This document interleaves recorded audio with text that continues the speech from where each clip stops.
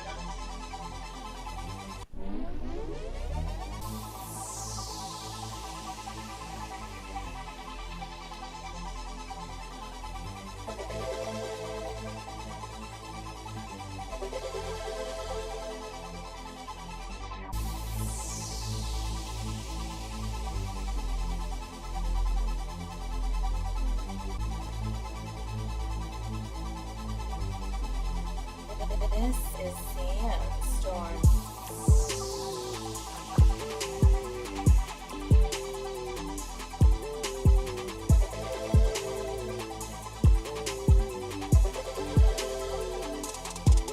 Yeah, connect yourself with the word so you're always online. Sonic can run fast with my Lord, it's always on time. I was doing the word, but only to check off the list. My Lord didn't do me like that, so why would I do him like this? It's time to push his agenda, even if the odds are stacked.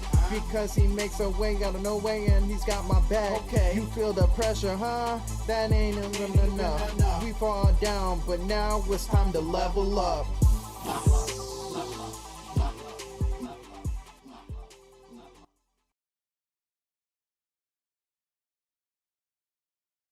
What is going on, ladies and gentlemen? We are here for another great podcast this wonderful Saturday.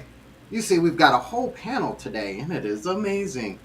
So, to my farthest right, we got our great guest here, Thunder Stash.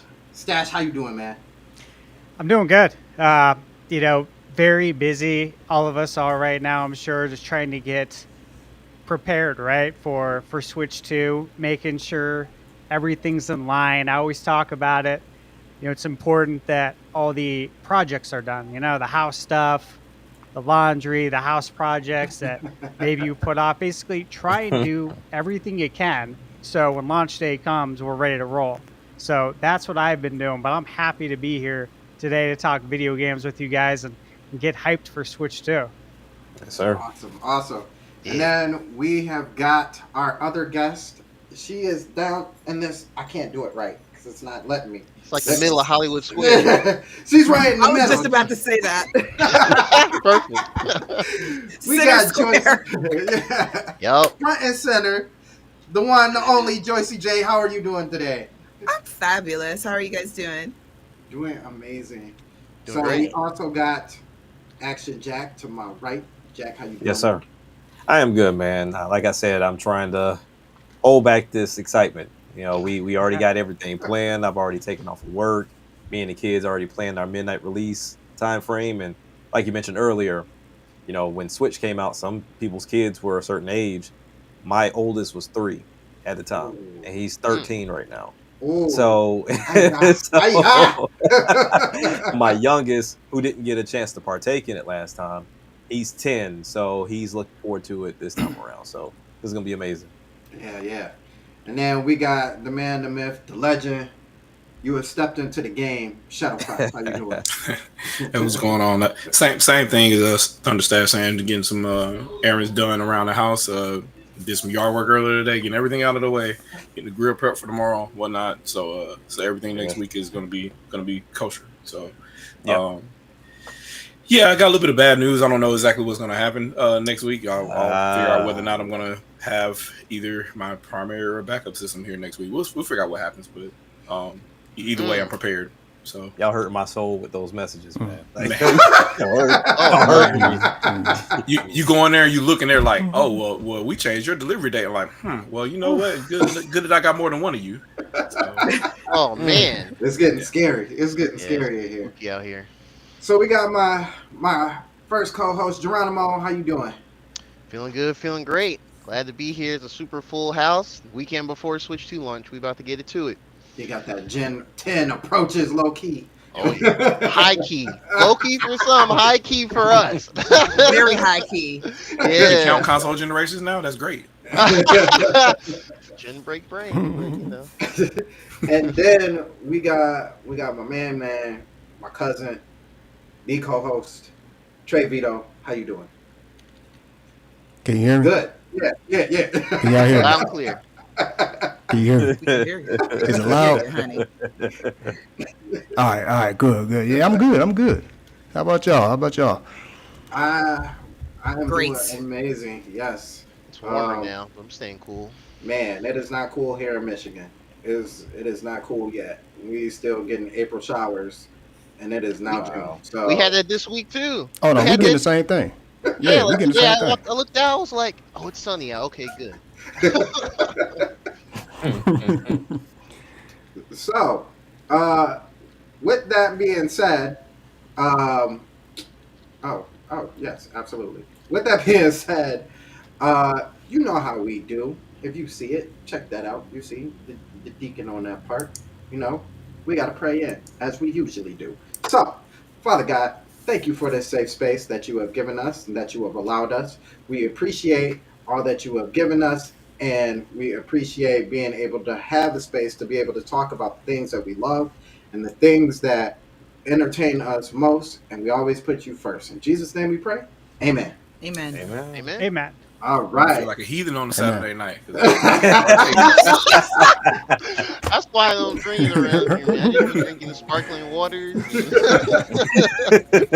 I'm being bad. I'm allowing myself sugar and caffeine Ain't nothing wrong with Oh, it. that's me on the regular. because I cut it all out. I quit so much stuff, like a lot of bad habits this year, and Oh, I was that's and all week. All week, I'm like, I can wait till the weekend. I made it. Right. Like it's go time. So, with that being said, we have a wonderful new icebreaker that was tailor made with our guest in mind. The icebreaker, moderators, if you could throw this down, I may have to say it twice. The icebreaker is, what GameCube games would you like to see come to the Switch 2 NSO, and why? And that goes for the chat as well. So go ahead and throw your You cut the thoughts down.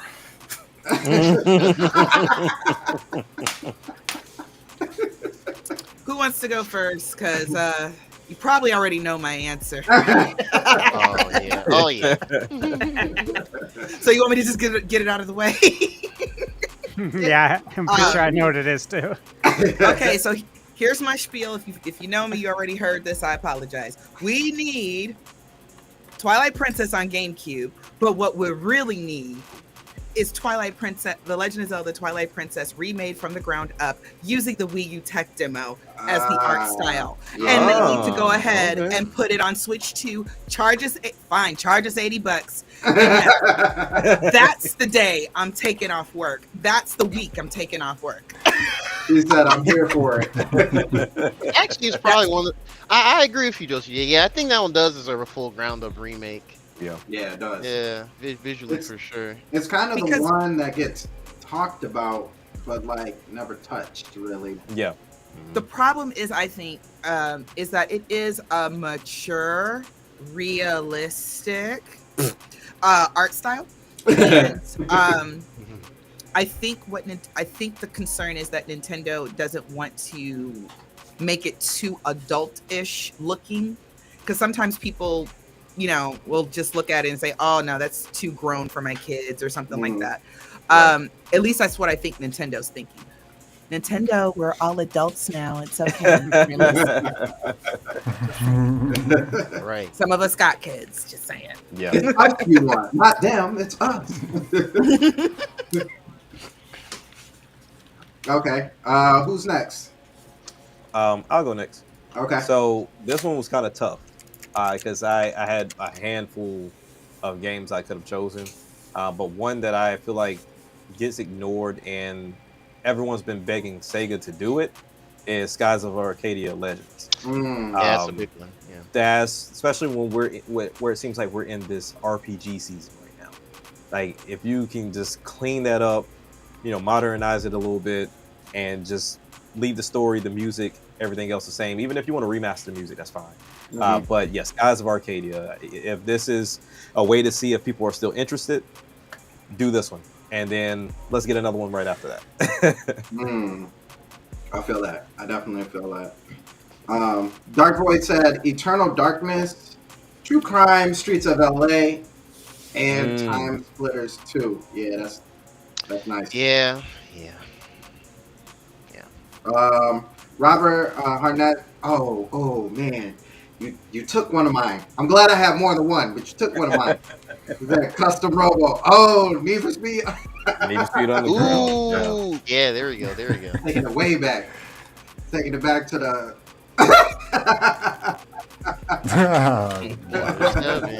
I'll just do the whole production studio for. You took that was one of mine. That was one of mine too. Yeah. Oh, okay. I'm about to say Shadow he'll take it. He got them all loaded up right there. Yeah, I almost typed out Capcom 5, or at least. Gonna say you got the Capcom 5 there. Yeah. Everything but Dead Phoenix, basically. Yeah. This right here. I don't know if anybody mentioned that one. And this guy. Oh yeah. Another on my list. You peeking my notepad, man. Yeah, you got to say yours soon, because yeah, man. Everybody's gonna say Zelda, so I'm not gonna put that there. But this, I don't know how many people. Yeah. I don't know how many people play. This happened accidentally because this is one of those situations where my youngest son. I got this from my youngest son, and for whatever reason, I decided to sit down and play it one day, and I'm like, huh. Actually, this is pretty freaking good. So it's some deep cuts there. Yeah. So sure. Other than the obvious, those are the ones that kind of stuck out to me that I thought most people wouldn't really pick up on. Okay. Jay, you know about Eternal Darkness and all that, and Metroid Prime, and Jay said True Crimes, New York and LA. Yes. Twin Snakes, GoldenEye Rogue Agent, which isn't bad. Dead to Rights. Brand Smith said Rayman 3. Ooh. Real one right there. Yeah, Rayman, man. That's a game that should still be around. Yeah. We should still be talking about Rayman. Yeah. We should, right? That was their mascot to me, but that's neither here. It was to me. Yeah. Rabbits took over. Yeah. Colin Bryant said, or Colin Brandt, my apologies, said Double Dash is the only Mario Kart I haven't been able to play. Really hoping for that. I hope. I hope so too. I think that's coming for sure. Like, yeah, we've got all the other classics on the other platforms in there, so that should be next. Yeah. Weird thing. I played that one online. People made custom servers called Warp Pipe back in the day, so you could tunnel the LAN service and you could play online with other people with GameCubes. It was actually pretty cool at the time. I'm seeing a lot of Kirby Air Ride. Everybody's like, Kirby Air Ride! Warp Pipe supported that game too. So Kirby Air Ride online. Man. All right, Stash, what about you, man? Well, I got a handful I'd like to see. Wave Race Blue Storm, of course. That would look nice, up res as well. But, obviously the thing that Nintendo's been doing with the NSO is adding the online play. Yeah. So Wave Race with online play would be awesome. Phantasy Star Online 1 and 2. Yes. With online play. Great. Because I played that on Dreamcast back in the day with online, and that was so much fun. So I think that is a very good candidate. I tried to look at some of the realistic ones, right? Because there's always games that I want that I know we're not going to get. Like Def Jam, NBA Street, Volume 1, 2, 3, NFL Blitz. Between licensing and just the overall product, we know how the NFL feels now, of course, about NFL Blitz and the actual hits. It was hard enough for Arcade 1-Up to get the NFL Blitz arcade even out for sale, which I have. But, they had the late hits taken out, so it kind of takes the heart out of the game. So there's always a ton of games that I'd love to see, but I just know we're not. I think Wave Race, of course, that's a shoo-in because it's Nintendo. But if you look at it, Phantasy Stars, Sega, so games like Monkey Ball, I expect Monkey Ball 1 and 2, Beach Spikers, which if you haven't Beach played Spikers. this Oh, I game, forgot about that. dude, Oh, it's wow. such a good game. Made by, or developed by AM2, who did Virtua Tennis, which, I don't play tennis. I play basketball. However, I love Virtua Tennis. Such a good game. And it's very similar. So those are a handful of games that I'd like to see. You mentioned Time Splitters earlier. Yeah. I just want to say this game was in licensing trouble for a very long time. And a lot of people don't know, but it recently came to the PlayStation Store a few months ago. So they got it all sorted out now. And I think there's actually a very strong chance now that we could see Time Splitters make it over to GameCube NSO, which would be great because, it's like the GoldenEye team. I hope so. We need that. Yeah, especially everything that went down with Embracer. Yeah, we need that. Yeah. I'll throw one more out there only because there's a new opportunity here. I don't know how Nintendo would do it, but Zelda 4 Swords Adventures Oh, yeah. with online play. Yeah. Because you remember you had to connect your GBAs back in the day. Yeah. Yeah. And I feel like we could use our Switch and have the game on the TV, Yeah. which would be excellent. Because really, very few people got to experience 4 Swords. Yeah. Yeah. Not intended play. Not a. And that was an expensive venture. You had to have the right Yeah. friends and everything else to get that done. Exactly. Game. Oh, Yep. Yeah. Trying to convince your friends to buy a copy of Zelda. And I'm like, no, Yep. I don't want that. You're like, just do it so we can play together. Exactly.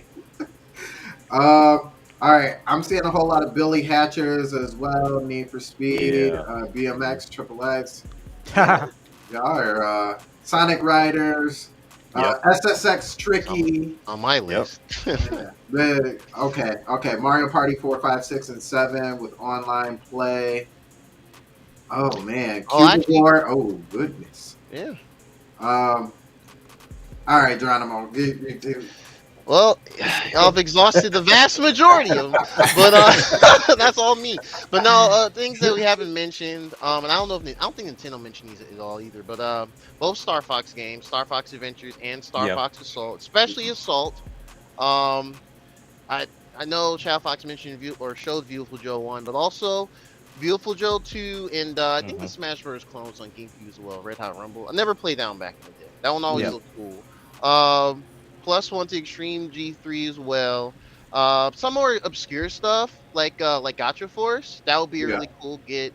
I don't own that. A friend in college had it, and I was like, "Whoa, how did I not play this before?" And then I wrote it down. Lost Kingdoms. I would like to check that out. Yeah, Lost Kingdom 1 and 2. The one that was saving in my pocket.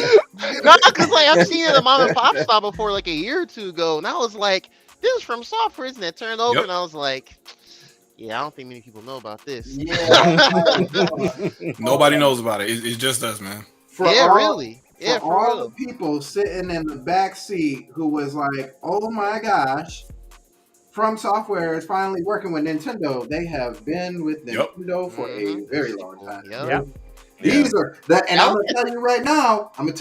If you do not know, these games slap. Like, they are really good games, and they are nothing like the Souls games that y'all are used to. This, I wish. For real. Those are pretty much the ones that we haven't mentioned that I'd love to see as well. Okay.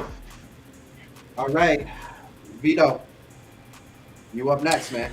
Yeah, Shadow took a lot of mine, and You saw he did the quiz. I was like, he kept doing this, and I was like, "Don't." Oh, there you go. All right. But yeah, they already showcased one of the ones that I was like really like wanting. And that's the Soul Calibur with Link on there. So you know, I'm pretty much good at that point. Yeah. You know what I mean? But as far as like some others, like I said, Shadow. Yeah. We're missing one though. We're missing one. I think somebody mentioned it in the chat. But it's the one that everybody probably should be thinking about, and I think it can actually happen. Melee. Oh yeah. Oh yeah. Oh yeah. You know yeah, why yeah, I don't think about it is Yeah. because They didn't give us for Smash 64. 64 is not out, and Yeah. Yeah. they're being weird about it. I don't know why they're doing that, but Yeah. Yeah. I'm but not- yeah, I'll love it, of course. Yeah. Now, I was, I know, Definitely. Stash was talking about the licensed games that we already know we're not getting. Mm-hmm. I've always thought about those games that what made them so special was the gameplay, and especially for the sports game, right? So when we think about Streets Volume 2, I Mhm. wonder from a license standpoint and from a contract standpoint, if we could get those players swapped out, like for the ones that the NBA association doesn't have permission from. Like, what are the chances of like, hey, we can keep the gameplay the same, we spruce it up, and really we're just swapping out? Because as far as the music license, I think we would be good on that front, considering the fact that everything seems to be under UMG. So I think they can easily go to UMG and just call it a day. But yeah, I would think about games like that, especially when we go into the wrestling games, because Yeah, WrestleMania that's was the big slept one. on. Mhm, Yeah, like yeah. WrestleMania was Oh, slept on yeah. heavy because everybody was still on the nostalgia of No Mercy.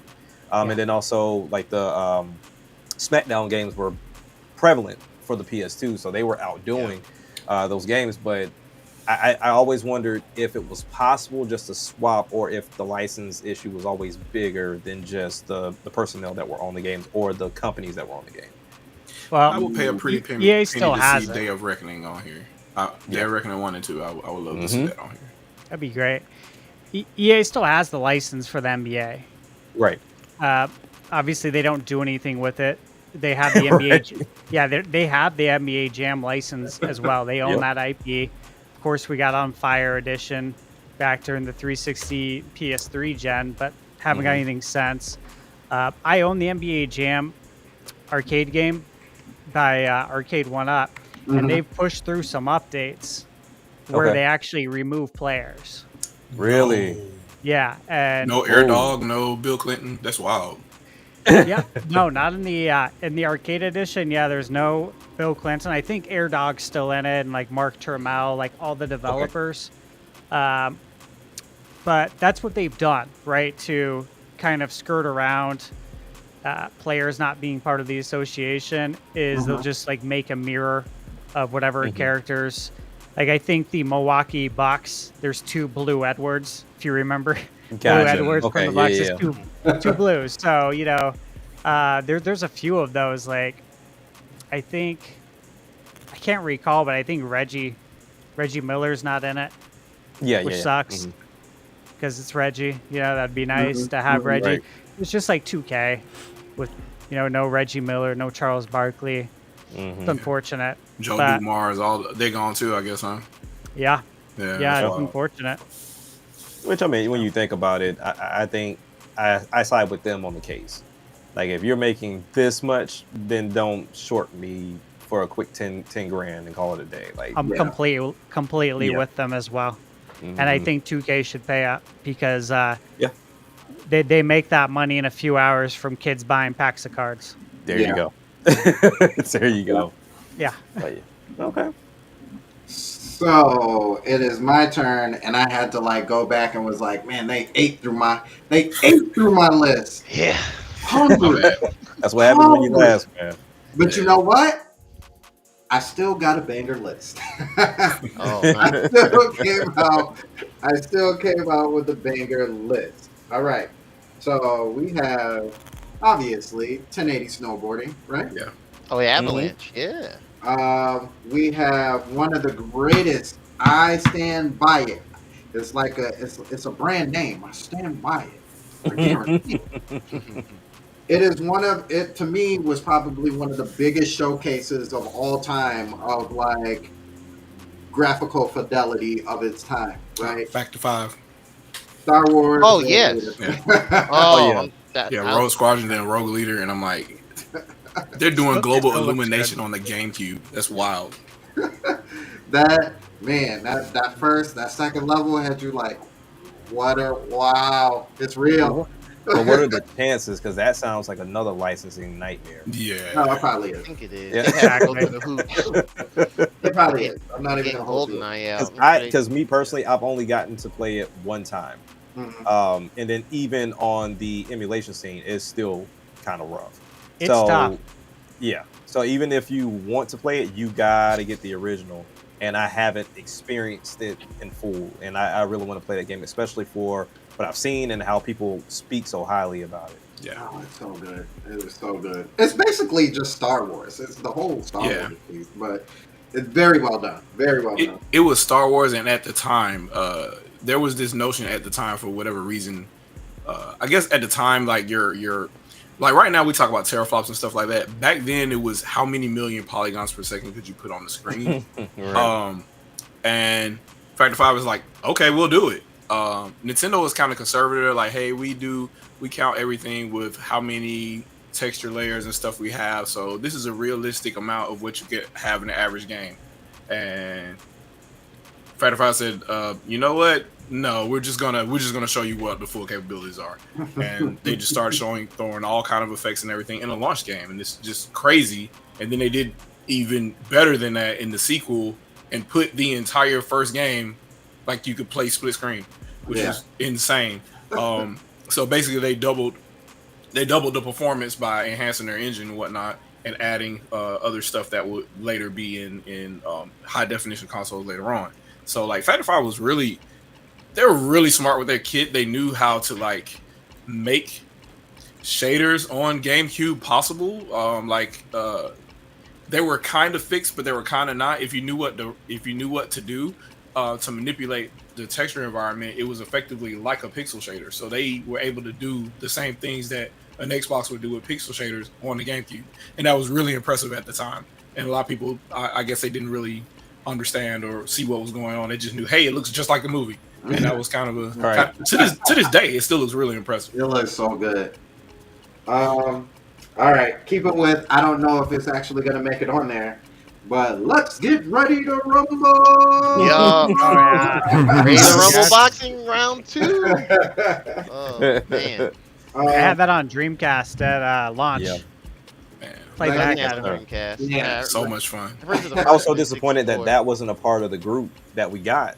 What Sega was talking about coming back. I was like, that's a no-brainer.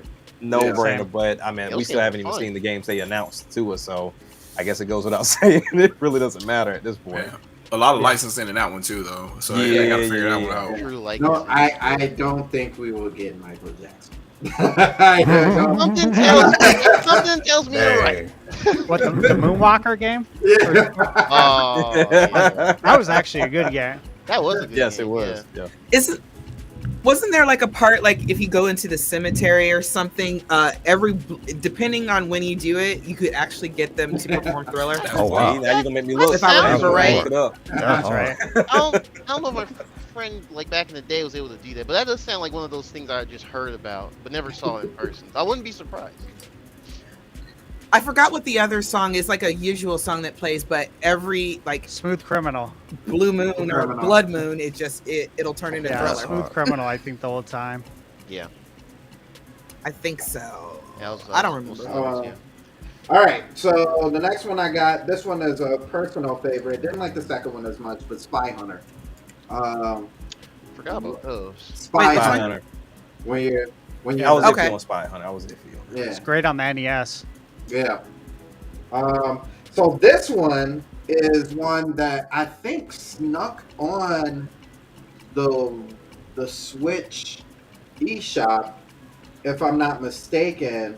But I would love for it to get put on the NSO. Blood Rain. Yeah. Yeah. Yeah, Blood they got Rain's it. good. That had how many sequels? I think it was just 1 and 2. Yeah, It was just 1 and 2? Yeah. Yeah, Okay. that Well- sounds right. Yeah, Blood Rain, Betrayal, and then they have Okay. another one that came out recently because Actually, I think I have it over here physically Really? somewhere that I got from Limited Run Games. I know what you're When- talking about. Yeah, when I saw Blood Rain, I was like, oh wow, interesting. Yeah, like, I better swoop I this don't know up how well that did, but it was Yeah. cool that it happened. for I sure. have to check that Yeah. out because I love Blood Rain. That's the vampire that does not get enough attention. Yeah, Right? that's true. All right, so one that I'm actually kind of surprised I didn't hear. Actually, these last 1, 2, 3, 4. Actually, I'm kind of surprised I didn't hear. One of them is like a little iffy. Burnout 2. Yeah. I was Yeah. wondering if that's It's what not- you were about to It's say. not the first one I think One of of, them. but I Right, would not be exactly. mad. I will not be mad if it coming. Mm-hmm. The Yeah, crash 'cause mode I'm- alone, like I think I spent, I had to spend at least 400 hours just doing that, and multiplayer it all to see who can get the highest score is insane. Lots of fun Yeah. in that game. They did a really good job with that one. Yeah, them burnout games. All right, how about this one? I know Vito knows this one. Gun. Yep. Mm.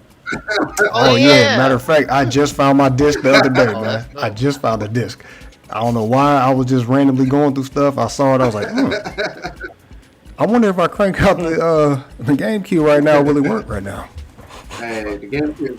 Yeah, I definitely need that, but that probably won't be on there. All right, here's another one. Actually, I'm gonna say that one for last because that one's a big one for me. Enter the Matrix. Really? I didn't think you was gonna Yeah, say Yeah, I that. was after you. No. That's wild.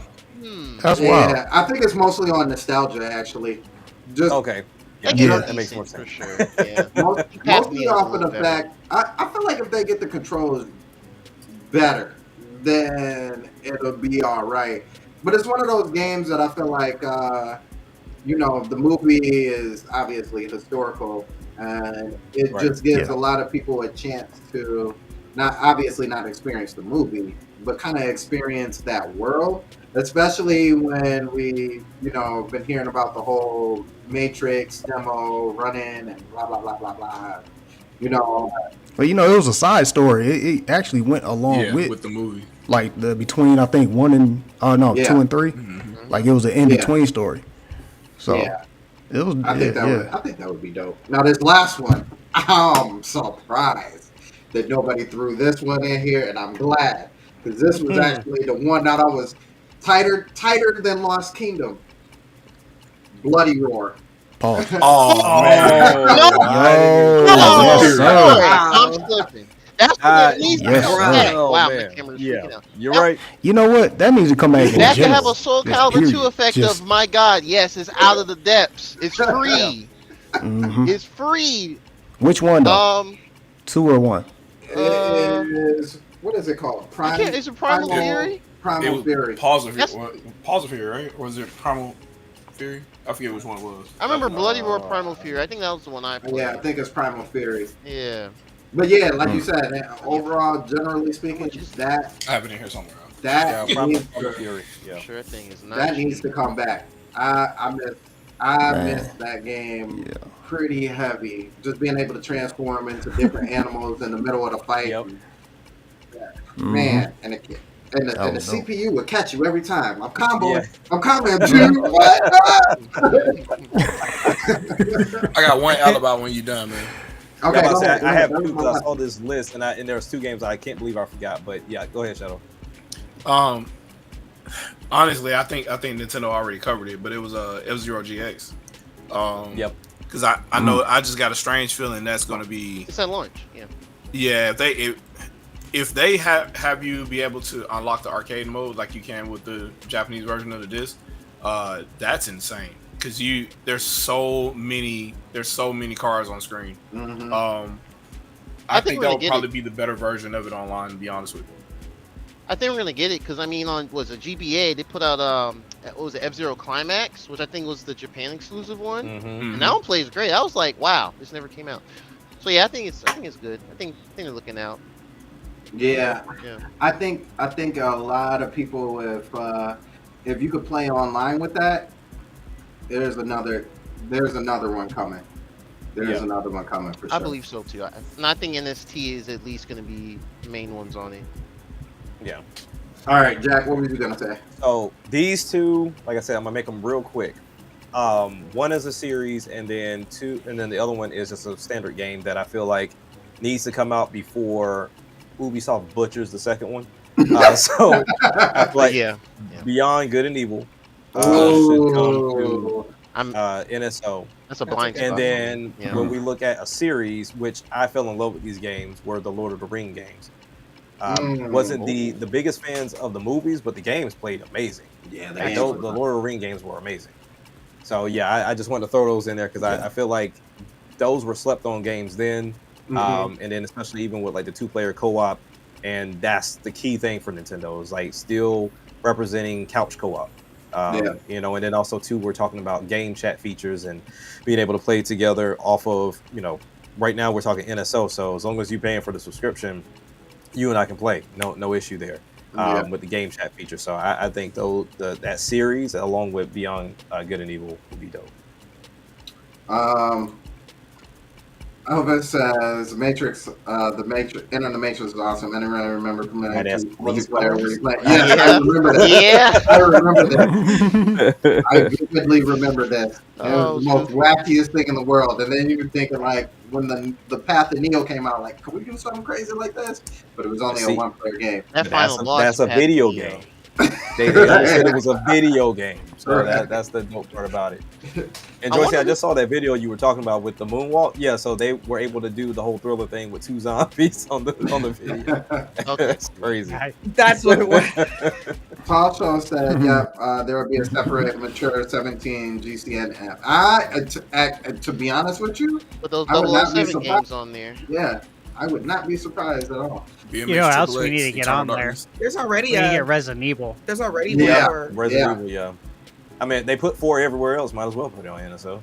Yeah, and the remake, of course, because that game still looks great today, and then seeing it up-resed would look even better. Yeah. Yep. There's no RE0 anywhere else, right? It's just Did they port it to Switch? It's on PS4. It's I on think PS4. I have it behind me. Okay. Did they not put? Yeah, I do. Okay. Pokemon fan, what up? Said Shaq. No one said Prime 2 or 3. I think everybody's waiting for this inevitable remake. Like, yeah, I don't want it. I feel like I don't want it. I want the HD trilogy redone with mouse controls. At least Pikmin 1, was it Pikmin 1 and 2, like a clean HD? If they're not gonna put the time into it, but they should put the time into it. But especially Prime 2. Yeah. So, with that being said, guys, go ahead and leave more of your picks that you would love to see come to the NSO. But now, I'm waiting for this time. Yes, sir. My question's ready. Both Thunderstairs and Joycey have had the opportunity to go to the Switch 2 experience. And I am so excited because I want to hear these. I want to hear these stories. If you see me with my eyes rolled back and just laying back, it's because I'm visualizing me being there through your story. So I'm gonna let Joycey go first. Joycey, please give us the story of your wonderful experience, or not so wonderful. If take it step by step. Yeah. Oh, slow. Take me through there as if I'm walking right behind you. I'm right behind you. Go ahead. So first, I woke up that day. There you go. And, okay. And then I brushed my teeth and washed my face. Right. Gotta do that. Gotta get it right. Gotta get the hygiene. Had our morning prayer and coffee, and then I got in the car. Right. Okay. With my purse. Okay. Was there gas in there? Was there gas in the car? Yes, the gas tank was full. Okay. Cool. Yeah.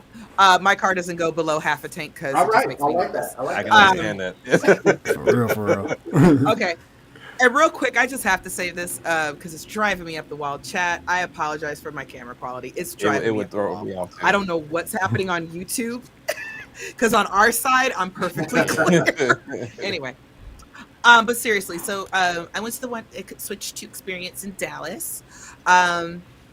it was really it was crazy because Mike Odyssey was also there, and literally we missed each other. It Oh, was wow. yeah. Mike got an earful Wow. on the podcast, and I said, "This is why from now on I plan everything." Anyway, so my group wasn't too big, and they didn't seem to be pushing the previous group out really quickly. So I think when it thinned out, they let us in. We played Mario Kart World first. And also real quick, they hype you up I before like you it. go in That's because cool. you know Yeah. it's Nintendo. They're like, you guys are gonna be playing Mario Kart World, blah blah blah blah. Who's excited for Switch 2? You know, and we're all adults now, and we old, so we're like, yay! No, really, we're excited. We're just tired. So, now I've been driving all day, and I was hopped up on Yeah. coffee and McDonald's. Good lord. Ooh. One of the guys was like, for those of you who are just here kind of as a companion, your job is to coach and to cheer on and to scream for your person so they can win. And I had no person, so I had to find a person Oh, who what? could partner with me. Oh man. When I signed up for the Switch 2 experience, I was like, yeah, they're not gonna pick me. They're gonna pick like you guys, like actual creators, people that can spread the Right. word. No, they weren't. They picked all us randos. So we get in. I play Mario Kart Tour. I have been such a Splatoon girly this Yeah. for Switch. Okay. Because I was so wrong about Splatoon. I thought it was stupid, and I'm like, what is Nintendo thinking? You guys are idiots. This is when I was getting back into Okay. gaming, though. I got back into gaming in my 30s. And then I actually sat down and played Splatoon and everything, and I'm like, this is my life. There you go. Okay. So, Fuck, man. but we're doing Switch 2, so I'm trying to capture the hype or feel the hype for Mario Kart World. Racing games are not my jam, but I said we're open mind here. So I played it and I had a good time. I mean, I died like instantly. Who cares? I was having fun. I'm like, that's just like Splatoon. I die all the time, especially in X rank. So I could do something with this. And I know how Nintendo is. I know how they are. They like to convince you that the game's only this big when it's really Yeah. this big. They love to do that. They did that with Breath of the Tears of the Wild. Kingdom. So they're doing that with Mario Kart. Oh, wow. World. Tears of the Kingdom as well. Because remember, Tears of the Kingdom hit a Yeah. whole separate, Yeah, third yeah. map. So, Mhm. so me and my buddy, my partner, shout out to him. I really wish I remembered his name, but he was really nice. We were trying to go back and forth, playing, and then we played the knockout tour, and then after that, they let you go run free. For lots of reasons that we don't need to get into, I'm not going to get into why I don't like Donkey Kong, but I did play it. Sandstorm, you can probably guess, but there's a Uh-oh, reason I Jack. don't like monkeys. There's a reason I just don't like monkeys. Oh, okay. Okay. Yeah, we're on the same page with that. Then that's fine. I'm okay with that. I thought we was playing a game. Okay. I think we're we on the are same on the page. same page, but it's no Yeah, shade yeah. to Okay. Donkey Kong. I'm already. Okay. Yeah. I'm trying. I'm sure Jack's my cousin. But I did play it. And it's gonna be worth it, guys. You're gonna love it. It's beautiful. It is very beautiful. I just can't get past the monkey Okay. personally. I feel that. That's But fair enough. I feel it's that. fun. That's fair. And so of No course King those- Kong, no none of that. You don't like I no saw- type of monkeys. I saw one King Kong movie, and look, we'll talk about it. Planet of the Apes is a no. Yeah, I get it. All versions. Planet of the Apes, none of that. I'm not. Oh It's just man. not my jam. But that's okay. But so of course Nintendo's going to throw their first parties at you first, and then you're able to go out further to the floor and just run amok. Everything that was in the direct was there, and I'm just going to get out of the way the one game I don't like, or a couple Okay. games I didn't like. Ancient Civilization 7, it ain't my thing. It's just not for me. Yeah. When the demo ended, I sighed in great relief. So, and also, but I will say this: Nintendo, stop putting games in the back behind curtains, because I didn't know anything. They really did that. Oh, snap. They did that. Explore the whole floor. They did that. Wow. It's not even explore. When you see a big curtain, you just Hands think, off, oh, I don't yeah. go Oh, that right. way. I feel you. I'm like that Yeah, too. I'm yeah. not the Yeah. okay. It's boarded off for a reason type. That's how I am. They You did know- the same thing with the Wii U experience. That's what I also. thought. Where you didn't get to see Batman or some of the other games unless you knew it was there, and you went behind the curtain, and then the attendant would show up when you went open the curtain. So it was Yeah, kinda young me weird would stuff. have. Young me would have been like, "What they hiding back here?" Old me is Yeah. like, If I saw someone else That's vote, not then for I'd me. be like, "Yeah." Right. I'll get kicked out because I'm looking behind all that. I'm just Sir, looking. I'm sir, opening up should've. the curtains and who's back here? hold on, I see something. Right. But I made myself try it because I knew I wasn't gonna like it. But I'm like, okay, I'm gonna make myself Okay. try it, and I didn't like it. And I'm like, I knew it. Okay, that's okay. Oh, no. But if you do like that game, mouse controls are gonna be your Yeah. friend. Hmm. So I'm not big into fighting games. I own Smash, unlocked all the single player, and then I put it down. But I did play Street Fighter. It was fun, but it's still not my jam. I'm like, this is a game I would play if somebody gave it to me as a Okay. gift, but I'm not gonna buy it. Or if I play every single other game that I like and have nothing else, then I'm gonna play Street Fighter. And that's no shade. It's just not my thing. So all the games I did like, let's talk about those. So I played Wind Waker on the. nah, that's what's up, but, yeah. The only reason I tried it because I was like, I just want to touch it. I just want to look at it. I'm so excited for Wind Waker that I'll have it. I don't have to dig out my, like any of my old systems, like my Wii, because I have it on my Wii as well, and my Wii U. And I will say this: it looks weird. It looks like N64. Link looks HD, but the background looks like it's N64 upres. Oh, Does that okay. make sense? Kind of like how that Pokemon Link looks like was he's for me. pasted in. Okay. He looks like he almost looks like a paper version of himself. It looks Yeah, weird, but I don't crazy. care. Okay. But I'm excited for it anyway because hey, Zelda. What else did I play? What else was there, Stash? Cyberpunk. Oh yeah. Okay, we gotta get into it. Hold We on, gotta get hold into on. it. All right. Yeah, Sit up close. Sit up close. locked in. Okay. That's- You got your water. You got your water. Your coffee, y'all. Okay. The hype is real. Okay. Yes. yes. The hype is extremely real. I was always interested in Cyberpunk. I'm not. I like open world and free and stuff, but sometimes when everything's a little too realistic, it kind of throws me off. But Cyberpunk just looked different, and also we all know Keanu Reeves is a living, saint. So anything he does, I'm kind of interested in. He's a real life saint. He's a very, very nice person. He shows up at people's weddings just because they randomly invite him. Oh wow. Oh, that's dope. Yeah. He doesn't understand that he's kind of thing. So that's what caused me to be interested in it. And then I saw the problems that happened. I'm like, okay, I'll revisit this when they get it together. They got it together, and I played it, and I was able to talk to one of the devs. I'm so sorry I did not get his name. I was too excited. I'm a kid in a candy store. I wasn't focused. But one of the devs, I was like, so this is for the Switch, right? Or this is for the Switch too, right? And he's like, yeah. And I said, this is for the Switch. He said, yeah. And I'm like, this is the PlayStation build, right? Yeah, the box hidden behind a curtain. Another Right. curtain. We got him, guys. Ain't no attention to that man behind the curtain. Hey, you with the Right. Wizard of Oz. It's not PlayStation. I swear. But I did genuinely ask. I said, this is the PlayStation build, right? No. And that when I came back is when I kind of got dug a little bit more into it and everything. A lot of you guys have already done videos about it. They're building a build for the Switch. It looks gorgeous. And I was not playing the game. I was looking for flaws. I am not one of those people that are sensitive to frame rates.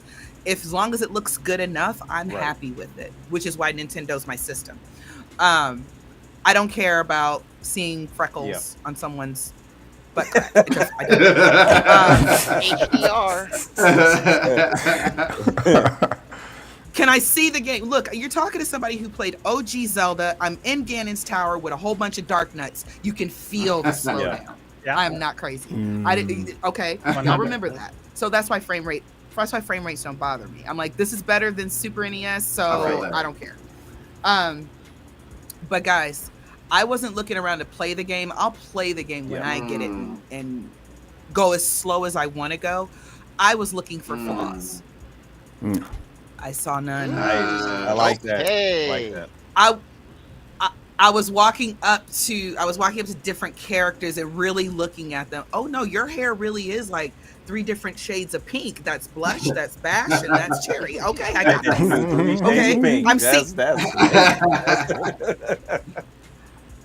So the fact that I can see 3 shades of pink, that lets you know already that, okay? You know, I'm seeing actual detailed tattoos. Right. And the devs are talking to me, and I'm just kind of like, Right. And also, I say this every time I talk about Cyberpunk. It is going to be complete for physical people who like to buy physical. It's going to be 100% fully on the actual cartridge. This is the behavior we want to support. Even if you are not interested in Cyberpunk, buy it and play it anyway. Yeah. We want to support this good behavior. I know digital is coming, but I'm going. You know, if I'm, I'm fighting tooth and nail on the way. Okay, so so there was that. But Cyberpunk actually really impressed me. A game that I was not necessarily interested in, but did impress me was Hades 2. Yeah, all right. I had not played a Hades game. Yeah. And I'm like, what do you? And then when my time at the demo. Where's my controller? When my time with the demo was over, they're like, okay, ma'am, you know, and I'm like, I'm playing games, leave me alone. I wish I could have gone back, but I didn't. And I'll tell you why later, and you probably already have guessed. But it's a very good game. It's more, you know, sometimes I think all of us kind of have this periodically. If it's an indie, but honestly, that's where a lot of the gems are. Yep, that's so are true. the indies.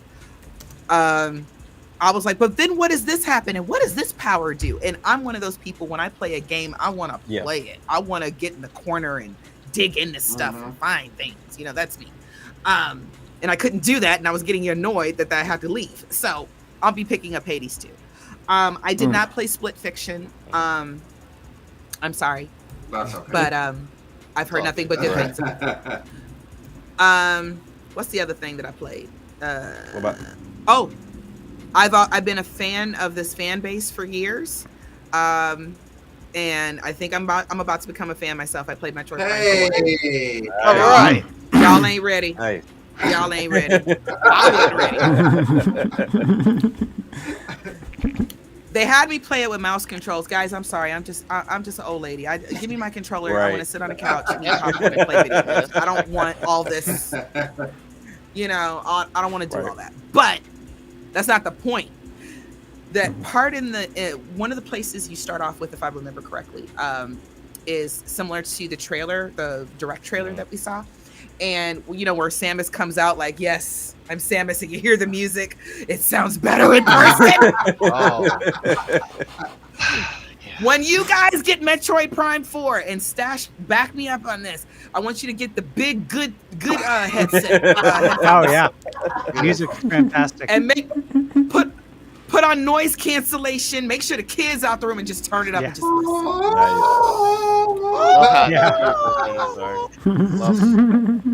Child, it was beautiful. And I'm thrown in, and this is why I said I think I need to play the Metroid games. I'm like, wait a minute, why are we here? What's happening? Why are we shooting things? How do I do this? Why am I a ball now? Who's that? Where's Silence? I don't understand what's happening. Is Ripley in this one? These are my questions. And I'm like, I have no idea what's going on, which is great. So that means I have to get into the whole series, which is all on NSO. Right. So yeah. But the game is beautiful, guys. I mean, I said, this is a contender for, I think we might have a GOTY contender on Nintendo side. It has to We'll see what the rest of the game is, but I was impressed. If you could impress me to spend money, Right. because I know I joke all the time, you know, like save your money and, you know, buy this. It seems like I shop all the time, and I do, but I'm reasonable with it. I don't just be buying stuff, so I'm reasonable with it. So Metroid totally made the list. What else did I play? Those are the three, obviously, that really stood out, though. Stash, what am I missing? Dragon Let's Drive? see. Hogwarts? Yeah, Dragon Drive. Did you play that? Yeah, Dragon Drive. I didn't play Dragon Drive. It's Did you not play my Mario jam. Party? It's sports ball. Mario Party includes other humans, so that's why. I get it. Let's see. The Zelda upgrade. yeah. Oh yeah, Breath of the Wild, Tears of the Y'all Kingdom. know I played. Y'all know I play. Come on, y'all. Do you know who I Hey, am? look. I'm Link's favorite auntie. I'm just trying to see what the thing looked like. I was trying to. I was trying to leave that Okay. for last. You did ask me about Hogwarts Yeah. Sandstorm. I'm not a Harry Potter girl. I was the Twilight girly. I was too old to be both anyway, but whatever. Never too old. But oh yeah, that's right. I'm eternally 19. I did look at Hogwarts. Okay. There was a healthy line for it, and it's not my jam. So I was like, I don't have to wait in this line, but I did see it. Yeah, it's good. It's so good. A shout out to Tall Show in the chat. Tall Show was there, and he hung out with me. We weren't at the same experience. His was the next day, but he was able to come and chill and hang out Nice. with me after mine, and I was so Nice. excited. I think I frightened him to death, but that's okay. So Tears of the Kingdom and Breath of the Wild, I kept circling and come around ever so often because I said I just gotta see Sidon in 4K. I need it in my life. So exactly. Sidon in 4K is glorious. Be still. A hot. Yes.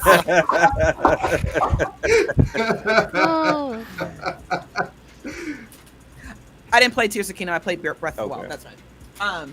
And so we were able to beat. So I was able to beat the elephant divine beast on his back, and I was like, I do not remember the controls at all, child. I got shocked and everything. Glass things were the glass The cube? or the frozen Yeah. water stuff cubes. Oh yeah. They were hitting me in the face. I was like, I don't remember the controls. What have I been doing with my life? Oh my gosh. As punishment, I should play this whole game again on Switch 2. There you go. And Dragon Drive, the only reason I didn't play it because I don't like sports ball. Sports balls. Okay. Go sports ball, go shooty hoops, and make a field goal after you run the bases. I love it. Should have a phone just like that. However, there was a healthy line Yeah. for it. So there's that. Good to know. What am I missing? I feel like there's one I'm missing. Kirby. Dang it. Oh yeah, Kirby. Kirby's not my jam, Okay. and I didn't play it, but I Okay. did watch. Okay. And yeah, you guys are How gonna about, how love about it. Yakuza? Yakuza was hidden. Ooh. I didn't Oh. find it. I didn't even know What? it was It there. was hidden in the Wild. mature section, right? It was just hidden. There was nobody saying to your this way. Here's Yakuza. Mind you, there were children Okay. there. So I understand like Mhm. mature and everything like that, but the fact that there was nothing, it was very obvious who the children were. Nobody's going around tapping all the adults. Hey, we got Yakuza. Yeah. We got Yakuza in the back, y'all. Come on. So I'm gonna wait a little bit on that one, but I'm one of my favorite Let's Players has played through all of the Yakuza games. I'm gonna give it another shot. When I say just buy games, who cares? Who doesn't care? Blah blah. I play games that you want. Spend money on games you want to play first before you start probably experimenting. I will say that. Breath of the Wild. I'm so. the reason I get so excited about Zelda is because it's part of my childhood. My dad bought me my first NES and my first Zelda game, and it's been me and Link ever since. For years after that, when I was in my like late teens, or my mid teens to about late 20s, I bought into that whole, oh, okay, I'm an adult now. You know, I can't play games anymore. I can't like this anymore. I can't do that anymore. Blah blah blah blah blah. And then I got to about 30, and I was like, wait, I'm grown. I do what I want. I'm gonna go buy a Wii, and got back into gaming. And it was a Twilight Princess ad on television that got me to buy a Wii very late in life. And I said, I miss Link. I want to see what's happening. He's never looked like this. And now fast forward to after the Switch and seeing that game in 4K, I'm like, good God, how far have we come? This game is excellent. It's beautiful. It's gorgeous. And yay, Zelda. Y'all know me. And one more quick story. There was a father and son next to me that was playing Tears of the Kingdom. And I just looked over at him like, teach the I'm so excited. Do it for the babies. Do it for the cheer, because you know Wu-Tang is for the cheerleading. So we got to do it for the cheering. This is why I love being around my people. So look, all the ones that stood out to me are obviously the ones I remember the hardest. I'm buying. Yes, this is fiscally irresponsible unless you just have extra money or you save for it. But I'm buying the Wild Era, physical for Switch 2 because it's gonna look good on my shelf. I'm never gonna open it. Wow. But whatever. And yes, and then I'm still gonna get the free upgrade on NSO. It is what it is. Yeah. I'm not saying this is reasonable behavior. So if you don't want to do that, please don't. I'm doing this as a collector. I bought a Switch Lite just because it had Zelda on it. I have not opened the box. Okay. So that I think it's still in the bag. I need to go put it up in the gaming area. Anyway. So let's see here. I think that was really about it. I think that was everything. The games that stood out to me: Cyberpunk, Hades 2, Metroid Prime 4. Those are the games that I'm like, you need those at launch. As well as Mario Kart World. It doesn't surprise me anymore when Nintendo impresses me. I'm always impressed when developers actually do the right thing and optimizing their games so it can run on Switch. Can we stop acting like this isn't a little beast that we're about to have in our hands? This is about to, guys, y'all, I don't think we're ready. Our wallets aren't ready. I don't know if our bodies are really ready. Because now that they found out it's a little beast, everything's coming. I think, wasn't Elden Ring already announced for Switch 2 as well? Yeah. Of course that wasn't there. But yeah, guys, it's looking good. Nice. I'm excited. Now Stash will have way more details and everything because he's more technical. I'm just a fangirl. I was just in there like, I want to play games. Stash start us off when you woke up. You combed your stash. It had to be perfect, flawless. Did you eat a hairhead? No candy at all. It was interesting. So when I signed up for the Switch 2 experience, I signed up for every location at every time slot. Okay. Because I was willing to travel. I didn't really care. I was like, whatever. Let's see if it happens. And if I get selected, I'll go. Personally, I felt like I don't need to go play it to be sold on it or anything. But if I get selected, I want to go. Just so I can obviously provide footage, right, to the channel. And I didn't get picked. So, no big deal. Kind of presume that because as we know, millions of people applied for this and only a couple of thousand got selected. So the odds were not good. I signed up on the waiting list and got an email from Nintendo 6 days before the New York experience. Yeah, it was 6 days before, and it said, I had 48 hours to decide. I was like, whoa. Like, I talked to my lady. I'm like, babe. I was like, I reiterated everything I just said. It's like, you remember how I applied everywhere and we didn't get it? And then I said, I'll try the waiting list, but we probably won't. It's like, Nintendo just emailed. She's like, what? I was like, yeah. It's like, so what do you think? She's like, let's go. Like, she was totally on board. So then I was like, okay, all right, like, let's do it. Got online, figured everything out with the flights. And of course, it's to New York. I'm in Arizona. Right. So everything was expensive, but it's fine. It was the experience. It's a once in a lifetime thing. I've been to some other like Nintendo related experiences back in the day, like for the GameCube. And that was a ton of fun. But this is way different, right? The hype level is way different. And I'm actually doing this now for work. So I was like, I should really go. So that is kind of my upfront story. We were there for literally 48 hours, though, like to a T. We took the red eye. So we flew out at like 10:05, got there at like 6 a.m. and just kind of like hit the ground running. Now, as far as my experience with it, as Joycey said, when you walked in, we're kind of in a waiting area, like a holding area, and everything's red. All the walls, like they wrapped everything in Nintendo red. There's red lights, and even for like recording video footage of the event, like even on the show floor, it's tough to capture really good quality because there are red lights like everywhere, even reflecting off some of the screens. Right. So that was kind of tough. But right when we walked in, man, they had the Nintendo music playing through the speakers, just classic music. Nice. I was like, oh man, like this is gonna be fun. And again, yeah, we got in there. The first little waiting area has the hardware where you can actually pick up the Switch 2 in handheld and pull the Joy-Cons apart, test out the magnets.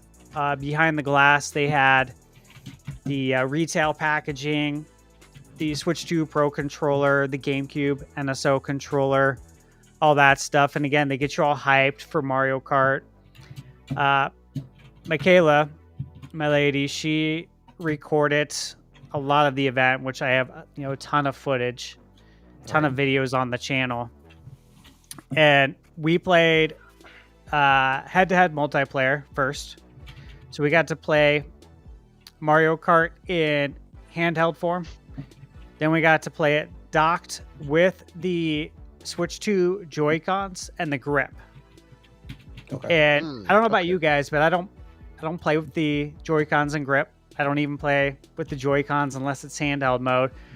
I'm always using the Pro controller. And so I was like, okay, yeah, like we'll test it out. And I gotta say though, that I was impressed with the Switch 2 Joy-Cons and the grip. Like it feels considerably better than the Switch 1 Joy-Cons and grip. It's a much, much better controller. Nice. Almost to the point that, yeah, like I wouldn't feel bad using it. Like if I was playing, like if I have friends or family over and we're playing Mario Kart competitively, I don't think it's valid to say that you're at a disadvantage by using that controller. It's not like handing someone a Mad Catz controller. Right. It's actually good, yeah. A functional Mad Catz controller. Universal understanding is just... Yes. So yeah, it was actually, the controller is good. And so we got to play both those modes. And then it was time for the knockout tour, which that was a ton of fun. There was 24 of us playing head to head against each other. So it was everybody that is part of the group. And I think they purposefully had the groups to be 24 players. So each group for each time slot was 24. And so, yeah, Knockout Tour is absolutely amazing. It is a game changer mode. I have been playing Mario Kart, of course, since the beginning on the SNES, since it came out. I believe I've never missed a day one launch day for Mario Kart. So I love it. The the same could be said for many Nintendo titles, but I've been there from the beginning. So I've seen the evolution. I've seen all the modes, the gimmicks, the double dash, everything. And this mode, everyone's going to love it, especially if you're competitive. Like if you really enjoy competing, this mode has it all, man. Like it's high energy, it's intense. And getting through each, I don't know what you'd call it. They're not laps, but we'll just call it laps, where you have to finish right in the top percentage. So yeah, starting off, you have to finish in the top 20. So if you're 21 through 24, like you're in the last spots, the race is over and you just have to sit there for the whole time. And it's not a short race. Yeah, 9 death race. It'll be interesting to see how they handle that too with online play. Like if you get knocked out, can you just exit and go to another one, or do you have to actually sit there and wait and watch? That'll be interesting. But it was just intense because you're always racing towards making sure you finish within the top percentage so you can keep going. And so normally, like with each lap in Mario Kart, you're always trying to position and do better. But with this, you have to do better. Otherwise, it's game over, essentially. Wow. And you have to sit there and watch. So that's why it is so intense. But man, that mode was so much fun. Had a great time. Did end up winning it, which is cool because, I would presume I'm playing against probably some very good Mario Kart players, right? If you're going to the Switch 2 experience, I presume there's people that got game, and I felt it. Like, I definitely felt the heat. The people I was playing against were very good. I'm like, this is fun, man. Like, I can only imagine how cool this is going to be playing it online. Yeah. So I can't say any more good about it. As far as the grinding, I did do a lot of grinding. Okay. That is a lot of fun. I did a lot of power sliding. In all the Mario Kart games, love to power slide. Always looking for the line. Oh, yeah. And even like on the Knockout Tour track, there's certain areas where I'm literally power sliding to the right. And then as soon as I hit my turbo, I am now starting up my power slide to the left. And you can only do that, right, if the tracks are set up that way. Right. And, I can't say the same for all the tracks because we haven't played them all. But I got to say, for a lot of the ones that I played, if you really enjoy power sliding, so, if you're like super competitive and you enjoy being able to find those lines, these tracks are set up really nice for that. And that's one thing I noticed about Tour or Mario Kart World is that we're going to see a lot of that in all of the tracks. So love it. That's my biggest takeaway there. As far as the games, right? So let's dive in here. Right when I went in, I believe I played Breath of the Wild and Tears, and I got to play them both in handheld mode and, of course, docked.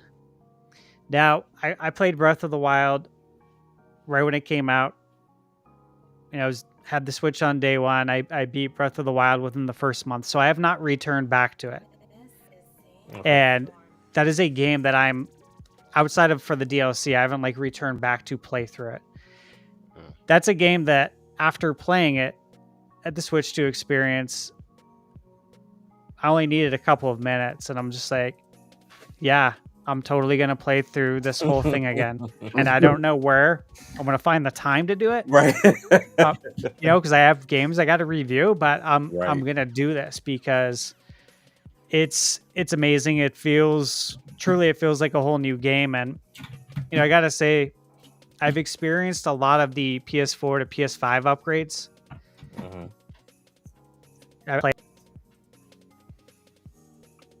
Oh no. Yeah, we lost him. Oh no. We lost him. Oh, this feels more significant. He went out for a second. You froze up. Yeah. Oh, okay. Thank you. Scared. This game, this feels more significant. The Breath of the Wild and Tears of the Kingdom upgrades. It feels like more significant than PS4 to PS5 Right. upgrades. The games that were upgraded. Mm. Like with HDR, so traditionally on like PS5, PS4 Pro, Xbox, right? Even with the movies, HDR is really utilized for the lighting and the shadows. And what I've noticed with Nintendo Switch 2, and I noticed it immediately, is, you know, they're using the wide color gamut HDR, and the colors literally like pop off screen. And Joycey, did you notice this too? I apologize. I'm typing. Did Wait, you which just game? notice overall like the colors just really pop on the screen? Oh my God, the color. Right? Nintendo.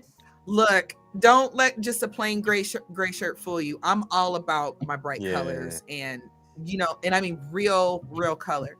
Nintendo will use the entire color palette, and I love that about that. And when I tell y'all, it's gorgeous. It pops, and it just Very vibrant, right? It just feels like it's popping off screen. It does feel like it's popping off screen, like, you know, you're either about to fall into the screen or back, or something's about to fall out. It's serious. Yeah. So it was visually impressive as far as that wide color gamut goes. So Zelda looks so much better. Obviously, going from the frame rate that we had to 60, possibly more. We'll see if there's going to be any other options there. But playing it in both handheld and docked, I didn't notice any difference in frame rate. I am pretty sensitive to frame rate. I can tell if there's, you know, any drops or anything like that. It's not that it bothers me, but I can definitely tell my eye is trained for that. And that was one good thing to see, is that there was no drop off as far as performance goes. The screen, Switch 2 screen. So I have, you know, I have my launch day Switch, and then I have my Switch OLED. And yeah, I know a lot of people were really concerned, right, when they found out that the Switch 2 wasn't going to have an OLED. And I think there's probably a lot of us that understand that Nintendo was never going to do an OLED for the Switch 2 launch, because they're going to do that in a few years. That's the business plan. That's the strategy, right? So that'll eventually come, or something close to it. But this screen quality, gotta say, superb. It's very good. I think people are going to be happy, and those fears of having a poor screen or having to go from OLED to LCD, I think those will go away pretty quickly after people play it. So those colors pop just as much as they do portably as they do in docked. We didn't get to try out Zelda Notes. They didn't have, you know, that app available. And I'm not really sure that would be the best place to do it anyways. Yeah. At E3 style events, that's really not the best place to do it, which is why, like, you're not really playing per se. It's like, with the notes, you kind of want to go slow at your own pace and everything. It's loud. You don't get to really experiment as much. Yeah, it's like same reason why I had no interest in playing Civ 7. Now I watched it from afar and I got to see things like the resolution and the frame rate. It's just not a game, of course, that I would want to play at an expo or the experience. It would be like, you know, going to go play SimCity at E3. It's like, no, I'm good. I'll play that at home, right? But both Breath of the Wild, Tears of the Kingdom, just to echo what Joycey said as well, they do feel like brand new games, and that is very exciting. So again, as we all know, if you have NSO with the expansion pack, you get both games at no additional cost. That's how I always word it, because you know what happens if you say it's free, right? You're right. Everybody gets after you in the comments. It's not free. It's like, all right. Well, actually, I mean, yeah, exactly, right? Mhm. So both Zelda's great. Played Cyberpunk. Again, the HDR Night City looks spectacular.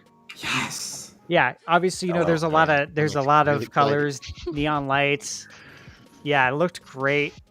Now, with going in April, beginning of April, the build I played was from 7 weeks prior to the event. It wasn't 7 weeks old. It was 7 weeks prior to the event, Mhm. meaning it was a build from February. And I talked to Radek Grabowski. He's like the global PR director Mhm. at CDPR. Very nice guy. He confirmed that for me as well. And that's where he confirmed that everything was going to be on the cartridge and all of that good stuff. But again, CDPR was really nice. You could tell they put just so much care into the game and really cared about the feedback. You know, Okay. there weren't developers or reps for other games that I saw. It was really just CDPR. So I really appreciated that. And I think it just kind of goes to show how much care they put into it between that and the physical packaging and doing things right.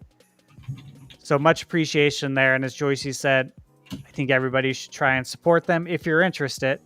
Of course, I'm playing Cyberpunk. Even You if you're know, not. support them. Yeah, it's great. It's great for us. We're physical collectors, right? We're the old heads that still like to buy the physical games. For Mhm. real. Yeah. Let's see. So I'm going through my list here, and what else? Switch to Welcome Tour. Okay. Okay, I was gonna ask about that too. Yeah. Okay, Yeah. cool. Try So it we out. all know that there's That's why I forgot that. there's so much hate with this game. Yes, Now, it is. here's my thing. This is my honest opinion, and I'm going to say this in my review as well, is that, look, I think Nintendo dropped the ball when it comes to marketing this game. Mhm. They should have never have called it the Switch 2 Welcome Tour Correct.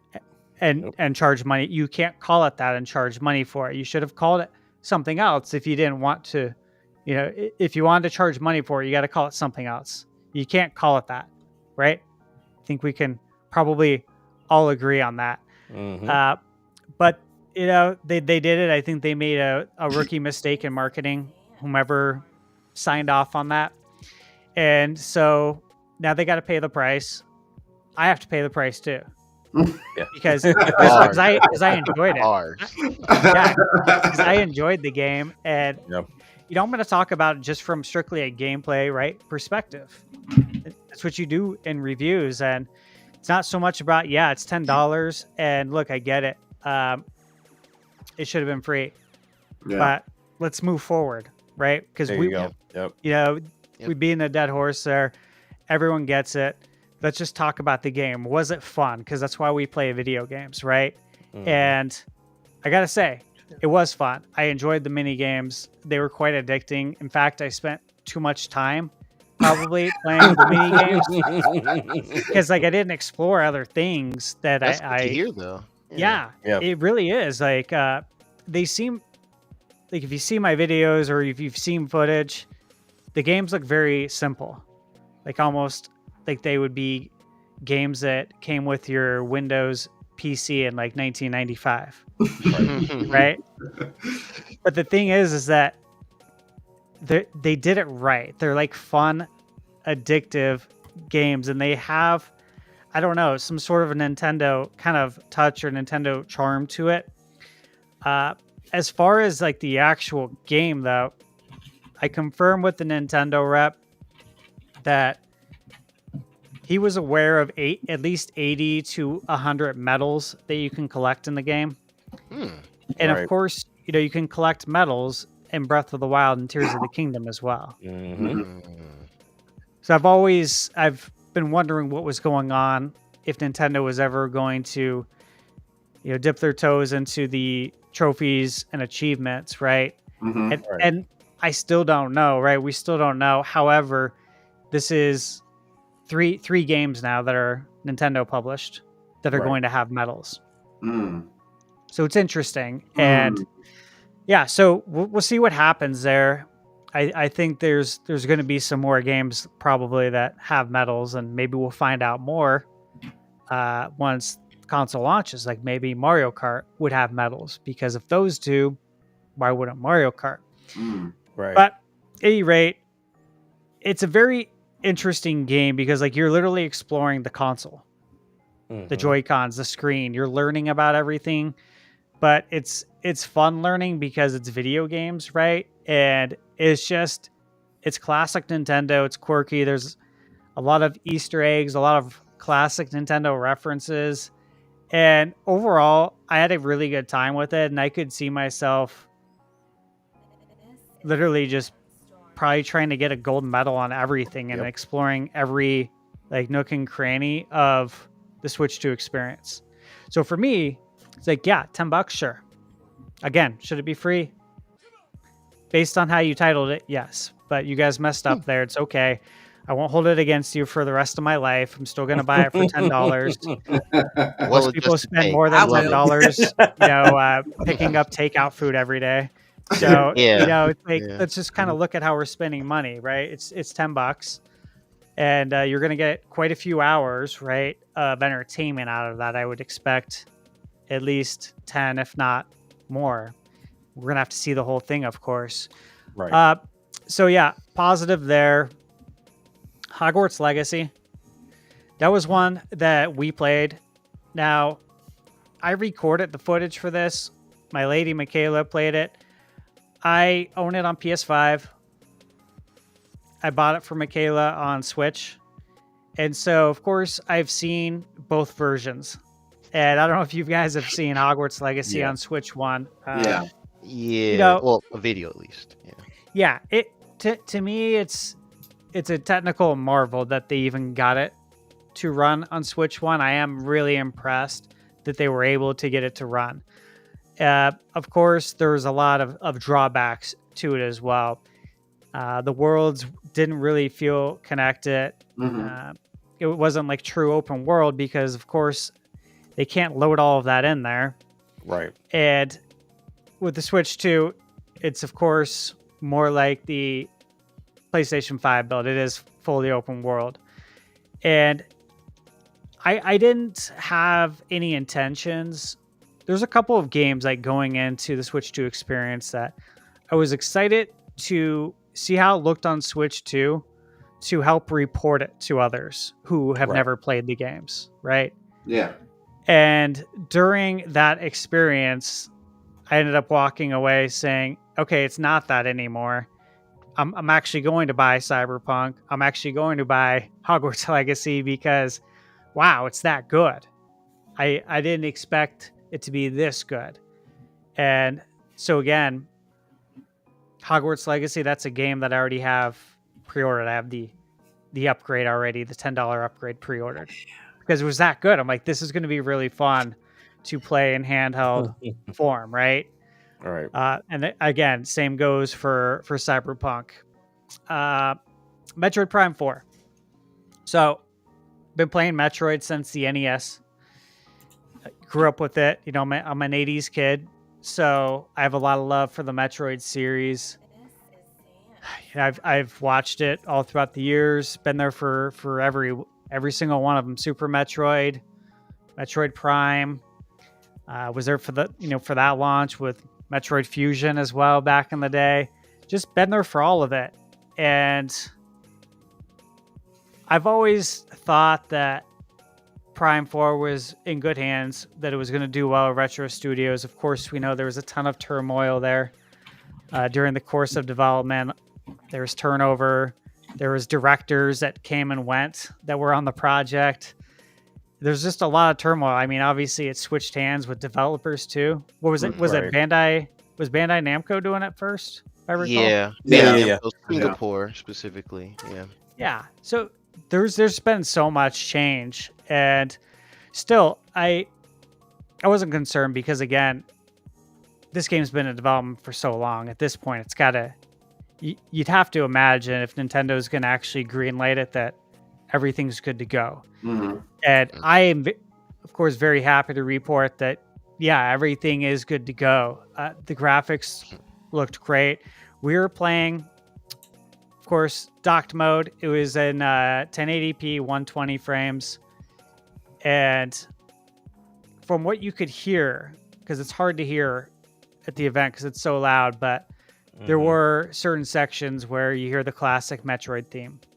Nice. When Samus is Really? first landing the ship. Yeah.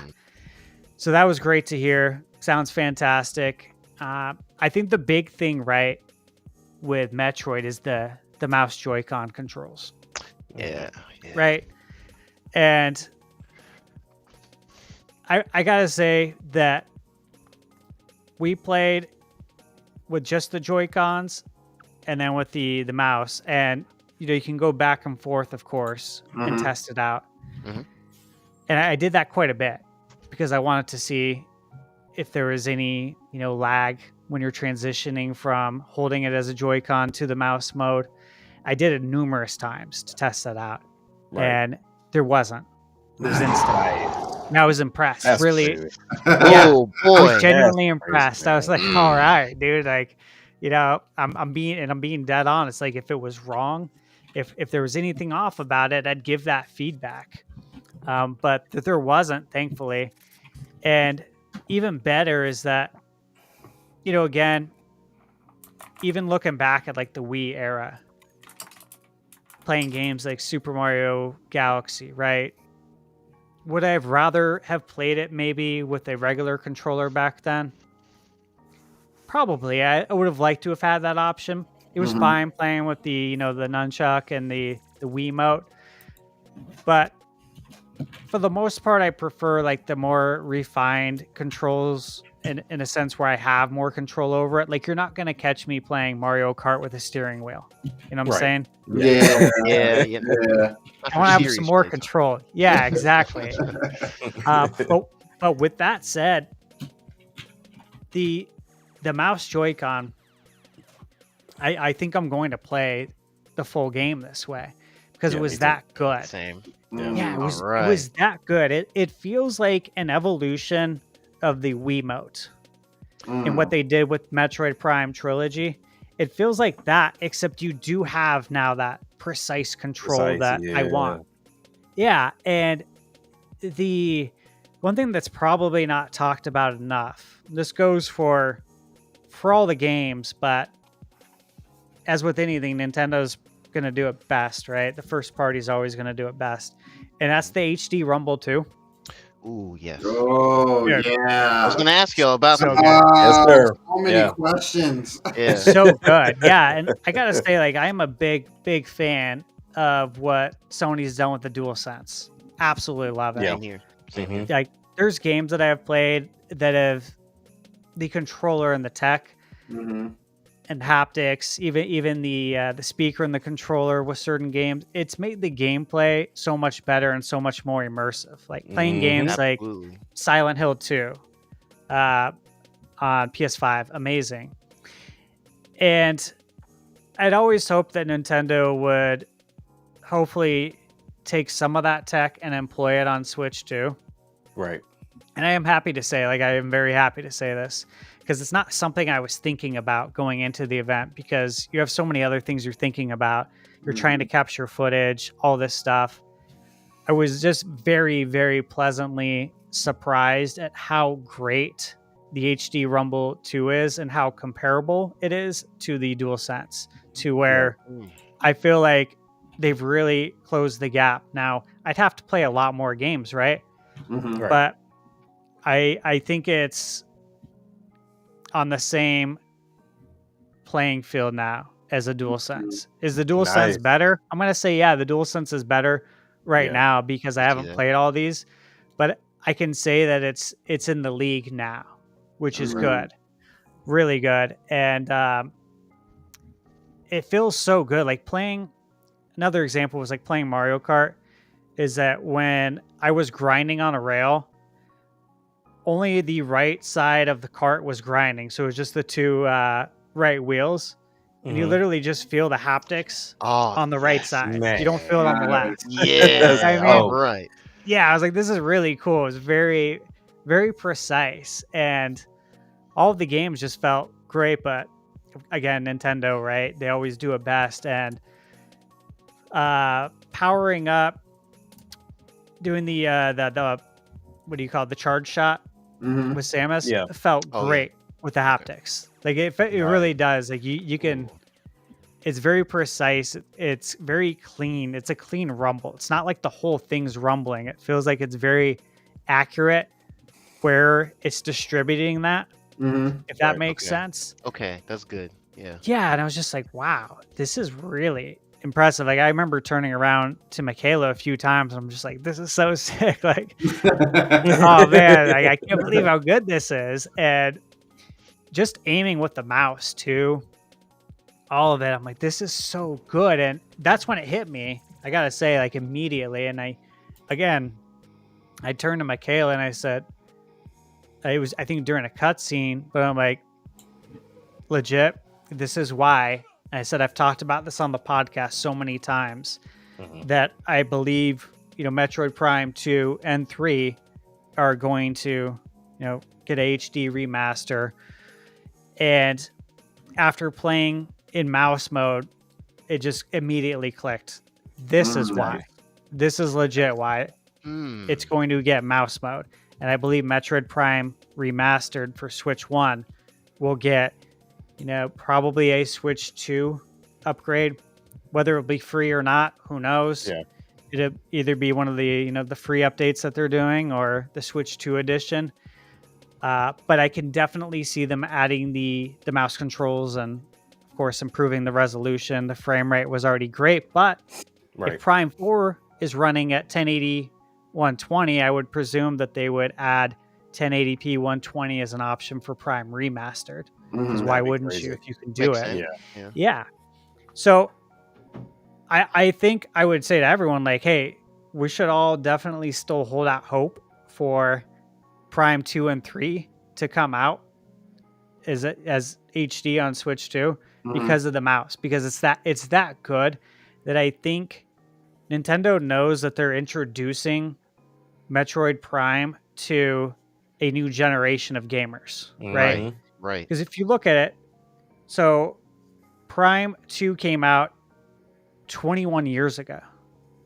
Jeez, don't remind me. 2004. That's true. Yeah. 2004, yeah. Crazy. I was in middle school. I know, yeah, it's crazy. I was 1 year out of high school. I had graduated in 03. And then you look at Prime 3 Corruption that came out in 2007, so 18 years ago. Mhm. And Nintendo can't expect all these, younger gamers to go out and source a GameCube to play 2 or source out a Wii and Metroid Prime Trilogy, which we all know is expensive to Right. get on the secondary market, right? Yes. So I know these games are going to come back. They have to, because you can't ask everyone to play Metroid Prime 1 and then jump to 4. Right. Nobody asked Yeah. you to watch the first movie and then watch the fourth one, right? So we got to get these games out. But I just got to say, well, it totally clicked with me when I played it with the mouse mode. Is that this is why we're totally going to get that. Okay. What else? Street Fighter 6. Did not play it. I own it on PS5. Love the game, but I definitely watched it. I watched it while I was recording Michaela play Hogwarts Legacy. I was watching it, and to the naked eye, I can't discern any difference from PS5, which is great. That is a game that I have pre-ordered. I'm excited to play it. I'm excited for the cross-play, of course, the console cross-play. That's a huge W, in my opinion. I agree. Yeah. Hades 2. I love Hades. Love Hades 1. Excellent game. Played Hades 2. And again, and I think this is good to note, is that the wide color gamut HDR, again, I use this term a lot just because it was so impressive, and I haven't really seen anyone else use wide color gamut HDR. But with the way the colors popped on Hades 2, it was very impressive. It is just nice to see from like an indie developer. Mm-hmm. Now, obviously, Supergiant Games is a very respected developer, but they're still an indie. And the fact that it looked that good makes me believe that we're going to see this across the whole spectrum. Kirby, I saw. Didn't play, but again, saw it. Colors popped like you wouldn't believe. I think out of all the games, the colors in Kirby probably popped the most. Mm. That's good, man. Yeah, like that game is really, really good on Switch. And Yeah. So yeah, it is, and I had no intentions of playing Kirby, and I didn't have any intentions of playing Mario Party. I'll play it when it comes out, but I didn't want to play those games because they're already out, and I can see them from a distance. And I will say that it stopped me in my tracks. Like I was walking, figuring out what to play next, and I turned and I saw Kirby, and I'm just like, I did a double take, like, oh my god, like that looks crazy. It really did. I was very much impressed. I was like, wow, like I'm totally going to upgrade that. So I was very excited about that. I played Drag X Drive. Okay. So okay. I played ball my whole life. I still do. Played competitive basketball my whole life. And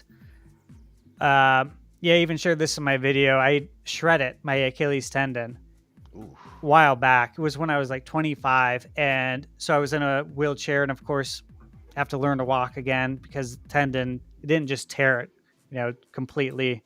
Foot is detached from, your leg kind of thing. And so I was in a wheelchair for a while. I think for about 6-8 weeks. And, I love basketball, and we have a hoop out front. So, I was legit out there playing horse with like my brother, my cousin in the wheelchair. And I just have a lot of respect for wheelchair basketball because, of course, you need a lot of upper body strength to be able to hoop. And I gotta say, just from being in a wheelchair for that period, right, in my life, and like actually hooping to playing Drag X Drive, it feels the same. And wow, when I say it feels the same, it especially does with not just like the motion of pushing a wheelchair, but the Joy-Cons. The HD Rumble 2 literally feels it feels like you could like almost like spokes in a tire, where you can feel like clicking as you're moving the wheelchair. Really? Yeah, like it's like I'm so glad to hear that, understand, because I kept wondering. Yeah, I was like, are they tactile. going to include like you feel like you're kind of gradually like, okay, that's actually fantastic. My bad. Yeah, I was taken back, and again, that was one of those moments where I turned around to Michaela. I'm like, oh my god, like when you're doing this, it's like tactile. You can actually feel it. It feels like you're pushing a wheelchair, and you can hear it too, because it's making that noise from the controller. Yeah, right. And I'm just like, oh, this is crazy. And even just the motion of shooting the basketball felt good. Everything felt good. Like we all remember the Wii days, and then of course they had the Wii Motion Plus accessory. Of course, gave you better control. And I gotta say, it's come so far, right? Because the fact that I was able to like hold it up and like hold the controller like playing arcade basketball, I would say is the best way of comparing it. Because when you're playing arcade basketball, you still have a form, but you have to do it a certain way, right? So you can actually make some shots. Yep. Versus real basketball, and just doing that actual shooting motion felt just like that. It felt good. I was like, wow. And my biggest takeaway was just like, man, this is really fun. Everyone's having a good time. There's a lot of people just like yelling and screaming while they're playing it too, that we were playing against. Oh no, he froze again. Oh god. He'll be back. He I know he back. will. Yeah, I believe. Come back, I Steph. believe. But I think if they don't There he is. price it Oh right, no. You Oh, oh no. gosh. Because I want him to I want him to repeat Yeah. what he said. He's gonna make it back. I believe in him. I believe in you, Stash. I believe in the Stash. Ah, Oh no! he's back. He's okay, back. I'm back. Okay, he's Yeah, back. Saved. Say everything you just said about Drag and Drive again. I'm fully invested No. in this. Yeah. Not now, but after. I apologize, but Donkey Kong, right? No, wait. Go back. Hey. He The whole wants to move piece to of- Donkey Kong. Let him move to Donkey Kong. Yeah. Oh, what else? What else did you want to know about? No, we missed the part about the end part of Dragon Drive. After talking Oh. about, it felt pretty good shooting the jumper or whichever. Yeah. It literally feels like you're shooting a basketball. So I think that's what I was saying. I'm just a little concerned for Dragon Drive. I hope Nintendo prices it Yep. correctly. I think it needs to be Yeah, within probably the $20 to $40 max range in order for Yep. enough people to buy it. And I think they need to put a demo out. Because if Yeah. you don't, Ooh. Yeah. I don't think people are going to probably buy it. I just don't. So I'm hoping they can figure that out, because this is a game that I think a lot of people would enjoy. I even think it could be a great candidate for an NSO game. Now, of course, we don't know what all kind of modes are going to be in this. A lot of people, because again, I have a video of the game on my channel, and a lot of people in the comments are like very concerned that what we saw is the only mode. But I've had to also let a lot of people know that that's not how like these events work, right? They usually have one mode for you to play, or a very small part of the game, and that's it until it's time to actually start marketing it, start showing it in the upcoming Nintendo Direct kind of thing. So more to see with that. Donkey Kong, right? I got to play this twice, which was really cool. So, the Switch 2 experience was supposed to be 3 hours. And we had to line up for Donkey Kong because that's the last game. And it's in its own section. Okay.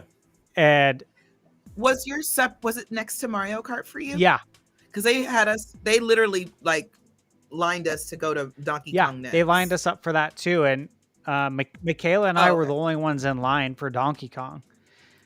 And so we thought that was weird, but we're like, whatever. And so we played it. I played my however many minutes it was, I think 20 minutes. And then they're like, okay, it's over now and you got to leave kind of thing. Right. And Michaela, which I thought was great that she did this, because usually I'm the bullshitter. You guys mentioned earlier about looking behind the curtains and stuff. That's totally something I do all the time. If there's something to be seen, I'm going to see it. Right. And she is not like that. I don't know what got over her, but she totally just started bullshitting. She's like, hey, let's go talk to this Nintendo rep because I didn't think that it was over. I thought we had more time to play. And I'm thinking you did? It's I didn't. I understood the objective here, right? But I'm just yeah, totally. Let's go talk to them. Let me hear what you're about to say. And thinking I'll just play off whatever you say because, I used to be a master probably bullshitter when it comes to this stuff. So I'm I'm fine. I'll feed off of whatever you say. And yeah, I know. I was this is awesome. I was this is great. Thank you. And so we ended up talking to this guy and it was very nice. Michaela explained hey, we didn't know that we couldn't go back out here because we still have more games to play. Our cards aren't even filled up. And the guy was really cool. And he was I love your mustache. I love your Mario mustache, man. That's amazing. And I want to help you out because of that. I'm okay. Nice. Yeah, it was funny. So he said, let me radio somebody. Long story short, he said, you guys can go back in and you guys can play Nice. more. Yeah. So we ended up staying for about a solid 5 hours, which is great because, it's like I flew out for just this and Mhm. that was just bonus time in my opinion. Right. And so again, those were all the games that I got to play, but I got to play DK when we were leaving like the first time. And then the second time when we left, I got to play DK again. And that's why I got to play it twice. So I got to play for about, I think, 40 minutes of Donkey Kong. So again, I've played all the DK games. I absolutely love them.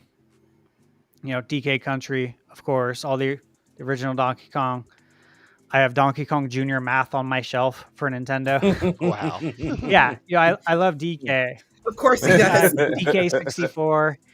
I enjoyed that game. I loved all the rare platformers, all the rare games, and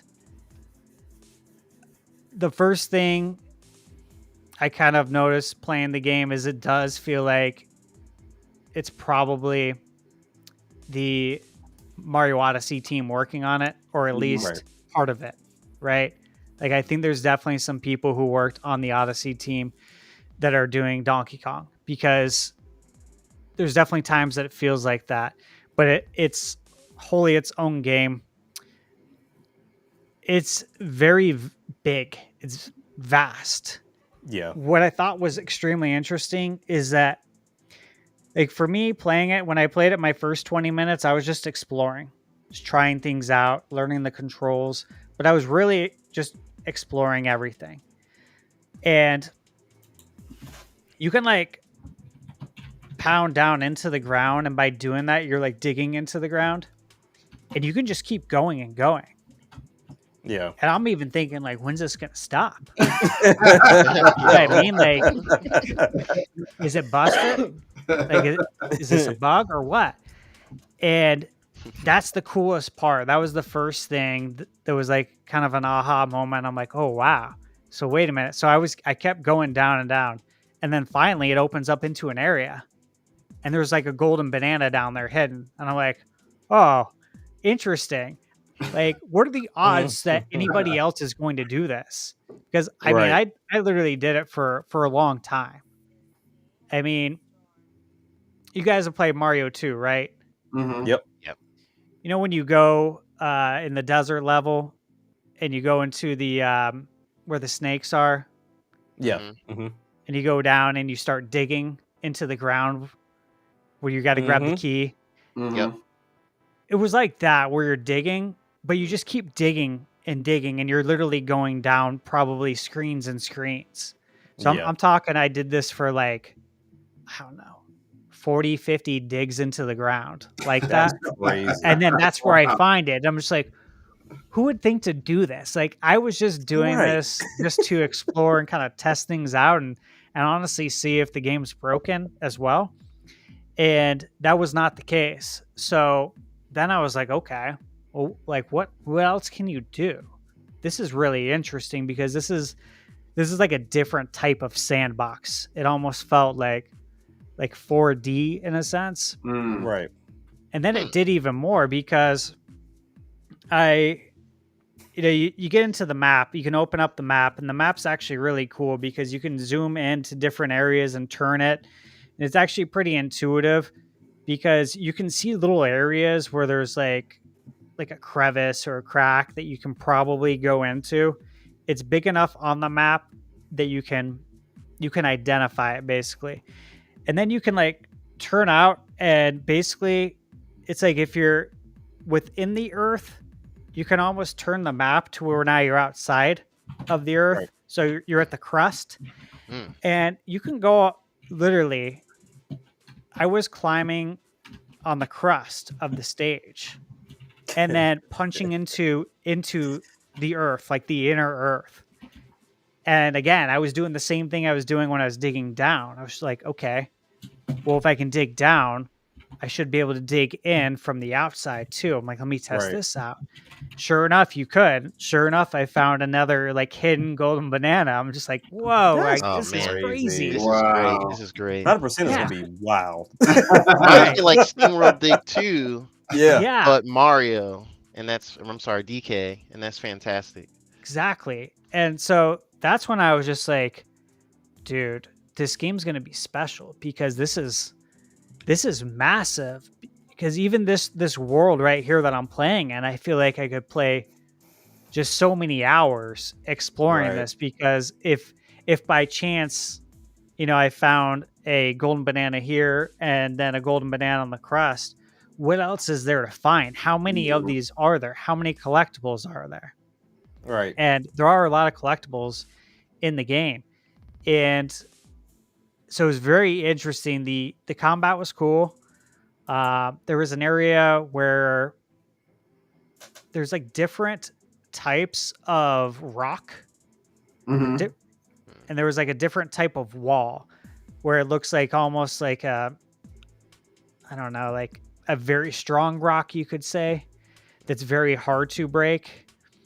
And so then you have to get a certain type of bomb to be able to break into that wall, and then that opens up a new area. And there was a lot of objectives as well, where like you got to fill up the water over here, so then the water rises, and then this will bring you into a new area. Like there's a lot of stuff going on.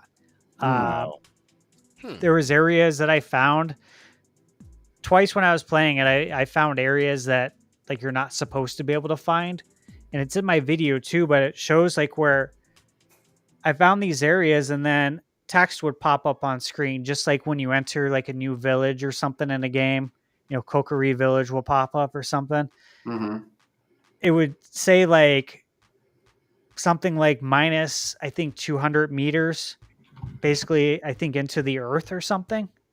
And I'm like, what is going on? Where am I? Then even like the rep came over both times and was like, yeah, this is not an area that I've seen.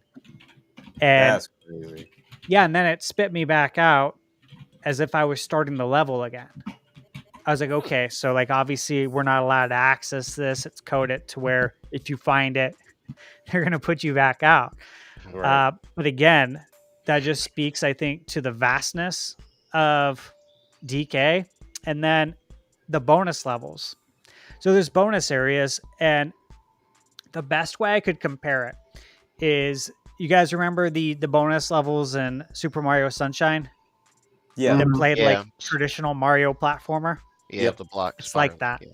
It's like Okay. Ah. which All right. is cool because I Even love better. those. Yeah, those are like my favorite in Mario Sunshine. And even back during the GameCube days, I'm like, man, I wish we had like a Mario game that was just this, because this is so Right. good. Very reminiscent though of those bonus stages, except it's DK. So like you're climbing on the basically the fence, I guess you could say, similar to Super Mario World when you go to the castle levels. Mhm. Mhm. And you're climbing on the wall and you can punch it and go on Yep. the other side. It was Yeah. like that, but you're climbing from the top, and there's a lot of platforming. There's moving platforms where you have to move while that platform's moving. Again, a lot of moving parts that you'd expect from a Nintendo platformer. There's a lot of things going on, and you have to look at kind of everything before you make your moves. And at the end, there's a collectible to get. And I forget if it was a golden banana or if it was something else, but I know I was talking to the Nintendo rep, and there's a lot of collectibles in the game. It's not just the golden bananas. I think they're still kind of going with that rare collectathon Mhm. idea, which That's is cool. That's good in my opinion. It is. Yeah, I like it, and I think they'll do it right.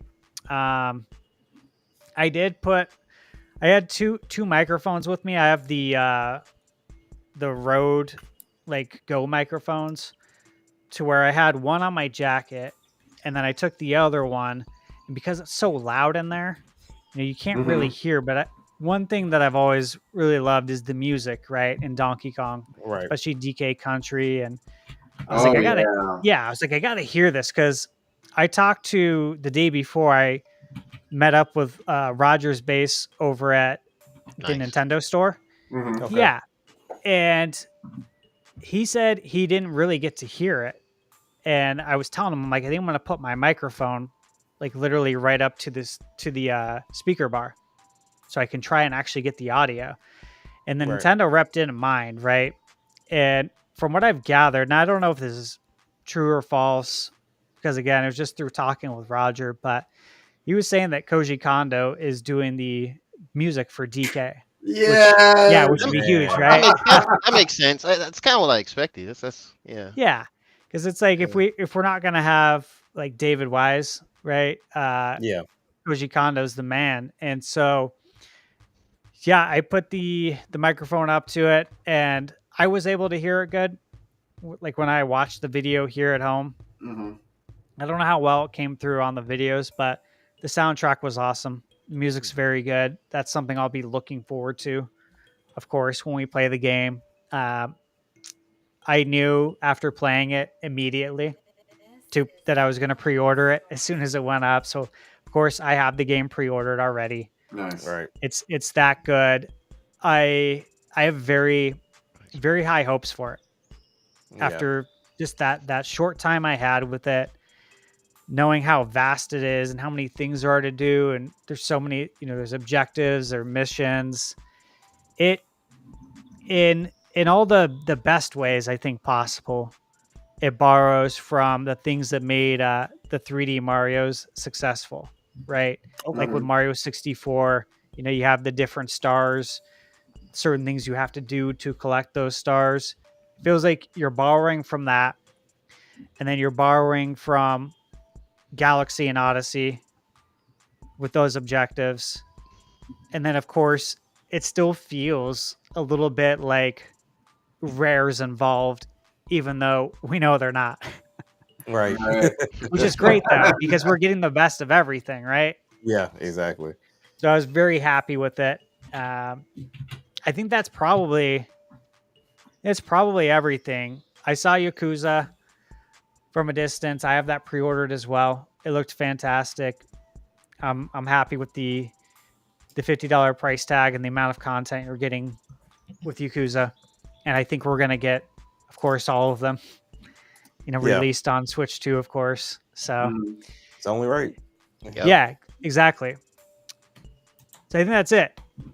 And then, of course, any questions you guys have, anything about the controllers, of course, I played GameCube NSO, played Zelda, played F-Zero. I did talk to the rep, and I got it put into CRT mode and in widescreen mode. Mm-hmm. So I got to test that out as well. And Yeah. whatever we're questions all you guys have. Did you play Yes. Wind Waker? Yeah. Stash? Did you change the settings for that? Yeah, I changed the controller settings like to be accurate, because it's not. And Wind Waker doesn't have widescreen. And the reason why, of course, is that like all the games on GameCube NSO that have the widescreen option in the menu are the games that you could run in widescreen originally on Right. GameCube. Yep. So yeah, unfortunately, Wind Waker's not wide. I don't think it's going to get widescreen support. Hopefully they leave that to Wind Waker HD when that eventually, hopefully one day, comes out. Mhm. But I will say that the colors looked great. The up-res looks nice. All the font, the UI is crystal clear. And that is one thing that I confirmed, is that they cleaned up all of the menus, all the fonts. So those all look like they're HD. Like if you guys are familiar with, say, installing an HD texture pack on Dolphin, Mhm. where it cleans up all Yeah. the text to HD. Mhm. That's essentially what they did with Wind Waker on the GameCube NSO, which was nice to see. I wasn't Nice. expecting that. That's good. Okay. Yeah. Okay. Question real quick for everybody. So, I know, and Stash has talked about it. You guys talked about, we've all talked about it. Getting getting these ports or getting these games added to NSO. Wind Waker and Twilight Princess. We've been talking about it for years. When I saw Wind Waker on NSO, I was at first I thought, okay, then we must be getting a Twilight Princess remake or something like that. Then I thought, no, wait a minute. Nintendo, I don't know if they do it like that anymore. Because a game can show up on NSO and still get a remake. And Zelda's a perfect candidate for that because they love reselling Zelda every. They confirmed that. Am I lying? Confirmed it too. You guys saw that interview, right? Wait. Confirm what? Oh, they were asked. They were Remind me. asked about Wind Waker and about Wind Waker being on the GameCube NSO, and asked, "Does that mean that there's no chance we're gonna get Wind Waker HD?" And I think it was a interview with Doug Bowser. Not for sure. Don't quote me on it, but I think it was Doug, and he said no, that's not the case, and that that doesn't mean it. We're not going to release it, in HD. Like we can still release games in HD that come out and gave you he basically shot down the whole idea that that's a thing, which was good. Yeah. And dear Nintendo, because I know you watch all of this, okay? I know you watch. You probably watch us too here at Sandstorm. I know you watch Sash. I know you watch. I know who you watch, Nintendo. So don't just give us an HD port for Switch 2, okay? And then make us pay for it. Wow me. If you're gonna remake it, do it right. Yeah.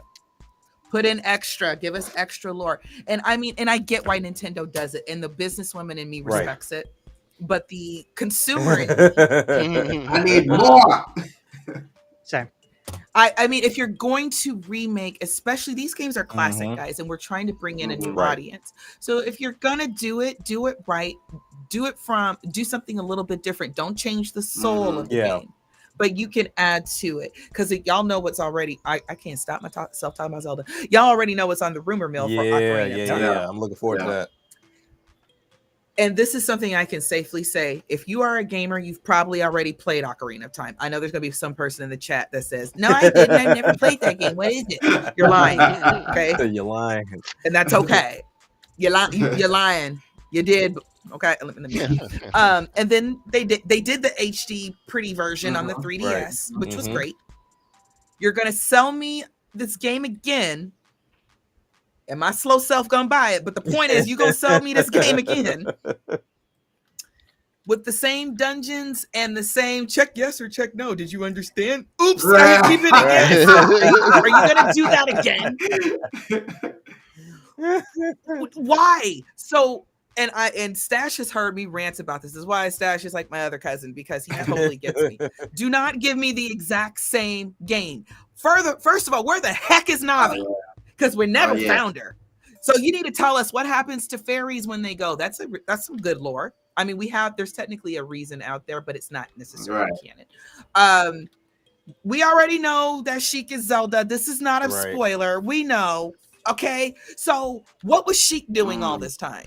I know she wasn't just following Link around. Give us a real light temple, okay? Yeah. Give me more lore, more dialogue. Show that timeline split. Show it.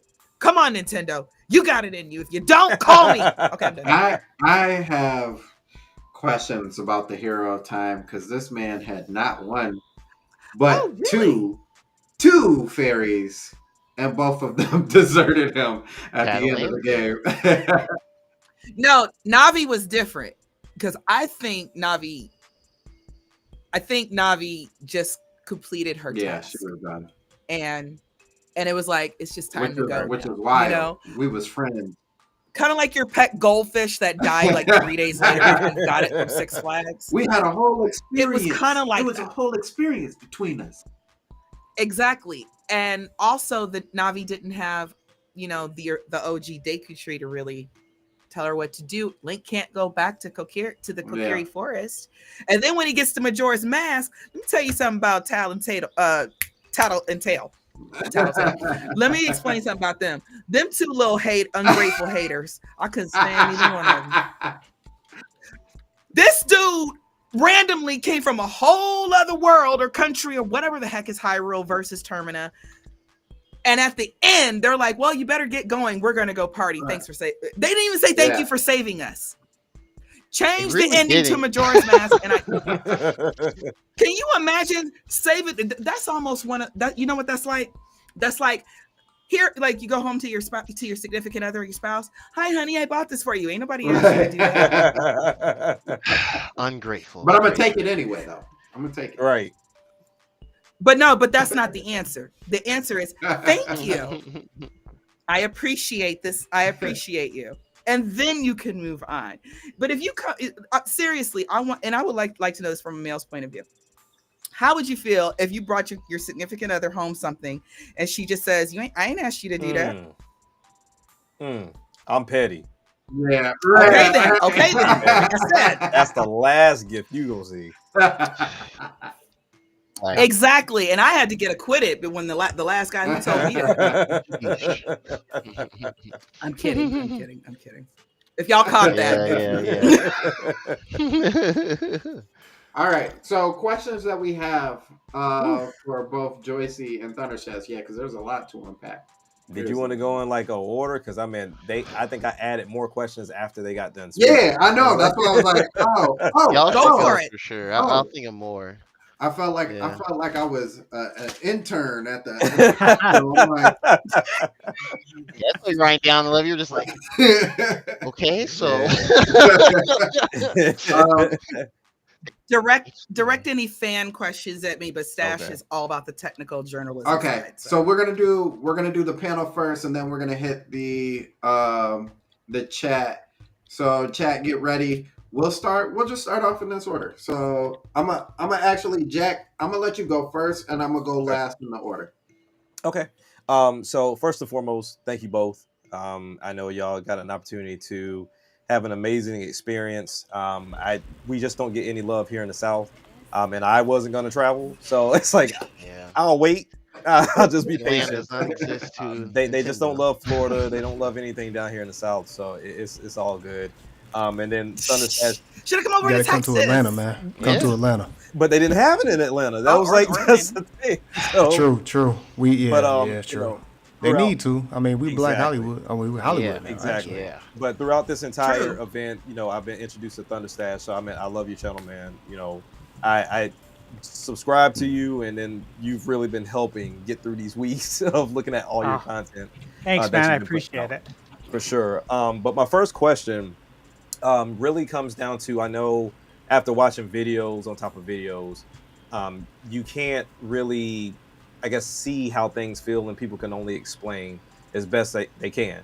And I know you both have spoken about utilizing the controllers or however they let you play it. Do either of you get an opportunity to utilize the Joy-Cons in like the sideways mode to actually utilize the SL and SR buttons? Nope. Stash. Oh wow, they didn't give an opportunity at all. Well, you mean holding it this way, right? Correct. Yeah. So when we played Metroid Prime, I had played it with both of the Joy-Cons holding it vertical, and then, of course, right one down for mouse mode, left one to control it like it was a nunchuck, basically. Mm-hmm. But no, we didn't use it in that way.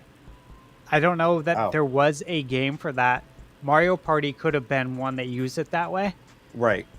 But I didn't play that. Gotcha. Okay. Yeah, because the reasoning for that question, me and the kids, speaking of Mario Party, we were playing Jamboree today, and how small the SL and SR button is. I mean R, excuse me, and how difficult those mini games can be, especially if you don't have the attachment on there to make it bigger. Which we've lost those a long time ago. It's like we don't have the wrist straps at all. Now you're like finding a way to press those buttons. And then with the controller being smaller, you know, some of the games you have to do movement, so it makes it a little bit more difficult. But I was interested in getting feedback on that because the controllers are one bigger, and so are the buttons. So I was interested to, you know, hear your take on that. But if you didn't play anything, that's all good. Yeah, I will say that as far as the Joy-Cons go, just to give some detail. No. He's Restream not his is friend hating today. today. He always does it on a cliffhanger too. Yeah. Than the Switch One Joy-Cons. Like, fan, I feel like, I don't know about you guys, but I feel like they dig into your hands like right here. Yeah. And Mm-hmm. They yeah, do. between like being on a mouse and keyboard and playing basketball and then doing this and having it dig into your hands, it's just like, it's just all day, right? And Right. I ended up getting a Nitro deck, which felt a lot better, but obviously the Rumble in the Nitro deck feels like PS2 or 3 era kind of Rumble. It's not very good. And so there was drawbacks there, and it was always unfortunate. After playing with the new Joy-Cons, Mm-hmm. I don't see that issue anymore. It was Nice. extremely comfortable, and they feel substantial. Mhm. The buttons do, the grip does. I even contemplated it if I need to get a grip. I didn't have one on Switch One, Mm-hmm. but I did pre-order the D brand Kill Switch, Right. and it was partly to review it as well. But again, I'm just like, I don't know if I need anything because it's actually really comfortable. And that was So- actually one of my other questions to Yeah. both of you is like, did you even feel like you may need to purchase a grip? Because I'm holding off for that one reason. Mhm. Because I Same here. have maybe like 2 or 3 companies that I'm juggling back and forth with, whether it be D brand or Satisfy or even Genki, even though Genki. with their Go and nonsense. go for me. Those are But- the big three right now. Right.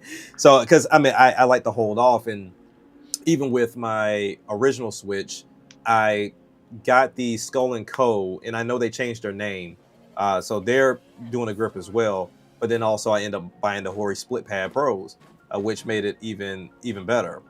So it would be amazing to not have to purchase yet another accessory, because when you look at all my handhelds, my new 3DS, my Retro Pocket 5, they all have grips because they need them. And this Yeah. would be amazing if I didn't need to purchase yet another grip for this. Yeah. I have a concern.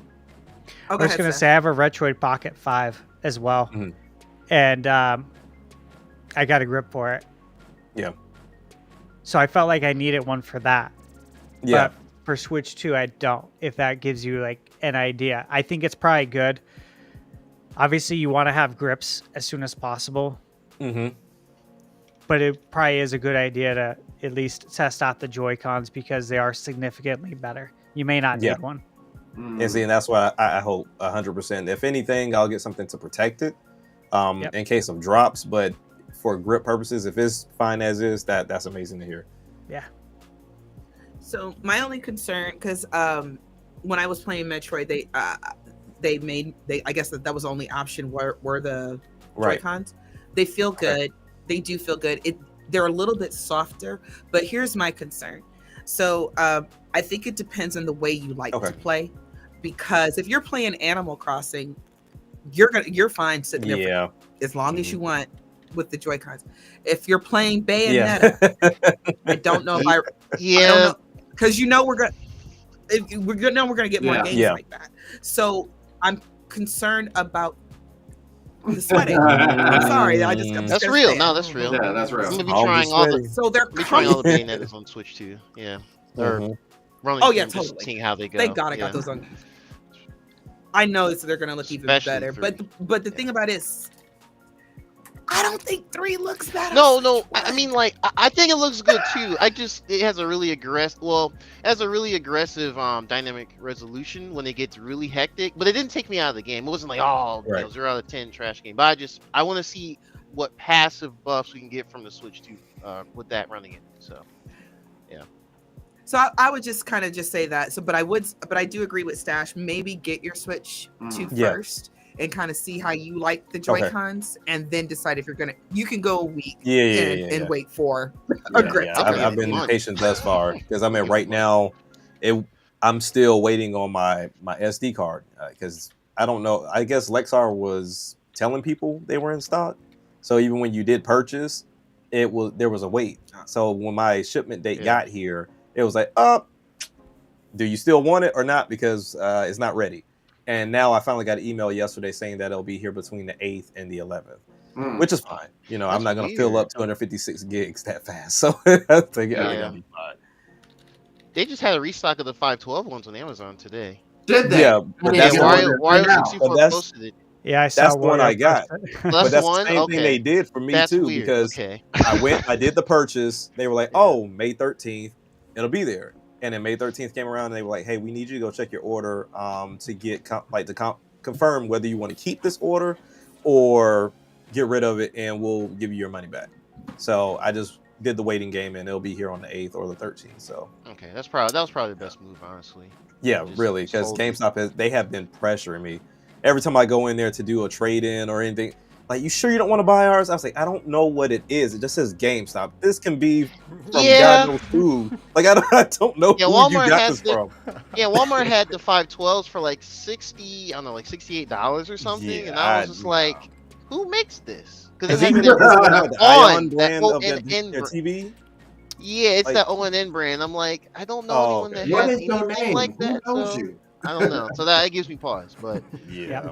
I've heard they might be rebranded P and the Y ones, but time will Then tell. I'm definitely not touching it. But it's Time will literally tell. But yeah. Okay. All right, Geronimo, you're up, man. Okay, so I have some more questions about like mouse controls and like some other games. I guess specifically for you, Thunderstash. You said you played Hogwarts Legacy when you were Yeah. there. I remember Dave talked about that having some form of Mhm. mouse controls. Did you Yeah. get to try, those on there at all, or if they even promote them there? So mouse mode wasn't added yet Okay. to the game Gotcha. for Okay. that, or for Cyberpunk. That's another one with mouse mode. Gotcha. Okay. That was not added yet. But as far as Hogwarts Legacy, I know that the mouse mode is going to be used for aiming and spell casting, and Mhm. I think a couple Okay, of other gotcha. things. I mentioned it in my launch video that I put up a couple of days ago. Okay, I did will some watch that. research on it. Yeah, I found out it's a long video, but I did find out about that for Hogwarts Legacy and confirmed it. So Okay, cool. yeah, should be good. I'm definitely going to be using mouse mode on. I'm probably going to play mouse mode on like every game. Everything. That's yeah. my Wow, aim. 'cause it was Yeah. that good. Mouse, yeah, I think it's gonna be. I don't think it's gonna be one of those. Oh, we're gonna just forget it after the first 6 to 9 months of the the Nah. launch period or whatever. I think we're gonna see a lot of different games with that. Both Because you don't have to Nintendo and convince third people of mouse mode. You know what I'm saying? Yeah, Like, just you mouse should has know been around exactly for a what it is. while, and like I said on like our previous episodes, the key thing for me, well, two key things for me is how quick you can swap from controller to mouse, Mhm. and then also two, you're getting rid of WASD. If you're not a Right. keyboard and mouse person, that left Joy-Con saves your behind, and That you is- can just work yeah. with it and be good. Okay, I have one other question, and it's actually for both you and Joyce CJ as well about the Pro controller. So I'm doing the crazy thing of not getting on at launch, not because I'm like, oh man, who needs a Pro controller for Switch 2? But, and I talked about this on previous Stormcast, I Yeah, know Nintendo's gonna put out a special edition, so I'm holding At out some for when they point. do that. I Fair know that point. because I still think about that Xenoblade Chronicles 2 Switch Pro controller. I Yep. was like, dang, You I got should me. have waited. Yeah, but I mean, I did get the Smash one later on, but still. Periodically, still check Amazon because it does Okay. pop up every once in a while. The Xenoblade Oh, it one. does? It might be used, but yeah, but every once in a while, like it'll randomly. You know how Amazon likes to try to get you to Yeah. buy stuff. It'll come up as like real. It's very very Okay. sporadic. So I would say just keep your eye on Okay, Amazon. okay. The Joy Cons, or excuse me, the Pro controller, the new Pro Yes. controller. Yeah, that's Okay, that girl. okay. I love the way Okay. it feels. It feels better. It's not as hard. I mean, I have Yeah. mine over, Where's or my controller? it's over here.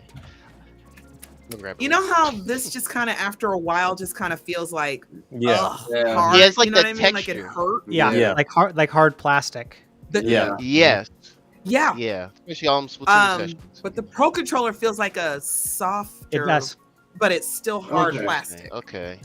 The triggers. I don't know if this was ever confirmed anywhere. I haven't really been paying much attention for it, but how do the triggers feel for like the ZLZR? Do they have like a? I'm expecting Nintendo to go digital again, but do they have like some form of a travel for them as opposed to just click in, like on and off type motion for it? If you remember, I think they had a little bit of travel. a little bit of travel. Okay. Okay. Cool. Yeah, they felt significantly better. Okay. Okay. Cool.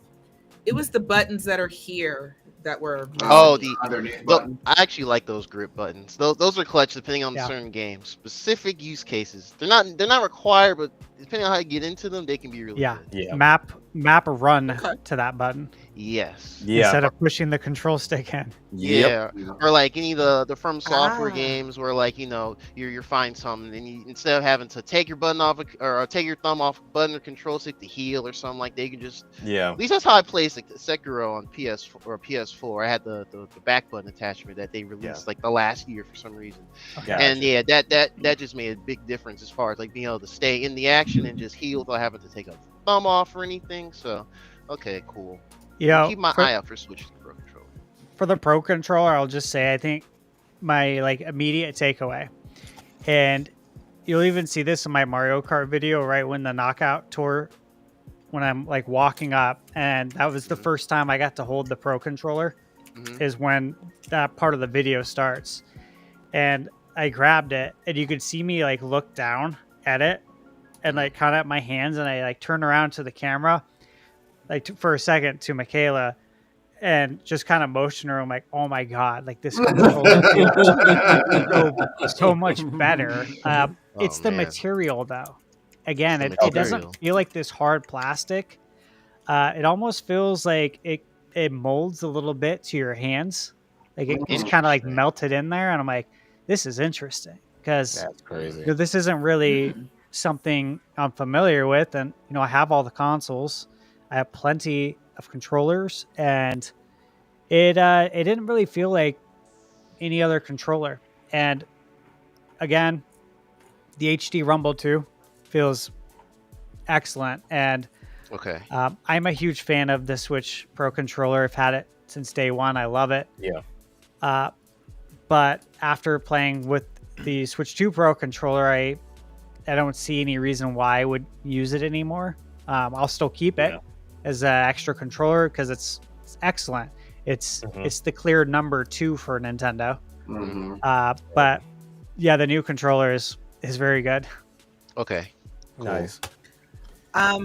Real quick, all of my controllers have drift. Really? My Pro Controller does too, unfortunately. all of them. Yeah. What y'all be doing? Every single one of them. Splatoon. I blame man. Bayonetta.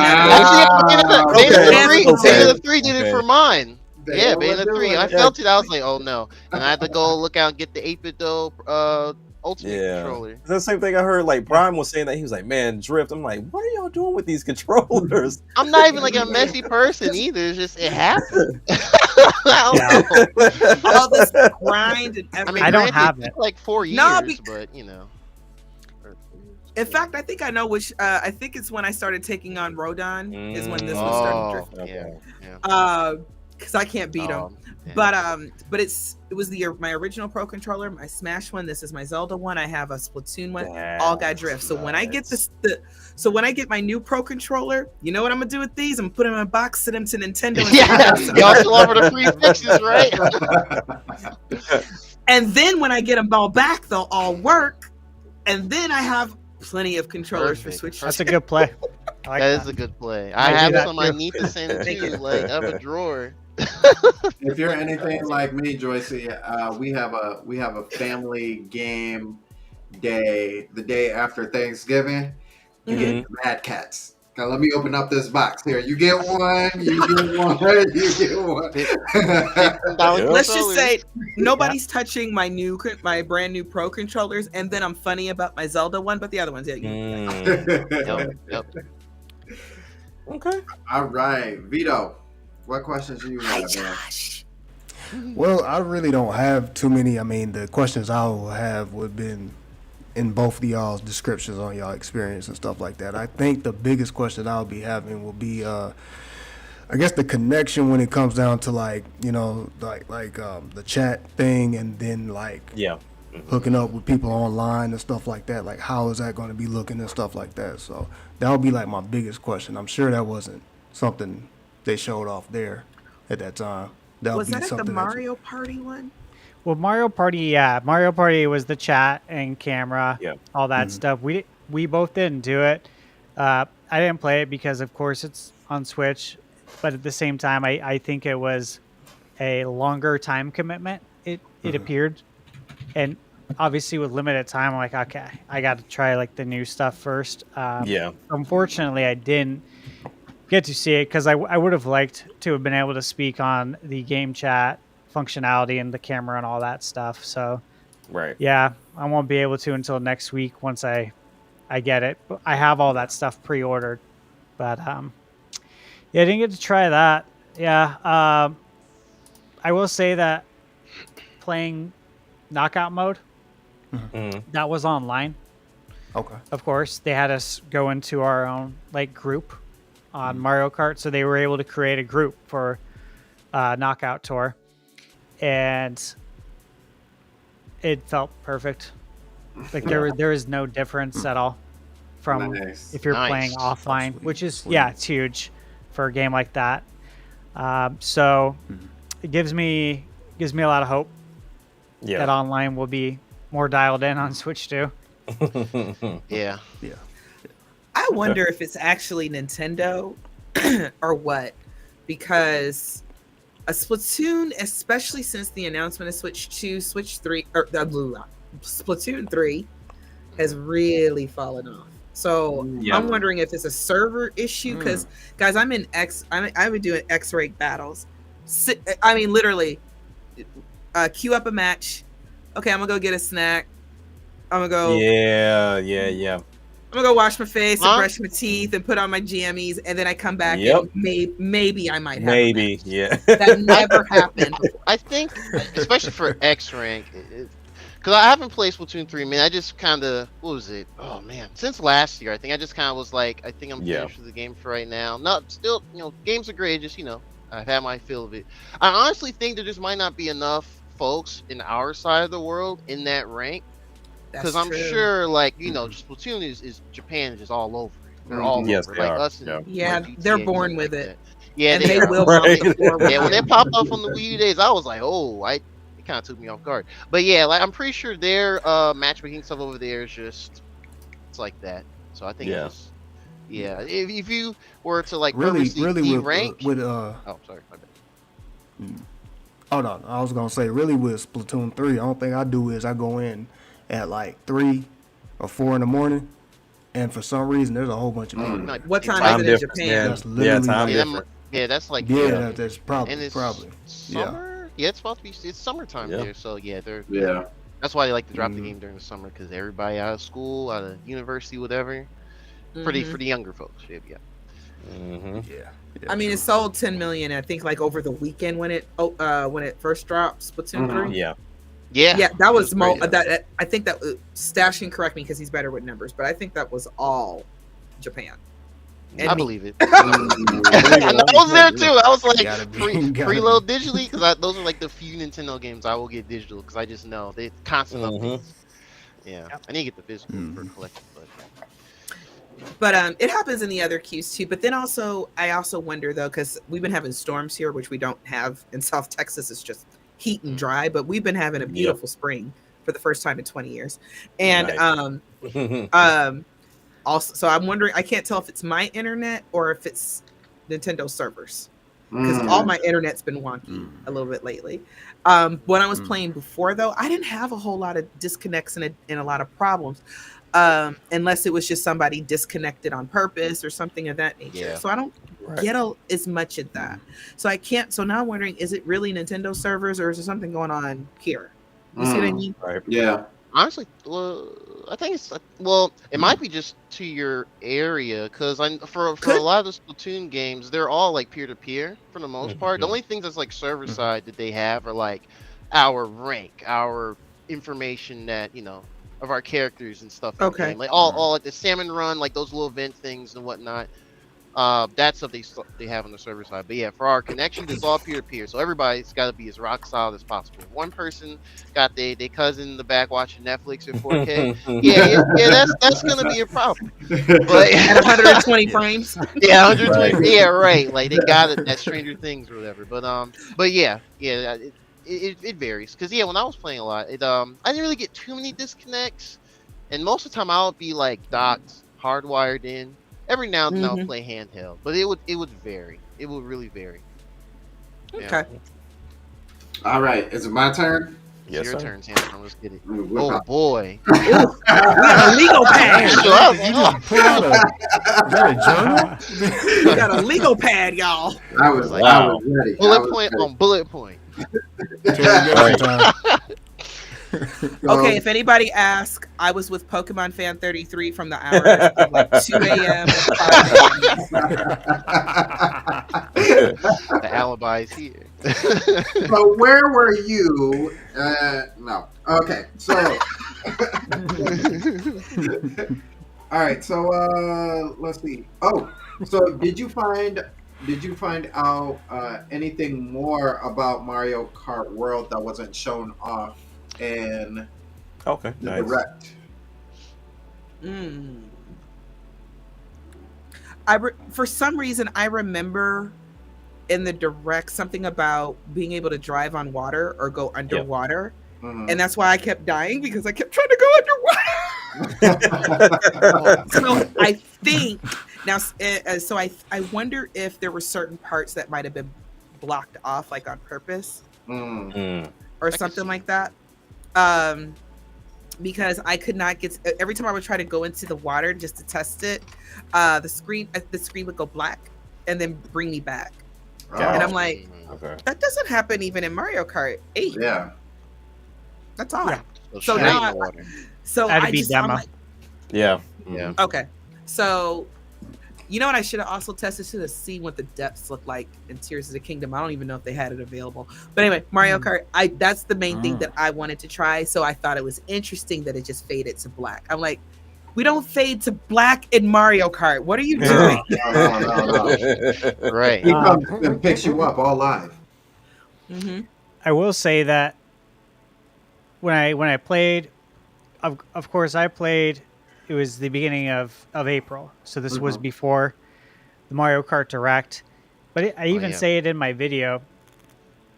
You know, I turn the camera and I'm like, the water in the game, when you're driving on the water, it literally feels like Wave Race 64. I'm like, this is amazing. This is so good, man. Yeah, That's and I pleasant love Wave surprise.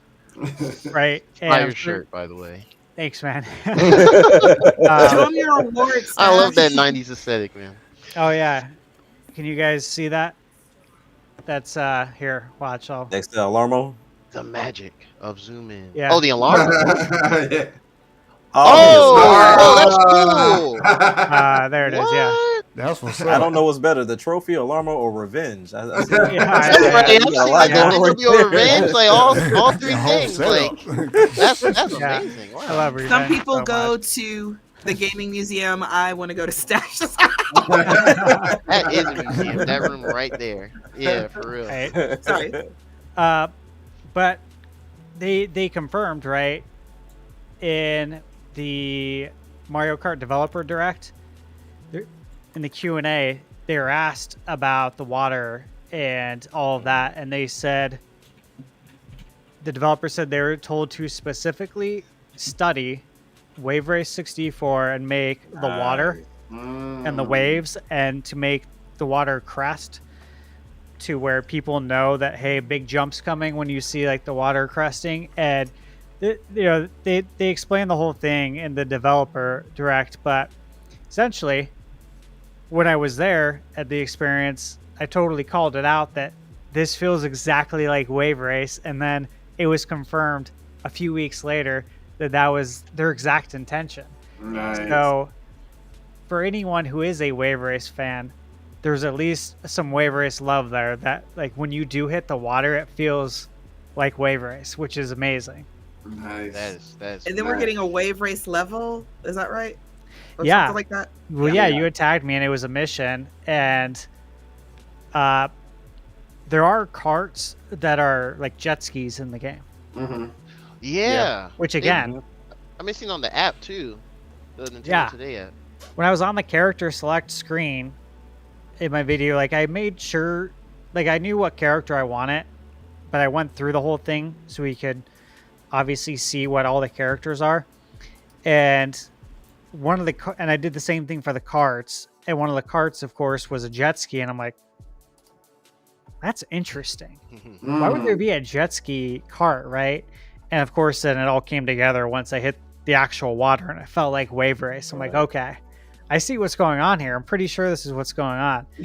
So very cool. As far as Nintendo like dropping hints. yeah, they always are. Yeah, I don't know they if there do. was anything that was different outside of what we saw in the direct. I think that's all I could really confirm that was talked about was the wave race aspect. Okay.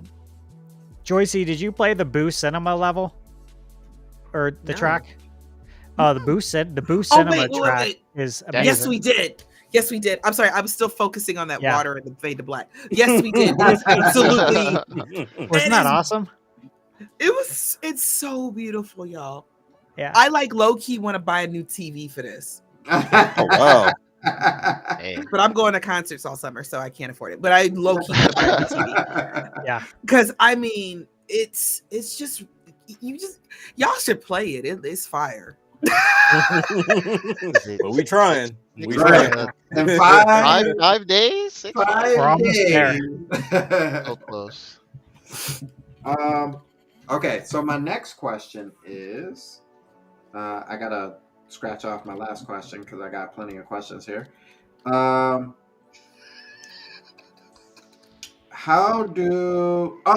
So been looking at the Switch 2 and the trailer and all that. How does the finish? Is the finish more like the Wii U's like glossy look to it, or is it more like the kind of Like a matte finish. matte-ish finish that they have for the original Switch? Oh. I thought it was more of a matte finish. Okay. Are you talking Yeah. about the game or are you talking about the controller? Or the... device. controller. He's talking about the Yeah. actual like, Oh, Yeah. oh my God! I'm sorry. I was... not like a Go ahead, Wii sir. gamepad shiny gloss type. Yeah, it's not shiny like that. It feels like a premium system though. It Okay. does not feel like a Switch one at all. Yeah. And you know what So- else we could probably add to that, Joycey, is the actual Joy-Cons, right? Like I know Mhm. there's been a lot of discussion and about Switch 1 and how the Joy-Cons don't really feel like there's that tight connection. Or if you Mhm. shake, your Switch, you can kind of hear Yeah. the Joy-Cons rattle. Yeah. I don't think we're going to, personally, I don't think we're going to see that with the Joy-Con 2s because of the magnet. It's very strong. It's very tight fit. Again, They purposely would hold it sideways so you could see like it's not gonna. Oh, You okay. can't do good. this. Yeah. You can't shake it like a Polaroid picture. You can't do that. With Switch 1, you can, and you can hear that rattle. Stash is Gotcha. absolutely right. yeah, it feels very secure now. And I think one thing I forgot to mention too, and you might ask it, and if you don't, hopefully this helps, but the actual joysticks feel a lot better. I know a lot of people have asked in the beginning if it's Hall effect, and we all know what Nintendo said. Yeah. And they didn't really answer the question either, though. So my interpretation of it in playing with controllers that are Hall effect is that this is Nintendo's own version of a Hall effect. Gotcha. It's not I called can Hall see that. effect, but it's their own recipe, right? It's their Yeah. own creation. That was the And- impression I got. Yeah. Yeah, I feel pretty confident. Now, again, I don't know where we'll go 5 years from now, but Mhm. it's a big improvement. And the stick drift, I don't really think that's going to be an issue anymore. hope And Okay. I think once people play, they'll probably feel the same. Mm-hmm. Mm-hmm. Okay. That's The good. other thing is with Nintendo, they like to just make cute names for stuff. So Right. it's not Hall effect. It's our special sauce. It's There you not go. open. Made of the finest Nintendium you can find. It is not. It's not open worlds. It's open air. That's what There this you is. go. Right. All right. I'm like, no, y'all. This is what open world is. It's not. The hair's already open. Yeah. I mean, after you get out the cave, it's open. I mean, Yeah, no, exactly. it's open air. Tomato. Okay, fine. Right. I had two questions. Now, one was to piggyback off of like the sticks. All I've been hearing with every video is like this whole smooth gliding on the Pro controller. Is that same stick on the Joy-Con? Like, because they just been talking about smooth gliding, and even people was talking about going around the rim. It's like almost as if you don't get the same feel with our current controllers. Are the Pro and the Joy-Con sticks one and the same, or are they a little different? It feels sturdier. Yeah, as Okay. far as like size and travel, they felt similar, if not Okay. the same. Like I didn't feel any difference between the two. And again, I played in handheld mode. I played with the Joy-Con attachment and with the Pro controller, Okay. and nothing felt different. And I mean that from like the feel, obviously the performance I mentioned earlier, everything felt extremely cohesive. Mhm. So I would presume that if they're not the same, of course they're very similar. Okay. Okay. Nice. Now the second question, this is purely subjective, is up to you both. When I look at every console we've gone through, everyone looks for that IP that really introduces this console and makes you want to get it. Would you both say that Metroid Prime 4 is that example? And the reason why I mentioned that game in particular is we're talking 120 frames, we're talking 4K, motion control, we're talking mouse mode. So if I'm talking about everything new with Switch 2, this game is the representation. I'm just curious if both of you feel the same way. You go first, Nash. Yeah, so that was one of my takeaways. And going into it, I had thought that it would be a good candidate for it, knowing about the mouse mode. And then, of course, when I got there, knowing that, okay, we're playing in 120 FPS, this is great. Knowing what the specs are and all that. But then after playing it, I thought it was the best representation at the event of everything the Switch 2 can do as far as, right, the resolution, the frame rate, the maxing it out at 1080, 120, the implementation of the mouse mode, put it all together in one package. Yeah, it felt like the proper sort of game that, of course, acts as like the tech demo.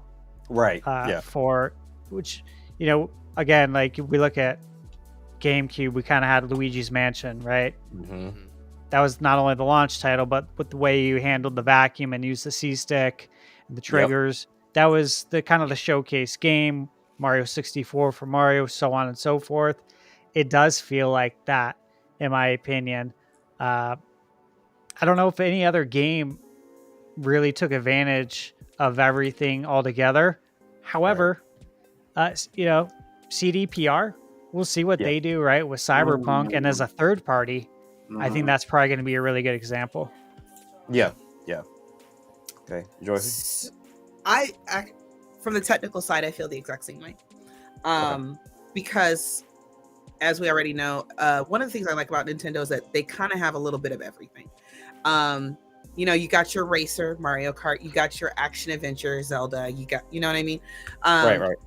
And I feel like, just like Stash said, that Metroid Prime 4 will utilize the mouse controls. It has the pretty graphics. I don't care, but other people do. It feels like, this is a 2025 game. I know when they started on it, and I know they had to reboot. I know all that. Yeah. But this feels like a 2025 game. This feels like a premium game. Not that the others don't, but one of the things that, now I'm gonna complain. because I don't understand why Nintendo is treating Samus like, you know, a redheaded stepchild right now. And I understand Mario Kart's gonna get the sales. I get it. I get it. Metroid Prime 4 is what's gonna convince people who aren't into things like Mario Kart and Zelda. This is why you need this system, and this is why you need this game. Right.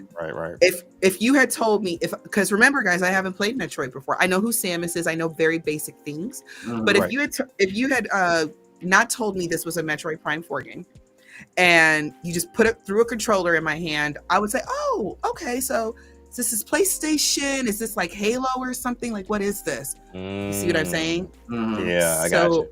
And so Nintendo, because I know you watch us, you need to go ahead and put Samus out there, because we want to get those kind of fans to say, hey, we got games like that too. So that's okay. Done. Rant over. I warned Sam Storm I'd be ranting a lot. hey, we do that on this channel all the time. Yeah, we all have our mini rants or major rants. Okay. Yeah, because I feel the same way looking at the games that you all got a chance to play. And as you said, like, Metroid just really doesn't get that love like that. It deserves so much more. Even though it's on both Switches, I feel like the Switch 2 is going to be the prime example. But even then, they're doing a very interesting, I guess you could say, rollout for a lot of these games. Because even, for example, Mario Party, I know neither one of you played it because of the time consumption. But for the longest, we thought, oh, they only have 2 to 3 modes because of the camera and the mouse, and we just got a new trailer, and there's a lot more that's there. And I'm like, why didn't we see this, Nintendo? Like, this would have been great information, but maybe this is just how they're going to roll it out. Maybe they feel like they just have way too much on the table to try to just throw out there at once.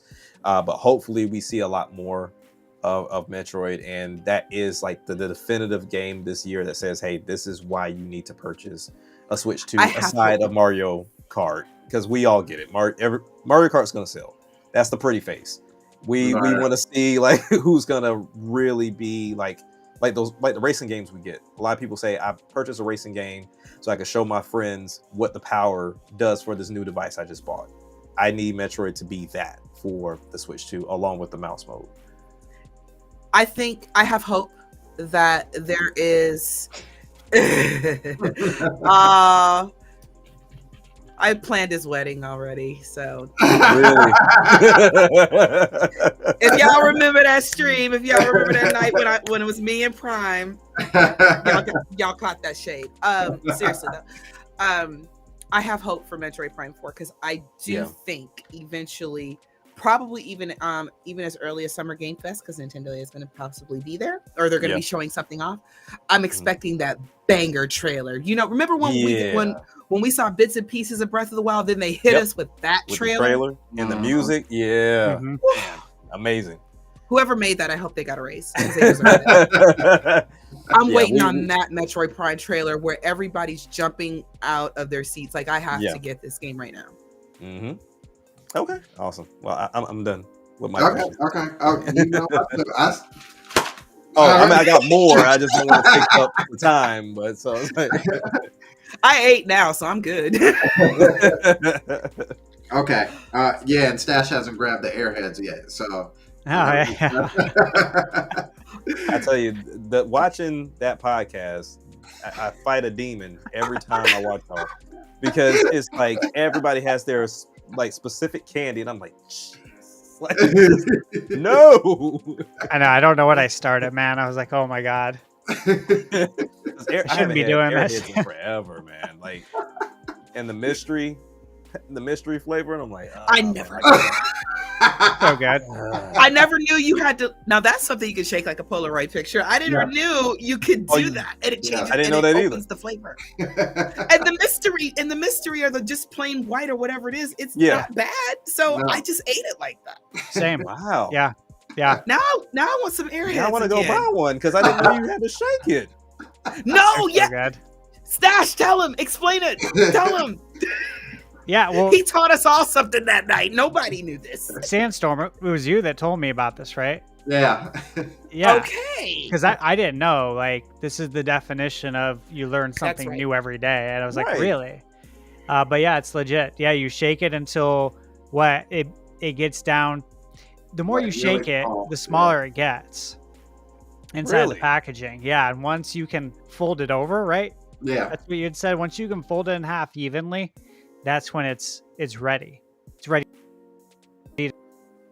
Yeah.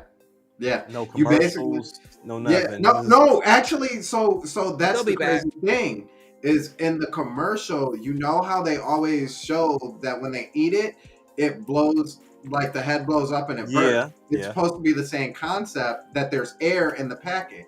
So as you shake it, you're creating more of the packet of the pocket for the air, and then you bite it, and then it blows your mind. So I'm It looking at a was YouTube Sandstorm video right who now. taught us that. I forgot. yeah. So Stash will be back. He can't resist. yeah. For real right now? Do y'all want to punch my internet in the face? I don't know what's going on. I'm sorry. I'm gonna have to fix this after. But yeah, Wow. that's basically how. And so with the mystery flavor, as you shake it, that's what changes the flavor into whatever the mystery flavor is. How many mystery airheads have I eaten over my lifetime? Right. And I there's- never knew Right. that. So many flavors shaking. I could have had. We've all done Got it. And the regular flavors Wow. just like create like a more sour, like a more impactful taste on whatever they are. Yeah. Wow. Man. Yeah. All right. Well, How much are bag of airheads on Amazon? Let's Cheap. I'm about to find out tomorrow. I'll tell you that much. Okay. So, my next question. Could you see mouse controls cramping your hands over time? Yes. Really? Even with them being bigger? Even with them being bigger. Also, though, I have big hands. So Okay. for me, turning it over Mhm. like that, I'm like, it's not for me. It would be Okay. for me. I think it's more comfortable if you have like a desk setup. This is just my opinion. If you have like a desk setup, because I don't, you know what I mean. But I like to sit back on in my couch, and Yeah. I want the Pro Controller here. The TV's way, across the Mhm. across the way, and I don't want to be trying to play on my lap, and that's me. Yeah. But I do feel like that a long period of time, because remember, we're used to our mouse looking. Yes, I have a pink mouse. We're used to our mouses looking like this. You know what I mean? And Yeah. you can buy accessories, but I feel like after a while, cramping up like this, Yeah. I feel like that's gonna hurt. Personally, Interesting. Okay. as Dash. Yeah. So, I think for me, like, I'm mentally prepared Mhm. to play through Metroid Prime 4 in mouse mode. You know, the whole campaign. And I didn't really feel like it was cramping. It could. I mean, I definitely experienced that with gaming too Mhm. much, like where my hands will cramp. And they do all the time with the damn mouse and keyboard, especially when you're editing videos. So Yeah. I definitely experienced that on a regular, but I didn't feel like playing it was going to, I guess, introduce new cramping Mhm. or like anything new to what I'm already, experiencing on a daily. I will say that, like, I pre-ordered at GameStop so I could get it at midnight, and if they do have those mouse attachments that they're selling, that accessory, Yeah. Yeah. I'll probably get it because it's inexpensive, and I do think that will add to the overall comfort Yeah. for longer play use. And I probably do need to mention also that when I played Dragon Drive, I made a point to try it on my legs. So I was wearing Yeah. jeans. Mhm. 'Cause Yeah. I wanted to see, like, let me see how this works, right? Because I'm interested to see if it's actually precise and it feels okay. To my surprise, again, it worked perfect. Like, Mm. this is interesting. And Yeah, what's like, it felt really good. and what's interesting about that too, now that you brought it up, of like using on your pant leg and watching your video, that was something that they suggested as well. GameSpot just went and had an opportunity to play Nobunaga, which we just found out is coming out day one, and they tried it on their chest and it still worked. So it's just, it is a gimmick, if you will, that I'm like, is getting me to take a look at games I otherwise wouldn't have paid any attention to. Like Civ 7, like I agree with you both. I don't think that's a demo game you want to put there with a time limit, because it's such a time commitment. But at the same time, I'm looking at it and I'm like, okay, I haven't played those type of games since like Tropico 4, but I have played like the 2 Point Museum or the 2 Point Hospital games, and I'm like, this would be perfect. I've said, Sandstorm, you can back me up, I've said this 1,000 times over, EA is missing out on adding The Sims. Yeah. Oh yeah. I'm saying it too. Yeah, they need to do it. Easy money. Easy. So, but yeah. Okay. I'll mention too, funny you said that. I don't play Civ. I haven't, but I'm going to now. I already picked it up on Switch 1.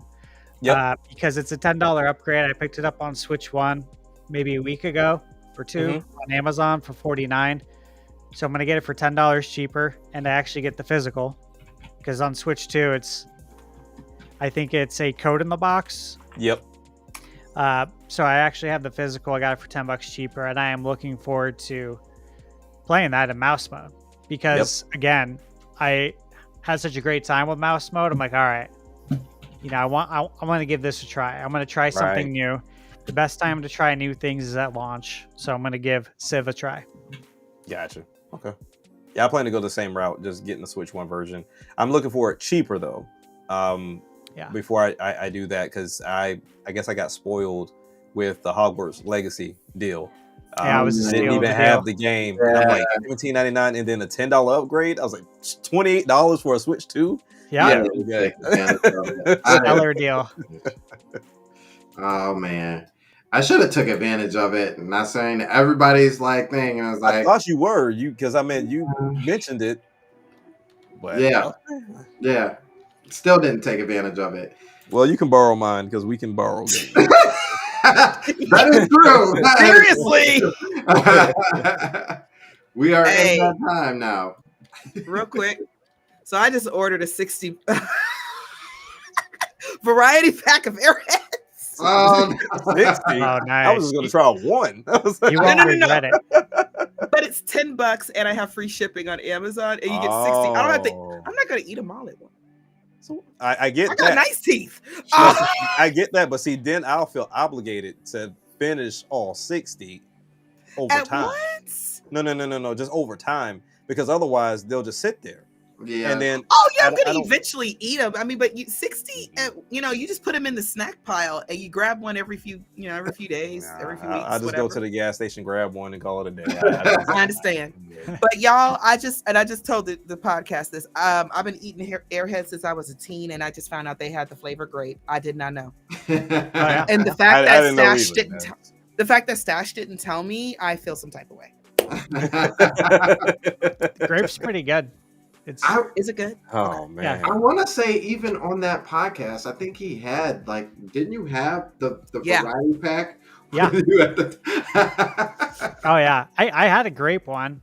I had all the flavors. Yeah, no, they're very good. That's what I get for not paying attention. Sorry, back to gaming. I'm sorry, just got excited about that. All right. We got so I got a 3. I got a 3-piece and a biscuit. I like biscuits. So how was and all 3 of these are HD Rumble related. So how was HD Rumble 2 with DK? The reason why I asked this is because with Odyssey, it really kind of just was just the hidden stuff that really kind of did anything. Yeah, I thought it was great. Again, so the controls are mapped in an interesting way, where the face buttons are I have to look at a controller. Here's my orange Joy-Con. So if you're pressing A. Mm-hmm. You're doing, I think, a punch outward. If you're pressing B, of course, so down, Yeah. Mm-hmm. it's like a bottom smash. If you're pressing, if you're doing a top smash, it's X, Mhm. so it's top button. And I think why, I don't know. One of these is, I think one of these is roll. I don't know. The controls were, there was a lot of controls. Let me just say that for a Yeah. demo event, there was a lot to kind Yeah. of learn. I think that's why they gave you so much time with DK at the end, is probably so you could learn the controls. Mm-hmm. But what I noticed is that when you're actually doing that motion, so when you're punching to the right, you're feeling the HD rumble on the right side. And when you're doing it up, you're Okay. feeling it on the top part of the controller. So again, Wow. it's all very precise where you feel the HD rumble. It's tactile, I guess would be the best way to explain it. It felt great. Like they were all fully utilizing the HD rumble too in the first party games, and Cyberpunk as well felt very good. So Nice. yeah, While I Okay. didn't completely notice, that's a good thing Yeah. because Mhm. if you're when you know what I mean. I think about Splatoon. Splatoon, depending on the weapon, certain things in these little in the controller or these little sensors, whatever you're going to call them, HD rumble, whatever, the weapon feels different. So something that's shooter, you have a shooter that's lighter, you know what I mean? You don't notice it a lot unless you're shooting or you get splatted or you hit your special and then you feel it. Mm-hmm. But when you have a heavier weapon like the Golden Dynamo, that's a very, very heavy weapon. Your controller feels a little heavier. Mm. And you feel like you have to push that thing or you have to really draw back and fling it or whatever you're going to Yeah. do. Mm. And I feel that, so that's a good thing though, because you're locked in and that's what you expect to feel. Yeah. I believe it makes, so the reason I didn't officially notice like, oh, that's rumbling or whatever, is because it's the fact that I feel like if I'm locked in, that's what I'm supposed to feel. Mm. I feel like it's more immersive. Does that make sense? Yeah. Yeah. Okay. that's the right word. Yeah. Okay. Okay. You kind of hinted on my next question, Stash. But obviously there weren't too many other third-party games there. But did any of the other third-party games really use the HD Rumble? So Michaela played Hogwarts. I didn't. Mm-hmm. I watched her play and recorded it. So I'm not sure on Hogwarts. But Cyberpunk most certainly did. Mm. CDPR is gonna. Yeah. I mean, I'm sure you guys Sounds like can it. already Yeah. you can feel the vibe from it. I'm sure, and Mhm. people's impressions. But they're gonna knock it out of the park and be like the runaway, I think, winner of the Switch 2 launch with Cyberpunk. I'm looking at the list here of launch games. So the other third parties was Hogwarts, Cyberpunk. We didn't play Civ, didn't play Street Fighter, didn't play Split Fiction either. I'm curious if they used it. Mm. You'd think Joseph Ferris would probably Yeah. use it. Yeah. Yeah. Like he's into like taking advantage of everything and being creative. So Yeah. I would expect that he probably used that as well.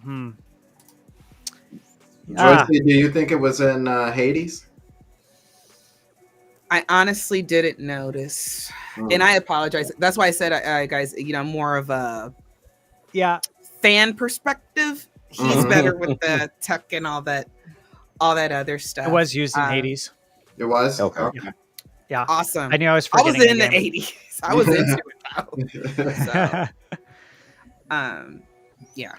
But I mean, even then, Sandstorm, like we're hearing so much changing from these events. Yeah. So like even if let's say they didn't utilize it at these demos, it may be there later. Yeah. Because like for example, one game I was looking forward to was Puyo Puyo Tetris 2S, and it looked like it just added 1 or 2 modes. But just the other day, they mentioned that now if you have the camera, they have your face behind your setup, so now you can kind of see the reactions as the blocks and stuff are stacking up. Ah, So okay. it's like just finding little simplistic ways to utilize what Nintendo's now offering. So Yeah. who knows? I mean, they might dig deeper when we get the actual full game. Because I can only imagine Hogwarts Legacy doing all the spells and everything else. So, and I think that's kind of the huge thing. The reason why I asked that question is because that was something that was not, to me, really shown in the original Switch, right? Yeah, So It wasn't. It faded off too fast, yeah, yep. which So- is sad. Hey, I hope Hogwarts uses it though. with all these third parties coming, I cannot wait for like Claire Obscura 33 to come. Yeah. Because that is going to really, really look good on Switch 2. It's really, really Yep. going to sell. yeah. So I'm so glad somebody brought it up. That's a game I really want to try on Switch. I know it's eventually going to come because we're getting, Elden Ring. We're getting Hades. We're getting Cyberpunk. Cyberpunk is so gorgeous, guys. Please buy it. Please buy it physical. All these games, like seriously, Nintendo Switch 2 is about to be a beast. I'm sorry, y'all. I hate to say it, but Beast mode. as much as I want Sony to win, no, guys, not hear me. We want Sony to win because we want good competition. That's Right. There why. you go. But I don't think even PlayStation 5 is going to be able to compete with this thing until, we'll see what's going to happen with PlayStation 6. But I'm telling y'all, like, I can take all my games on the go now. I don't have to wait. I don't have to try anything. All I have to do is just literally download the game. I'm so excited for Thursday. Hype.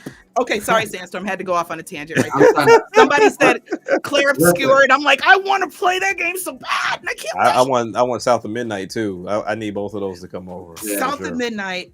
I know the internet tried to destroy it, but good God, they that tried. game looks amazing. I can't wait till it comes over. That's We a have- day one buy for me. We have already talked behind the scenes on Twitter with the Winging It podcast of who was being what character specifically for Soul Calibur 2. And Jay immediately was like, I got Link. And I'm like, dang it. Yeah, I didn't even know we were claiming at that point. Yeah. I just came back. Yeah, I'm fine. Let me hurry up before everybody steals all the good ones. So, I love that game. I'm so excited for Soul Calibur. Has that been announced as like a day one? Yeah. Okay. Because I Day know one they're gonna is, only have a handful. Wind Waker, Soul Calibur, and F-Zero GX. Oh, okay. And then Mario Strikers was also there. oh, It's not a day Sports one, games. but We I got need to all see the it. sports games. It looks 'Cause very they let me good. down this generation with the sports games, but we just need the GameCube ones. Yeah, I was thinking about that. It's like GameCube's got us covered because we got Toadstool Tour, which I think that's probably the best, in my opinion, golf game for the Mario Golf. I love it. And then you got baseball. Obviously, you got tennis, but the two kind of neglected ones, right? As far as a traditional golf game is Toadstool Tour, and then baseball has been neglected since what was it? Was it the Wii Sluggers? Yeah. Sluggers, I we think. Sluggers. Yeah. So Well, Be damn nice it, to they get gotta that. announce the golf one soon because we just saw a Hot Shot. Well, everybody's golf is supposed to be coming. So and that's another one. I mean, that's right there with it. So yeah, it's I'm a all good one. for it. Real quick, guys. Just before the system comes out, if you guys ever play anything with me, I always got dibs on Link or Zelda. I'm just telling you ahead of time. Always. Yeah, No matter what the game is. And then the other thing I was gonna say real quick, Gotcha. with all these third-party games that are coming to Switch 2, what's crazy is like, and they're not old games, but good God, the fact that like Mario Party, DK pops so hard, I'm like, wow. So Nintendo's actually kind of showing up third-party a little bit, but that's okay. They're Because when you see Mario Kart in person, you're gonna be like, Oh my Yeah. gosh. This is amazing. It's That's like what I'm waiting it's for. we are I so can't wait. in I this is can't so wait. Man. this is 10th gen. This is so 10th gen. This is 10th Yeah. gen time. This- Yep. It's crazy too because I mean not to go super far off on the tangent, but it's crazy too because we just got that direct about Pokemon Champions. Champions, So yep. Yeah, champions. like Yep. now it doesn't even matter. Like whip out your phone. Go ahead and bring your team. Bring your team. Bring Yep. your whole squad. I bet you I'll demolish them. You know, like it doesn't matter if you have a Switch or a Switch 2 now. It's like, yeah, we playing games over here. We play games because we're gamers. Yeah. Right. I expect everything, really everything to come over. Yeah.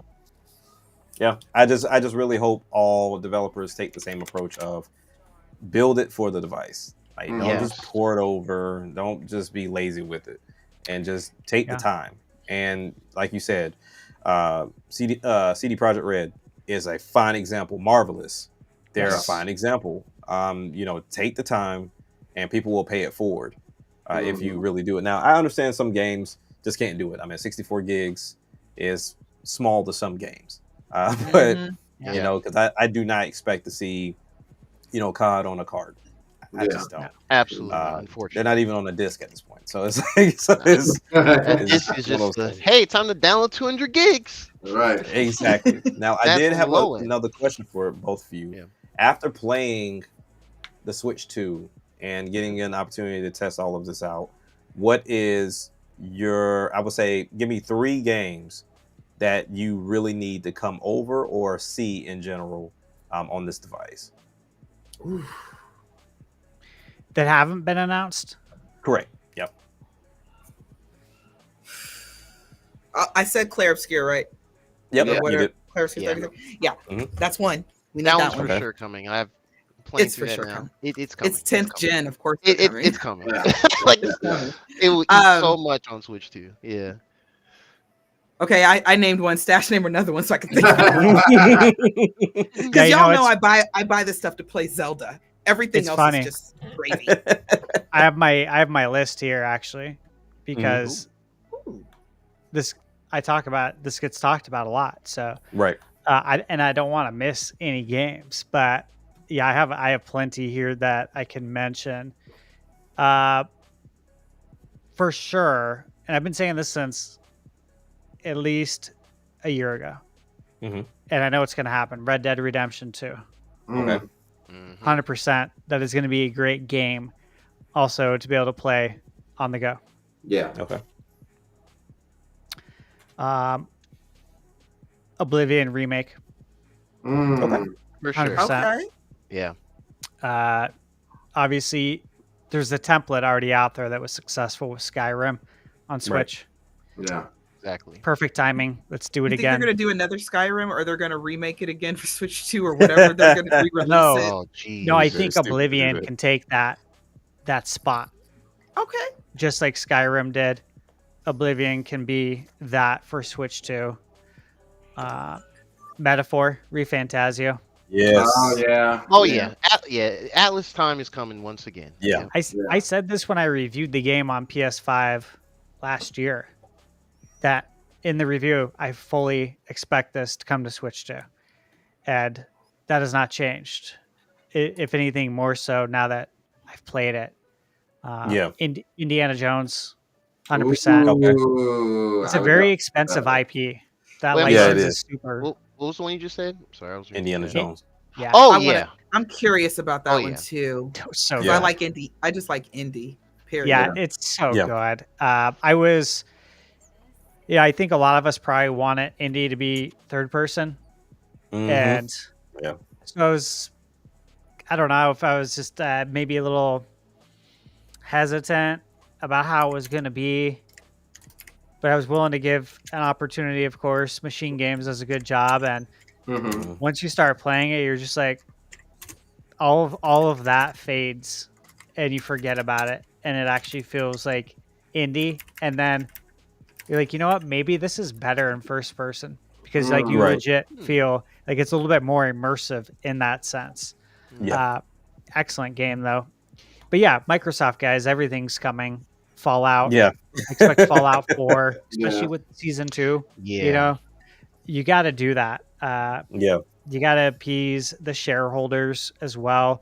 And if there's an opportunity to make more money and bring Fallout to a whole different install base, the Nintendo install base, you have to do it. Yeah. Yeah. I agree. Mhm. Like, it's fiscally responsible. That's what you have to do. There's so many games. Joycey, what else you got? I had one, then I lost it. Are the Witcher games on? So We The have one Witcher Witcher. Yeah. 3. We have Witcher Witcher. three Not is there. 4.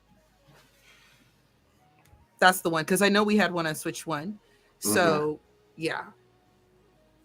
I That's a know game, too, with DLSS isn't uncapped. magic. It doesn't stop the fact that 10th gen still starts this week, honey. I'm sorry. Exactly. Yup. Nintendo's the market Face leader the at the moment. facts. These are facts we're speaking, not emotions, not feelings. Facts. My emotions will say that Zelda is the best game series of all times. That's not a fact. Ooh, there we go. Yeah, I That's will my say, Mass Effect Legendary Edition, the That trilogy. Yes. I think that's like a perfect candidate for EA to bring that over. If you look Yep. historically, we had Mass Effect 3 on Wii U, but Mass Effect Trilogy Legendary one that came out to take advantage of the PS4 Pro. If you guys Mhm. remember, it was for that. And the HDR was like a big feature. These games, I think, would absolutely thrive on Switch 2. And also, it sold pretty poorly. It didn't meet expectations at all. In fact, I picked up a handful of the games at Walmart in person for $5 each. Okay. I'm just like, I mean, I can buy these for giveaways at some Yeah. point. You know, why not, right? But as we all know, if you guys have played those games, they're worth significantly more. They're amazing games. So that's another one. Again, I think we'll see a lot of these huge open world games come over to Switch too, because they're just Yeah. they're very good candidates in the way that cozy games blew up on Switch. Mhm. Yeah. I think they can thrive in a similar manner because these are games that you can just live in and explore Yeah. all day. Yep. And, Now and the they- only they game couldn't do it on Switch 1 really. Exactly. Now, the only game I've ever given pushback on from Microsoft is Forza. The only reason why I give pushback Oh. on Forza is solely based off of controls. If you've ever played, whether it was Motorsport or Horizon, the analog triggers really make a difference. They do. So unless they decide to go and reconfigure that game for the digital triggers, that's the only one I'm like, maybe it won't happen. But I'm okay with being wrong. I stand on being wrong. If it comes over, then fine, and they figure out how to fix it to where, you know, as soon as you press the trigger, you're not just burning out wheel spinning. Then yeah, that works out fine. How did I they agree with do? you on How did they do Need for Speed for Wii U? Shoosh. That Good question. the way so when you did Need for Speed, even though yes, the other consoles had the analog triggers, it didn't really make a difference.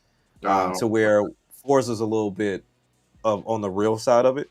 So let's say, for example, if I have a vehicle and I go and I just smash the trigger, I'm gonna burn out for a while and then I'll take off. Right. To where with Need for Speed, I can do that if I want to, and it'll just take off. It's no big deal.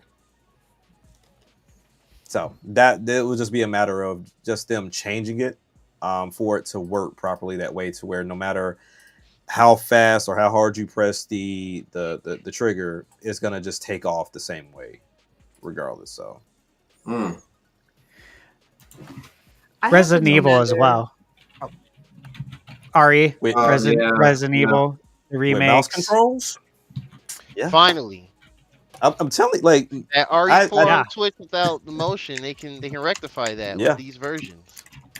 I never thought in a million years I would be this hyped for mouse controls. Like, it's Neither did I. that has Neither been did my I heard of it. whole It point. was like a revelation. I was just like, oh, and I literally picked up my Joy-Con just on my desk, like, Yeah. oh, Yeah. But Light it's bulb. also the combination as well of when you think about game chat if you choose to go the camera route.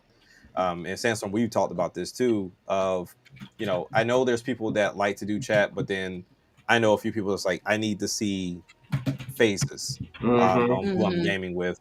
But then at the same time too, it's something that's very small, and I go through it every time with my kids when I play multiplayer games. Dad, who is who? I was like, well, we just picked the character, so aren't you this person? No, I'm that person. Like, damn it! Like, so if you have the camera, so now if we have the camera, and if it's similar to how they're doing with Mario Party, to where you have like the little bubble with your face up here, then Yeah. fantastic. Solves like that problem that. for me. Yeah, I think that's Brilliant. pretty That's- cool. Yeah, it's just like the Mario Kart arcade game. Yeah. Yeah. I I forgot saw all that. I about was that. like, oh, good, they're doing it. Perfect. I think I have a third one or another one. Okay. Okay. So maybe so Has I a don't camera have a built third in one, on it. actually. These games are, I think they're available on Switch One. But I became a fan of visual novels. Mm. I already Same. like to read. Yep. And if Boomini was still here, she'd already spoil what I'm going to talk about. But a gem of a game that I found it was already, I think, on PlayStation 4. It's called Crimson Spires. It's by Woodsy. It's by Woodsy Studios, and they have a lot of other visual novels like that. And I couldn't put my Switch down. And I'm the same way with a book. If once I'm into it, I'm locked in. I have to carry the book everywhere. And this one, I carry my Switch everywhere. But here's what I noticed: my Switch got so hot running that game. Oh, wow. My Switch don't get hot until it's a few hours of Splatoon, maybe. Right. And also, I don't play handheld often. But it's a visual novel. I don't need a whole lot of graphics or anything like that. But because of the engine that they used and everything, it ran hot. So I've been tweeting Woodsy, because they're also from my hometown in St. Louis, Missouri. I've been tweeting them like, when's we getting a Crimson Spires 2? Can you make one? Can you add DLC or something? Put it on Switch 2? They have not answered me back, and that's okay. But I'm hoping they will. They're a smaller studio as well, and so I'm hoping they'll do more games, and I'm hoping that the games that were on Switch 1 will run better on Switch 2. And that game was a trip, but it was good. So I have high hopes for games like that run on those engines. So I don't think your system's going to be running hot like it used to. Okay. Ghost Dash, I know you got 20 more. I do have a few more. I'll rattle them off just real quick. All of the PS4 era Assassin's Creed games. Oh, yeah. All of them. Yep. They Wow, all got that's a lot. reworked for PS5 to run at 60 FPS. Very quietly. Ubisoft has released patches for these. So games like Syndicate runs at 60 FPS now. Origins, Odyssey, Valhalla, Mirage, Shadows. Expect all of them. And as we know, Shadows was recently rated by Peggy for Switch 2, so we already know that's coming. Nice. What else? Diablo 4. Yeah.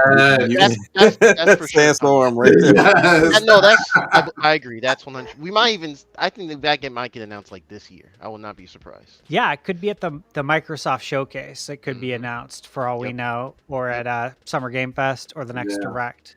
But that one makes a lot of sense. Doom. Yeah. I do think Dragon Age comes over because it did not meet sales goals, and Oh, absolutely. Right. they got to get that as well, probably yeah. moving. What else? Oh, here's a dream collaboration that I'm trying to put out there. I'm trying to speak it into Manifest existence. it. Yes. Yeah, that's how we make things happen. Flight Simulator, X Pilot Wings.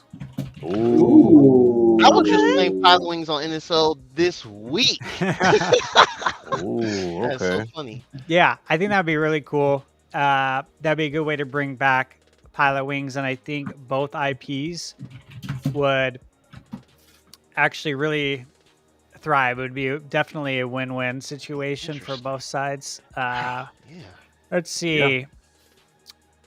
Kingdom Heart native releases, not the Yeah, they cloud. need to fix Yes. They need to do that Duh. because that was dirty. Thank you. Super dirty. That was wrong. They're like, hey, Swords and Smash, but also these other games are cloud. Huh? Come back. Why are they cloud versions only? Yeah, can't But have that. but they owe it. Wait a minute. Kingdom Hearts is Square, right?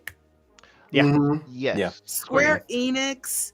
Y'all, did y'all read some of those interviews right after Switch 2 came out? Square Enix can't wait to put all their stuff on Switch 2. Yep. Oh yeah. Oh yeah. They are Yeah. drooling. They're They can ready. start there. Toon Kingdom Blade. Hearts will Record be coming. sales. Yeah.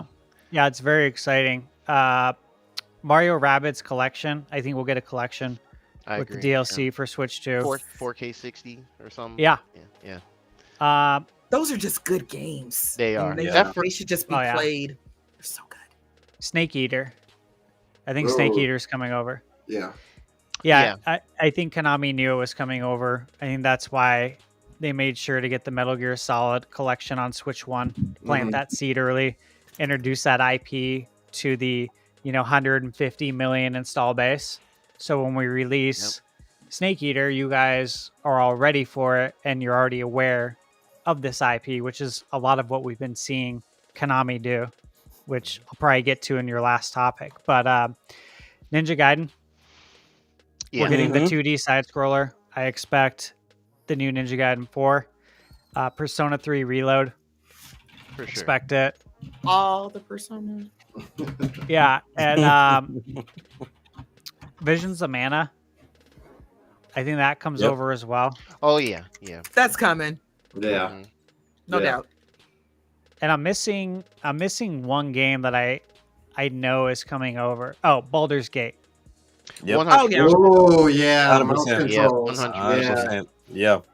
Yeah, those are all games that I think are very, very much coming over. I think Sea of Thieves comes over, Starfield, and that comes over as well. A lot of stuff from Microsoft. A lot. Kinda got a Microsoft and Nintendo been doing the hanky panky for how many years now? Right. Yeah, really. Right. It's like for a good minute. Yeah. It's like they come over their house and then the lights turn off and then they leave the next morning. And you're like, what happened over there? That's exactly what happened. For- Nintendo and Xbox just come out, honey. It's all right. We know y'all like each other. Hopefully we see them, the next showcase for sure. Like just all right. Here's the slate. It's all coming. These dates. Yeah. I Yeah. said Halo, right? Halo Master Chief Collection.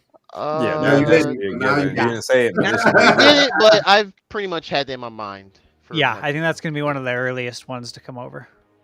God, it's gonna be amazing. I know. That's one of those special ones, right? That's Like, gonna be. it reminds me of big when deal. Sonic came to GameCube. Yeah. Yeah. Like, it was yup. a monumental moment, and it was like, wow, like this is crazy. It kind of you know? surreal. Like they used to butt heads, and now it's just like, yeah, all right, Adventure 2 Battle, Adventure DX, Yeah, all the it, collections. it Yeah. would have a lot of meaning, that release, for sure. Mm-hmm.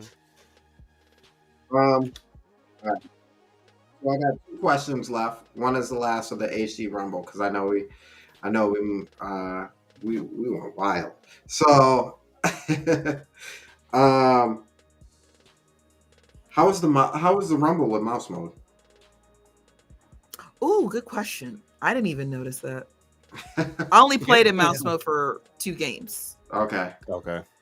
For me, the Ancient Civ, which I like I said, not my jam, and Metroid Prime 4. But remember, y'all, I was gushing over the music. I was not. Oh, it's beautiful. I thought it was a game changer, honestly. The HD Rumble on Metroid Prime was amazing. And again, it was just like another reason to want to play it in mouse mode, not just for the precise control over the arm cannon, but the HD Rumble just felt perfect. And there's been some discussion about mouses in the past, Yeah. mice that have rumble in it, and Yeah. I think there Yeah. has been a couple of games in history. I think one of them came packed in with a mouse that had rumble, but outside of that, speaking strictly to, let's say, consoles, Mm-hmm. this is new territory Yeah. Yeah. to have a mouse and for it to have rumble. Obviously, we've had mouse attachments, but none with rumble, and it's different, man. Like, it's a big deal. It really is. Yeah. People are gonna love it. Yes, that's what. So yeah, it was very good, and like charging the arm cannon was something I kept doing over and over again. And people were commenting on it in my video. They're like, "Why do you keep doing that?" I'm like, "Because it's really cool, man. Like, I'm testing out the HD rumble, and it feels awesome." So, yeah. So that's something to look forward to. It legit is a selling point that I feel like is not being talked about enough. Yeah. Yeah, for sure. Which is I great. agree. That just means there's already so many selling points, probably. So Yeah. this is a good thing. Yeah. Yeah. That's funny you say that because I would be the same way. Like, just keep it charged the whole time. Like, just shoot something and keep moving. No, yeet, yeet, yeet, just in case. Yeah, it is really cool. Okay, so my final question actually is along Metroid Prime 4 because if I remember correctly, it's the only game that we really, well, one of the few games that we really don't have a release date for. Yeah. Did that version of Metroid Prime feel like it was like the final, like you were actually, they slotted in the game for you and you feel like you were actually playing the final version of the game? That's definitely the final version. It is Okay. It's gonna give other games that try to be similar a run for their money. But I apologize I didn't notice any of the rumble because I'm telling y'all the music, I was locked in. I was looking at stuff. I didn't even make it to the boss. I didn't care. I was just looking at stuff and I was randomly shooting and I'm asking questions. That's a great thing about Metroid Prime. They're really despite situations putting you there, they're really like atmospheric and immersive. And once you kind of get into scanning your entire environment and the environmental storytelling, it's top-notch stuff. It is. I think it's because I also, like I said, with the mouse and turning it and unturning it, that's kind of what was throwing me off a bit because that's just not how I play games. But God, man, please Nintendo, just give us the big blowout trailer so we can really gush over this. Because I don't think I can. I don't think the trailer that we already have does it justice, and me and Stash just telling you guys about it does not do it justice. Yeah. And I say this as somebody who's never played a Metroid game. I think it's the final version though too. Mm-hmm. I do. I think Nintendo's just They're done. strategically. Yeah. Yeah. I work on the next game, like production or something. They are. Yeah. And again, I think it's all just a big strategy on what they're going to do, how they're going to do it when it comes to Prime 2, 3, and 4, and how they're going to bridge that gap. I think it really just comes down to that. I think the game's ready to roll. Yeah. It could be just working on Prime 2 and 3 for, you know what? Yeah. Yeah. Well, you guys know that book's coming out June 24th. I have it pre-ordered as well. That's why I kept looking at that date. I was looking at that date like, what does that date mean? Why else? Yeah, why else would you release a brand new book for Metroid Prime 1, 2, and 3 games again that came out 21 and 18 years ago? Like, why would you release that? Yeah. Unless you had something more to talk about? Mm-hmm. Because otherwise, the young kids don't know what this is. Right. Yeah. Because this was 20 years ago. So I think there's something more to it for sure. Okay. I like low-key think that, like I said, we're going to get the big blowout, and then I wouldn't even be surprised if not long after, or in the same even direct. Hey, by the way, we got Metroid Prime 2 and 3 as well in HD coming, blah, blah, blah. Because, there's still that rumor that it's 2 and 3 weren't remade the same way as 1 was. Yeah. Which is so weird. Yeah. Which is very weird. The full story behind that is interesting. It's like basically embedded in a one forum post from like, I think right before Prime Remaster came out, I guess 2 years ago roughly. And yeah, based on that story, they're not working on Prime 2 and 3, but it's especially y'all's impressions on everything from the Switch 2 experience. I would not be surprised if they've just got it spaced out enough. Prime 4 for both Switch and Switch 2 are done. They're probably in-house working on the Prime 2 and 3 for Switch 2 now. I would not be surprised if that's the case now. They also have already bought a studio to handle a lot of their ports. That's or right. handle They bought third-party Shiver. ports. Yep. Yeah. Shiver. Thank you. Yep. Shiver, Yeah, because yeah. when I saw that, I was like, oh, they really like that Hogwarts Legacy and no, Mortal Kombat 1. They must Yeah. really like those ports on Switch. You know, Now, I have Go one Stash. other thing that I thought about. Actually, I forgot to mention this on the Nintendo Byte, but something I thought about. If you look at the Nintendo Direct where they flash the games that are coming to GameCube, mhm. where's Prime 1 and 2? Yep. Yeah, they're not wasn't there. Yeah, that's You true. You couldn't show one of them. Yeah, that's true. We got You know Prime they 4 would coming. play. You'd Yeah. think you'd tell people like, hey, these games are on the way, Prime 1 and 2, but you didn't. I think there's a reason why. Like, Yeah. I really believe that was, again, strategic by Nintendo to not show those because that's not the form they're coming in. Yeah. So I have well, maybe it's not a conspiracy theory, but I haven't looked it up or anything. So I feel like Switch 2 was supposed to be released last year. Mm-hmm. Mm-hmm. Again, too. this is a conspiracy theory. I can see And it. And I think Metroid was going to be the big one last year. Yeah. Yeah. Because when we see, because I know I talk about it all the time, I don't care about frame rate, blah, blah, blah, blah, mainly because I don't notice it. I can't see it. But I played Echoes of Wisdom. You can see it. And I said this was supposed to be a Switch. I This said the was same supposed thing to, too. This was Yeah. supposed to be the Zelda game. Like, this will tie you over until we give you something, a big Yeah. Zelda, blah, blah, blah. That's what's supposed to happen. So in saying all that, I think the original plan for Metroid was to do, this is everything Metroid. Everybody has to buy Metroid. And then we're going to slowly trickle out 2 and 3 and things like that. Mhm. So that's kind of why I think that Metroid's being handled the way it's being handled. But I think they really, in that the last direct before this the Switch 2 was announced, I felt like that was Nintendo saying, okay, here, stop asking us, fine. Okay, we did it. We said we're doing the game, okay? We're not ready to show you this. Right. So I think it kind of has a lot of that to deal with. So I'm holding out hope for either Summer Game Fest or the next direct for Metroid to kind of take over. I'm actually excited for it because then we'll have the system in our hands, Yeah. and then Yeah. Nintendo can push it more, and then people will definitely probably want to buy it. Yeah. So That's all. speaking of releases, I think we've been going back and forth on this, and I've seen a few channels trying to slot these games we don't have dates for. Yeah.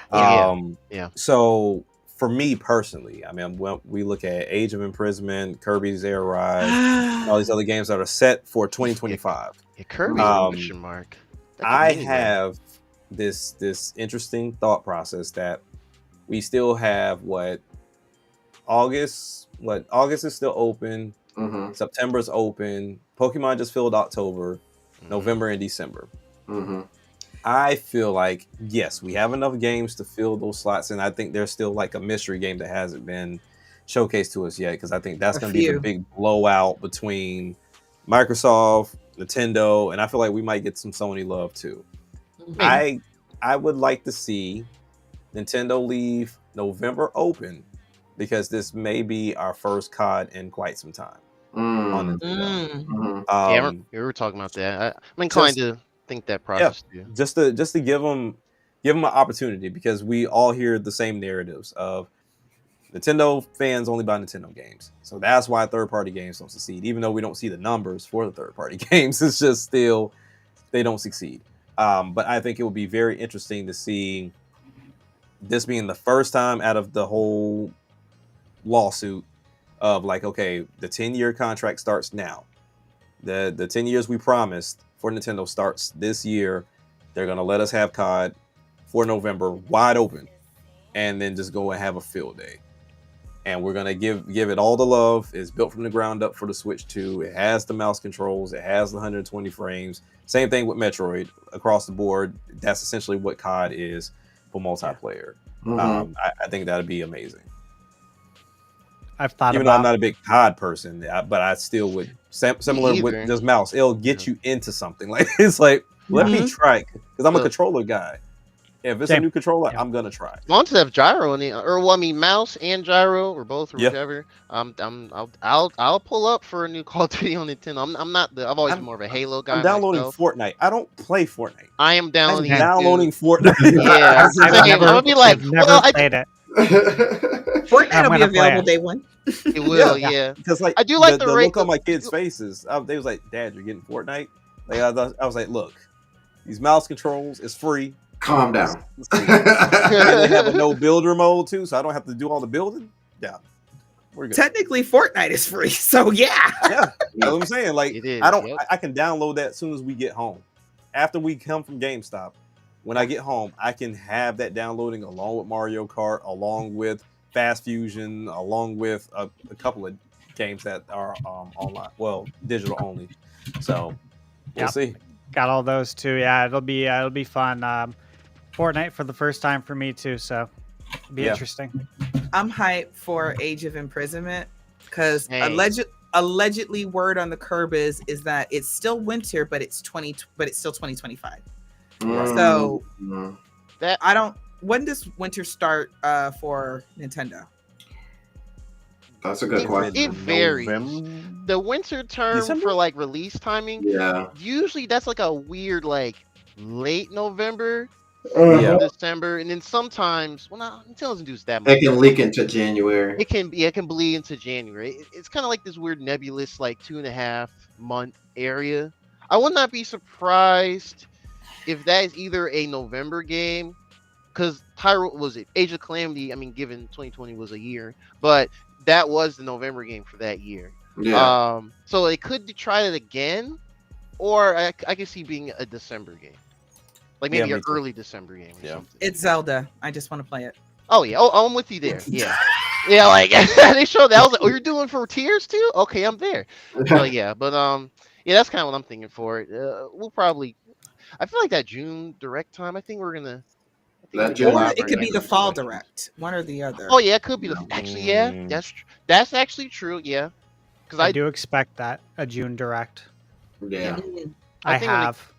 Yeah. Unless they do the E3 thing that they used to do, where they'll do the direct like at Summer Game Fest. Right. Yeah. That would be. Because that's what E3 basically was for them. They just Yeah. showed a really nice big Yeah. old direct. Yep. E3 Yeah. direct. Yep. And Xbox is going on Sunday. And right. I'm just And waiting. traditionally it That's was Xbox Sunday, Nintendo Yeah. on Monday. on Monday. Yeah. Dude, Yep. Yep. Ouch. That's quick? gonna be interesting. Monday or Tuesday. That And- or yeah. Xbox Why? might have Because- to go first too, Yeah. because they might have some announcements to make right for Nintendo. Yeah. Yep. So yeah, it's gonna be really So gonna be a crazy basically, month. Yeah. Summerfest Game Fest is basically going to be a Nintendo partner showcase. Yeah, It might be. I mean, their logo's on the little image now. It is now officially NintenCon. Yeah, I know Jeff is Yeah. over there like, yes, finally getting Nintendo to their show. I think it pretty much is. I really do, because they have not been able to show anything. Mhm. That's true. Yeah. Yeah. Yeah. You also got to factor in like Final Fantasy VII. That is a Oh, 2025 day. Right. They need Elden to get Ring as that well. out. Hey. Elden So Ring they as can well. get Rebirth out. Yeah. Elden Ring. They're Yeah. coming. There's a lot. There's a lot coming. feels so crowded. It Yo! feels so For crowded. one a lot system, though. happening. That's what's A lot wild. happening. One system. Y'all want to hear something wild? Sure. What's that? Sure. Joycey's never played a Final Fantasy game either. Like, Wow. What? Well, technically, I haven't But- either because the only one I played is 16. So you know. I even want to go back and get the old games. Like I'm like, wow. You should get the Pixel remaster. Yeah, the I, pixel remaster. It's all It's in about my- getting. It's on my yeah. list on Amazon. Very Uh, good. I had 6 on my wish list for the longest time. It's Or so I good. Because still do, one of them yeah. is coming to Switch 2. Is it the new one? Yeah, Or Final the- Fantasy Yeah. VII remake, Rebirth is confirmed. We're That's getting what the it was. we're getting the trilogy. It's going to be Trilogy, 3. yep. That's pretty. I legit. played 7 remake and I played Rebirth. I beat them both. Absolutely amazing. It's coming from someone who played Final Fantasy VII back in the day on PlayStation. This is why I've said it so many times when it comes to the Ocarina of Time remake. I Mhm. want Nintendo to give it the Final Fantasy VII remake treatment. Yeah, Mhm. If you do, yeah. it's gonna be insane. How do Real, you feel about that though? Because I feel like that changes the soul of the game. No, because here's the thing. Square Enix changed some of the story. Mhm. I have no beef with it. I think it's actually good and makes sense. But outside of that, they've really just added to the game. They're not Okay. taking anything away, which is what I want. Okay. I want keep everything we have and then just add a ton more, right? Mhm. So if you do that, that would be fantastic. I know she's reacting to. Oh, I'm not sure which chat that's happening in. But I was gonna post some, but I feel like I'm on the outside looking in. you can see it here in the restream chat. Yeah. yeah. Just go outside more. But anyway, continue. I'm sorry. He really Make made sure that you're comment? getting your vitamin D outside, children. I've seen Make two sure you people touch play track. I've seen 2 people play Mortal Kombat 11 with single Joy-Con on a plane. You gotta go outside more. That's all. Yeah, I right. saw people at Disney in line with their Switch. You gotta be outside with the people. Come Be outside. outside. You gotta be outside. Not in your backyard. The You one can thing put I on a have to mask. test It's fine. Just come outside. Yeah, The one true. thing I have Yes. to test out, which I plan to do some not live streaming, but I'm going to do a lot of recording of games that I plan to pick up at midnight. But one thing I want to test out, I have a what is it called? The virtual XR glasses. Oh yeah. They Oh work. yeah. So I have where it works great with my Switch. I want to see how that functions with the Switch 2, if it works, because I know they're already advertising it for a lot of the other glasses, whether it's like the Rokid glasses or whatever. I want to see how that looks and how that functions with the Switch 2. That would be interesting. I don't know what the specs are on it. I haven't looked in a while. Is it 120 hertz? Yeah. I thought it was So- too. Sweet. So now the one I have, I still had to get the I don't even know what you call it, but it was like an extra piece you had to buy. Now Yeah, they have a new version that's not required anymore. Okay, So I remember that. I would like to get those because really I don't use it currently because I made a mistake and missed one number on my prescription when they sent it to me. So when I was playing it, I was like, why is my head hurting? My right eye was blurry because the prescription was off. So I was like, so now I kind of have to go and get it readjusted. But Damn. I would love to upgrade and see that because I've been trying to find a way to do it through my Quest 3. There's a way to do it through a capture card, but it's just too much connection to one device. Yeah. But yeah, I would love to see if the Switch 2 still allows for that to work or if you have to buy a new accessory. Yeah, I'd be interested to hear how Yeah. that is. So I'll definitely try it out Thursday morning rather instead of Wednesday night. Man, I say all that to say I am excited about the system. Yes, Like, sir. Yeah. We are waking. Really, we have an hour, but when you wake up, you are in the week of the Switch 2. Yeah. and being here. Yeah. Woo. Enjoy your last relaxing weekend, guys. You got gaming to do. Yeah. I'm handling some business stuff this weekend anyway, so yeah. It's gonna be Yeah. nuts. Or like Wow. Stash already told us, clean your house, do the grocery shopping, get all your projects done, get all That's your work right. done, Yup. do everything. Yup. Free your mind, so you can actually enjoy it and not be playing video games and be thinking, "Oh my god, I have to do this." That's the worst thing. If you can get everything done that you can think of, Mhm. makes it a lot more enjoyable. Yeah. Oh yeah. You- Yeah, I when got you to were- do How you do my it? system transfer. So I got to do my backup. Oh, yeah. I'll probably do Do it that. the night of hmm for the before I go trade in my Switch. Mm. And then go ahead and get the rest of because I paid off my Switch 2 already. It's just the controller and Cyberpunk that's left. And then my wife is getting me the Joy-Con 2s for Father's Day. And she was like, well, can I pay for them now? And I was like, no, that's just one of those accessories that's just not available right now. Like, I don't know if they keep saying they'll be available day one, but I just have no idea.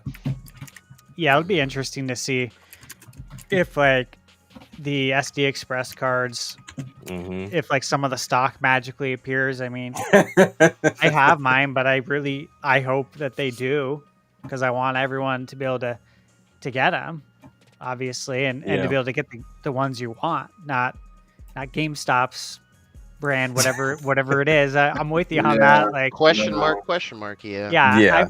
we've all experienced memory cards that, didn't treat us right. I've experienced corrupted data, going back to Yeah. the PS1, PS2 days, to where, once it happens, it's first party from there on out. Mm-hmm. Yeah. They get one chance when they mess up. That's You're done. Absolutely. it. Yep. Dumb question. As somebody who buys as much physical as possible, that's kind of how I survived Switch 1 on a budget, if you will. Surviving Switch Because I did have an SD card, but I didn't have to use all of it or all of my internal storage because I bought so much physical. So Mhm. if I went, since we're going to, well, I know we have game key cards, so that's the thing. But if I were to download a lot of my third party digital and my SD card goes kaput or corrupted or whatever, I could still re-download all that stuff anyway, right? Or Mhm. no? Yeah, Yes. you'll be able to. Yeah. You do have an NSO, right? NSO. Yeah. Yes. Make sure you have NSO. Yeah. You have the cloud backups. Yep. All of that. Okay. was- Yeah. And then just double check them, because I don't know why, but no matter what game I play, as soon as I go and start, it's like, hey, there's no backup. I'm like, then what are you doing? Like, you're supposed to be backing up my stuff for me. I shouldn't have to go and do this myself. But yeah, just double check it, because that's what I plan on doing too. Just double checking all my stuff is there. Mhm. Oh, real quick, Stash. I've been meaning to tell you for a few weeks now. Everything that you said, prepare for this and get all your work done and do all your projects. That's me the week before Big Zelda drops. Because and my family Oh yeah, knows, no doubt. my friends know, I will not be answering calls. If you dying, I'm sorry, call somebody else. I Mhm. cannot help you. I clean the house, we get the car clean, we make sure we do I do everything first. Because when That's Zelda funny. comes out, that phone go on do not disturb. Mhm. Yep. I See? am in Hyrule. We have like the same Mhm. system. Yeah.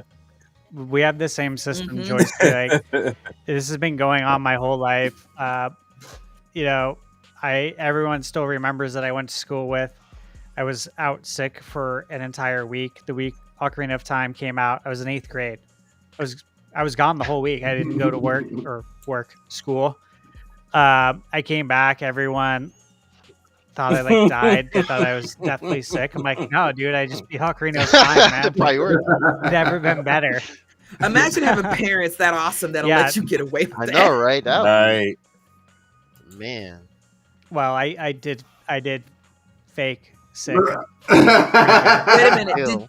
Yeah, I didn't, like, I'm not proud of it, but like I didn't get like the go ahead to do this. Like, my mom took the controller and hid it when she went to work, and then I went and found it, and I took like a mental snapshot of exactly how the wire was like wound up on the controller, because if I didn't put it back exactly that way, Yep. party's over. No, my mom would know, and I'm going to school the next day. So I was, that's- She's is forgiven what me it is. by now, I'm sure. Yeah, she knows. She knows now. Yeah, Warren. My Think mom, it's on the funny. other hand, I always said if I get good grades, if my grades are good enough, my mom, on the other hand, she find out about PTO. stuff from 1993, calling me. Did you say that, Mama? It was 1993. Oh yeah, dude.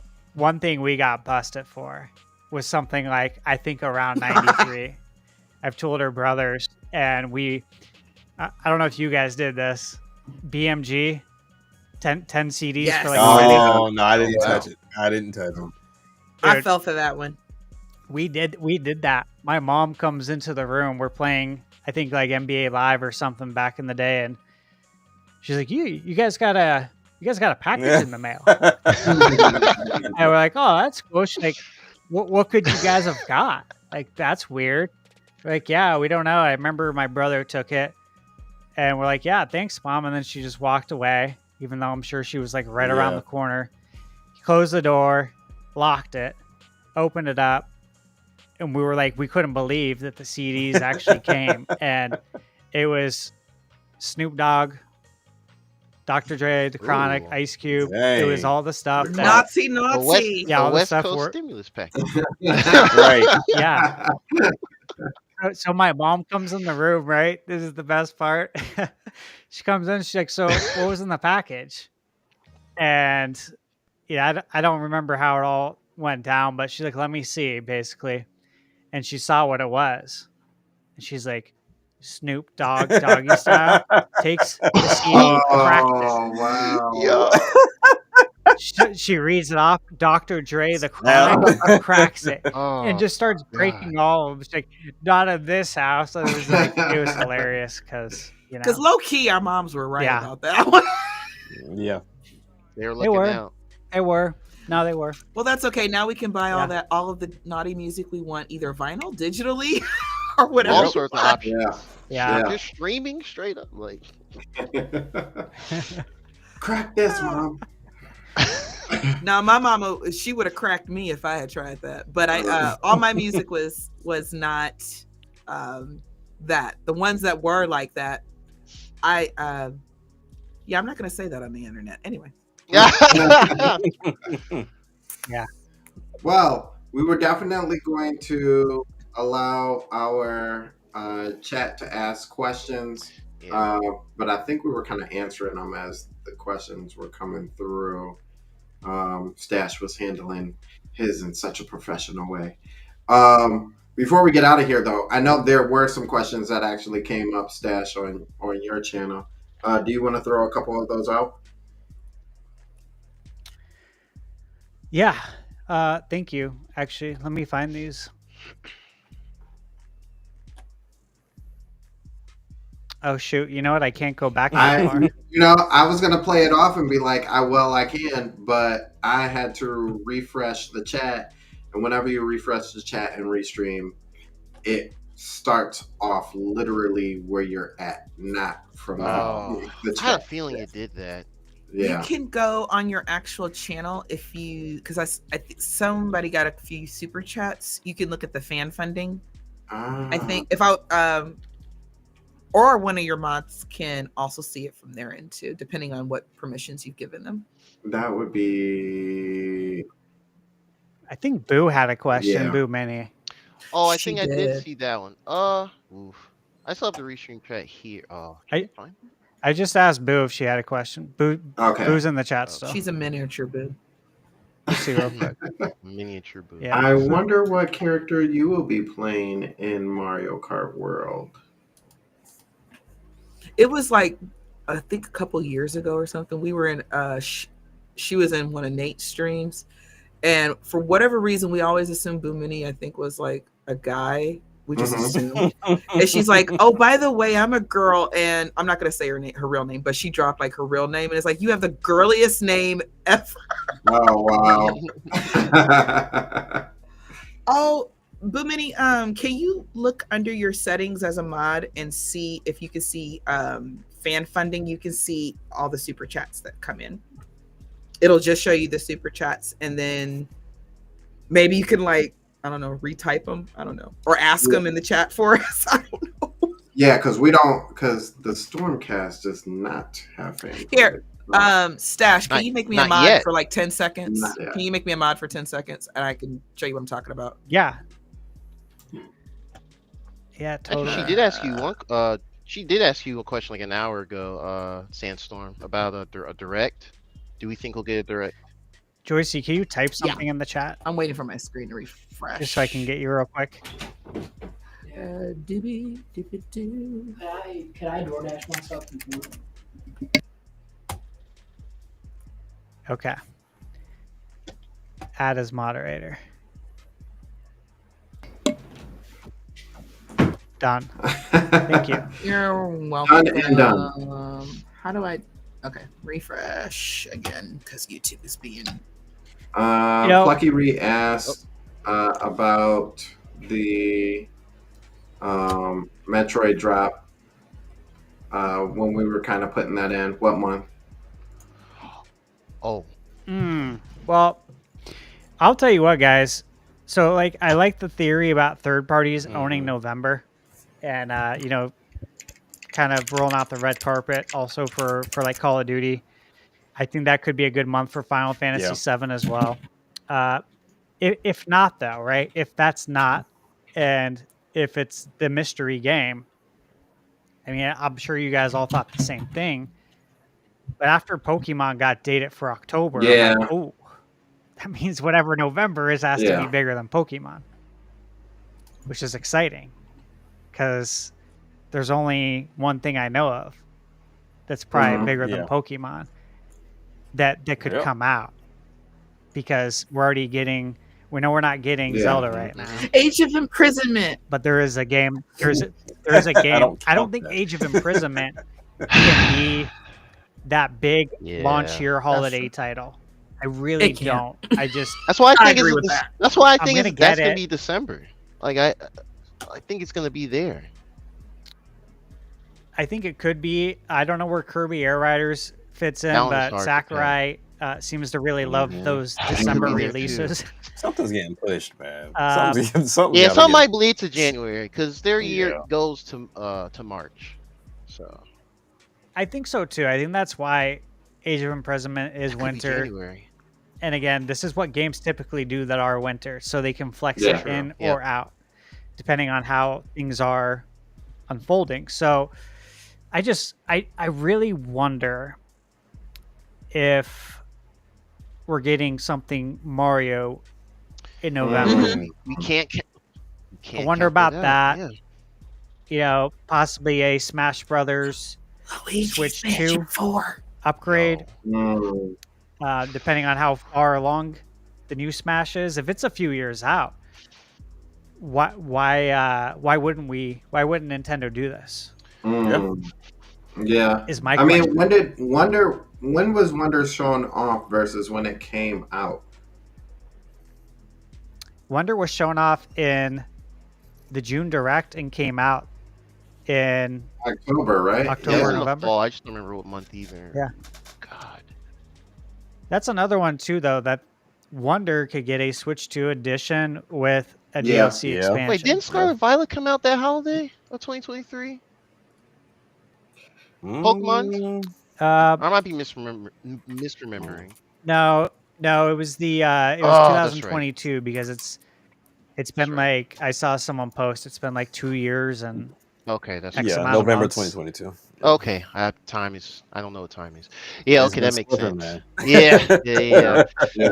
I don't remember if anything came after Super Mario Bros. Wonder.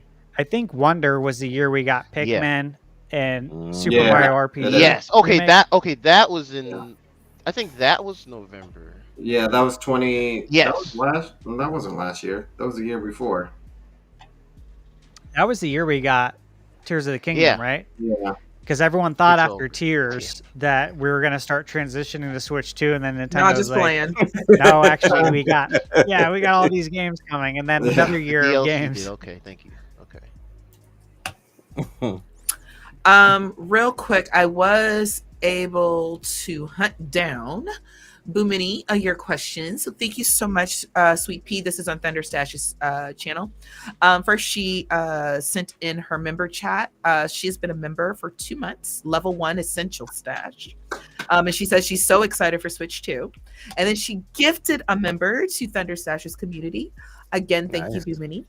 And her question, and then she sent a $5 super chat to ask. And she wanted to ask, she asked this probably because she knows Joycey's gonna rant. How are you all feeling about Nintendo making its way to digital only games? You want me to rant, or do you guys want to go? I mean, I can go. I'm not gonna rant. I will rant. I think I've mentioned it a few times too. Yeah, Nintendo making its way to digital games. At this point in time, I mean, they've stood firm and said that for the foreseeable future right now, they're going to be physical. We've seen Pokemon, Mario Kart World, and Donkey Kong Bonanza all established, like, hey, everything is on the card. Whenever that inevitable future pops up, I would imagine it's due to the fact that Nintendo's games have gotten bigger, which it's been generations. Like they're still sitting comfortable in the 20 to maybe 30 range, which is amazing. But when they get there, then I would imagine we're at a space to where everybody's kind of set with it and understood it. I don't know if they'll continue this cartridge route going forward. And if they do and they decide to start going with game key cards, I think that's better than just all digital in itself. But whenever they do, they'll be the last of the Mohicans to actually go all digital.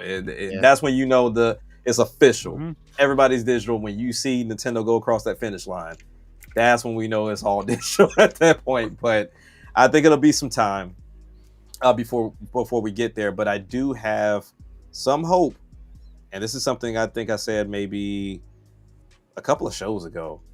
And we were having a conversation about where did we see these third-party developers as well as Microsoft, Sony, and Nintendo going as far as future of gaming was concerned. Mm-hmm. Now, I made a very bold statement in saying that Sony and Microsoft, along with these other third parties, need to get to a point of you may have to piss off your customers, but start dialing back on these games, whether it's to start dropping more AA games and give us one AAA a generation.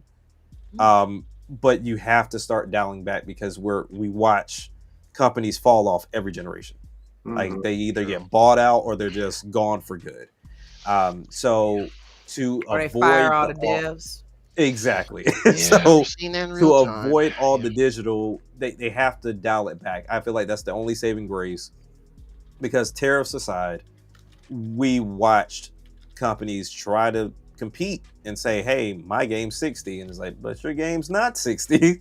And they showed you it's not 60. But I hope that we don't get full into digital. we've seen it from the movie side, we've seen it from the music side. Mm-hmm. There's no such thing as full digital at this point. You can still pick up a CD, you can still pick up a vinyl, you can still pick up Blu-rays, you can still pick up DVDs. They understand that it's still going to appeal to a good amount of people for them to go and produce. But Nintendo will be the last. So even then we could say, okay, everybody else is in digital, but if they do decide to go, it'll be a very cold day in gaming, and hopefully we're still gonna buy it. we still don't buy it. And there's a convenience factor there. It really is.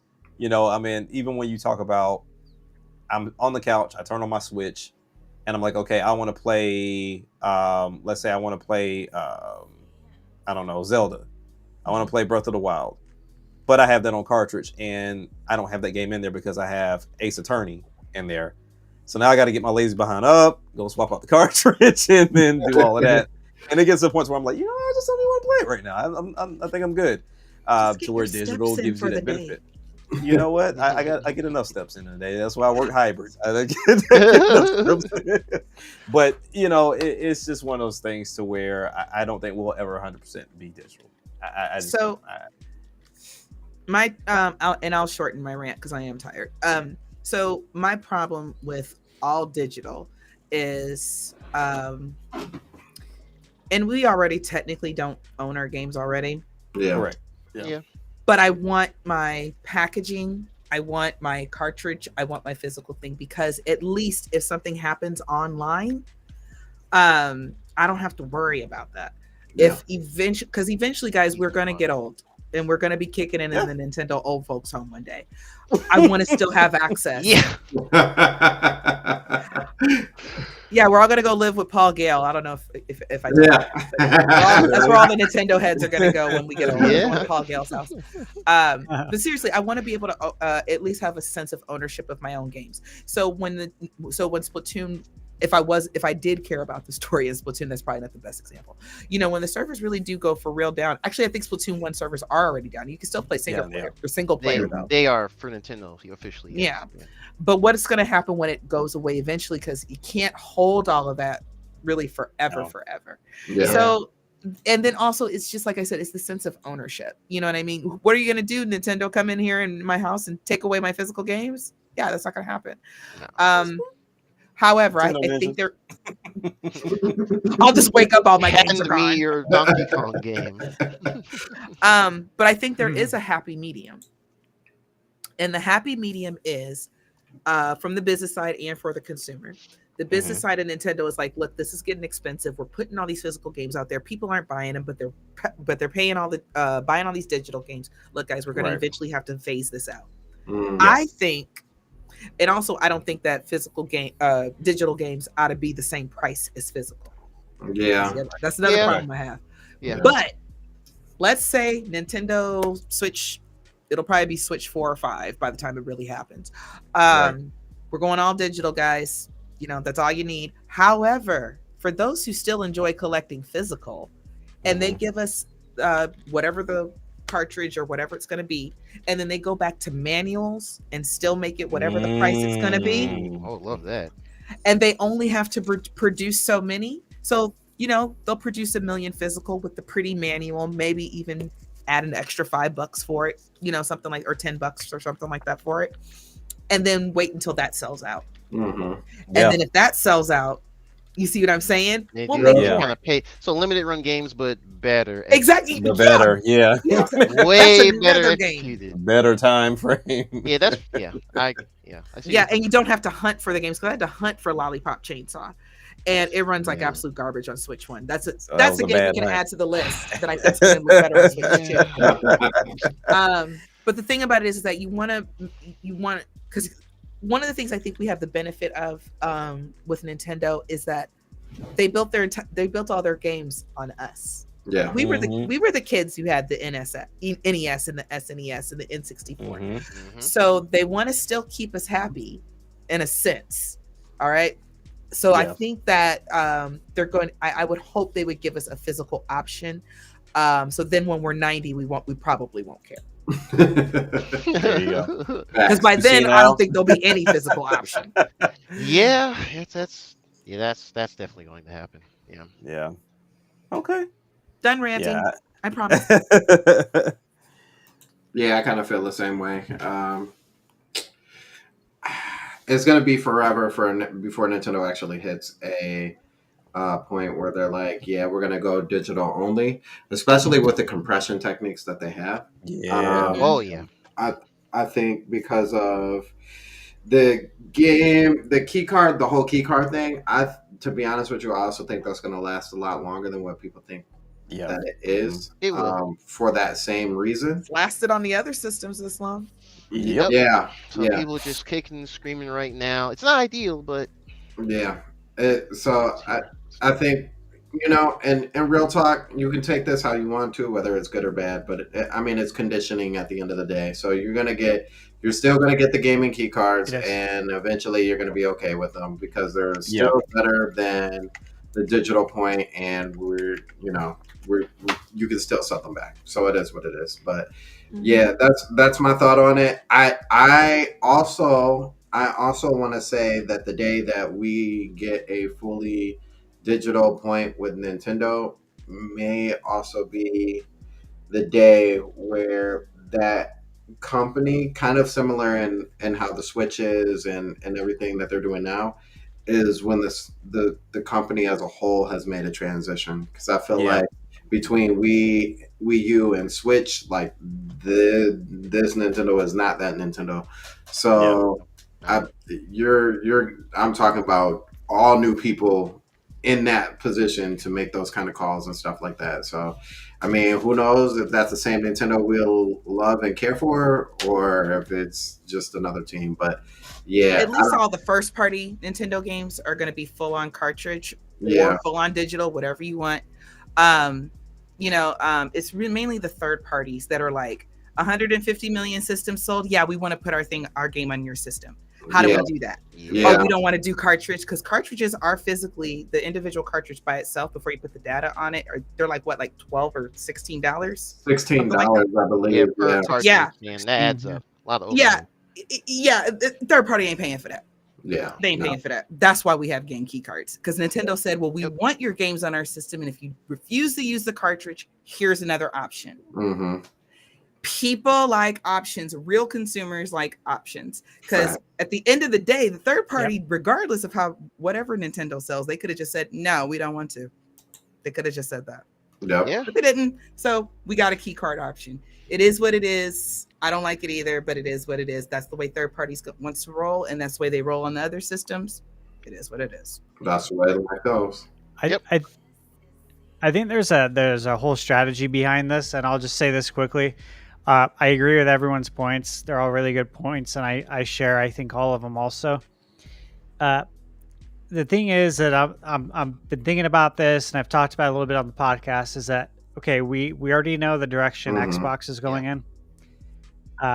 It not just from like a console and standpoint, but if you go to the store, if they have physical games, it's a very, very, very small section.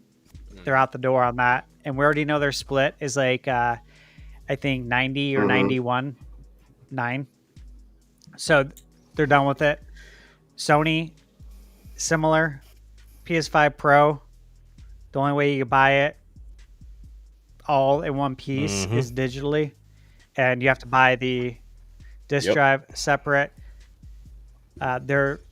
They're closer, I think, than a lot of people probably want them to be to getting out of it. So what happens when Microsoft and Sony's gone? You got the physical market to yourself, which means you have the retail storefront to yourself. Another reason for game key cards. And it is a huge reason, because you need that presence at the store, right? And as long as stores are still around, they are going to cut, especially when Nintendo's the only one doing it, they're going to cut Nintendo a deal. Because they need that foot traffic. And without that foot traffic, what are you going to do? They're going to lose money. So it makes more sense for them to sweeten the deal for Nintendo. And then Nintendo ends up doing pretty well. But it's very important for there to be some sort of retail video game presence. I think that would be really bad if all three were gone. But I've always said Nintendo's always going to be the last of the Mohicans. Word for word, I've always said the same thing. Okay. All right. With that being said, first off, Joycey, thank you so much, because I know she's leaving. Thank you so much for coming through. Thank you. Thank you guys for having me. I'll see you guys next week. We appreciate you. In the chat, in the chat. I'll see you next week. Right. Oh yeah, for sure. See ya. Later.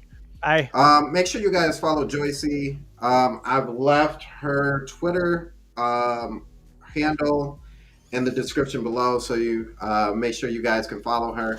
Before we get out of here, thank you so much again, Stash, for coming through. Can Pleasure. you please pimp fun. out? Well, we all know, but can you please pimp out your? Yeah. So you guys can find me on YouTube at Thunderstash Gaming, and I review games. I review new, indie, retro, PlayStation, Nintendo, everything, PC. I play all the video games. And of course, I have the Nintendo podcast, Nintendo Byte, every Wednesday at 6 p.m. Arizona time. I have tons of Switch 2 coverage on my channel. All the videos are in 4K 60 with HDR. So they're as good as they can look without being there in person. And I have a ton of Switch 2 coverage planned. I have a Switch 2 launch guide right now that just went up a few days ago. And then I will be doing impressions on a large majority of the games coming out. I'll be doing an unboxing. I have 2 boxes of accessories from accessory companies to go through when I do the unboxing. But really look forward to impressions going through all these games. There's a lot to go through. I think I'm going to be working probably 16 to 18 hour days. Yeah, just to be able to give good impressions. That way everyone knows, like, hey, what are the improvements here? Is it worth buying on Switch 2 if you already own it? Yada, yada, yada. All the important stuff without giving away any of the spoilers, of course. So look forward to that. That's it. Twitter, everything else, Thunderstash Gaming. Yeah. So So There we you also go. have Stash's both his YouTube and his Twitter handle in the description as well. Make sure you just subscribe to my boy. Yep. Got some great content. Got some I great I content. just Thank subscribed. you. My bad for never Yeah, knowing your I channel won't before steer. today. Thank you. I won't steer anyone the wrong way. I I literally got into reviewing games because I was sick of all the Mm. dishonesty I feel in the that. gaming space. That is what, yeah, it's what motivated me to do it. I don't come from this industry. I was in mortgage for 10 years, and then I was in the restaurant business for 10 years in corporate management. So I worked for about 20 years in corporate management and decided that I finally wanted to go do Right. what I want to do, Awesome. which was video Nice. games. So, Awesome. yeah, so I don't even have a background in this. I am not a journalist. I will never claim to be one. I'm just a gamer who speaks Nice. honestly about games. Yeah, we greatly appreciate it. Yeah, All right, Jack. thanks.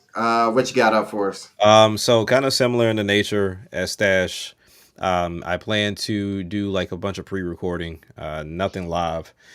Just kind of get pre-recording of the unboxing, showcasing the system transfer as well, because I know a lot of people are keeping their Switches.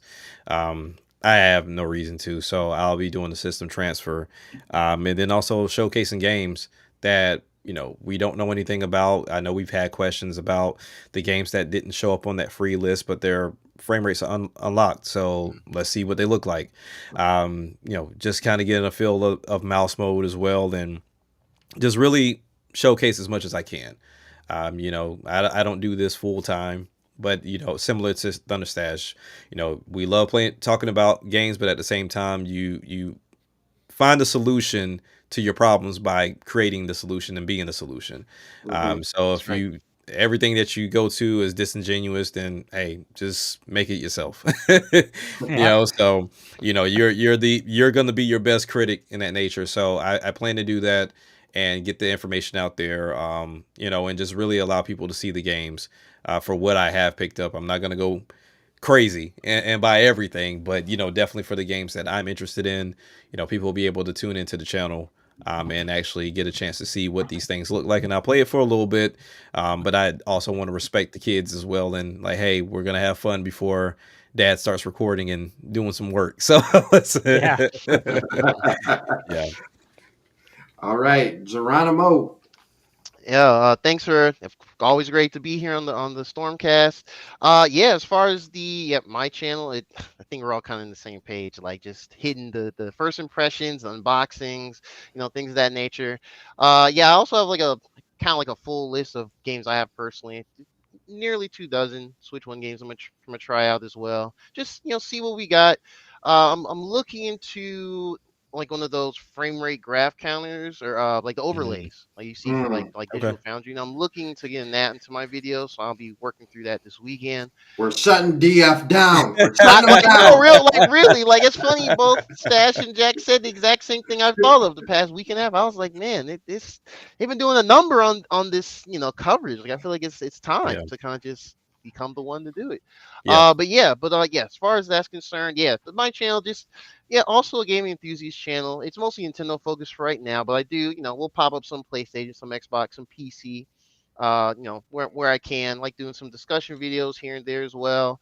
And as far as Switch 2 coverage, we're hitting the ground running with Mario Kart World. We're gonna have Fast Fusion, pretty much all the race games coming out. That Ridge Racer Arcade Archives one that's coming out. So just we're gonna be hitting the ground running and having some fun. Okay. Nice. So, make sure that you guys follow Jack and Geronimo as well. You guys saw Shadow Fox on here, legend in the game. Make sure that you guys follow him as he talks a lot on the tech side, very heavy on the tech side.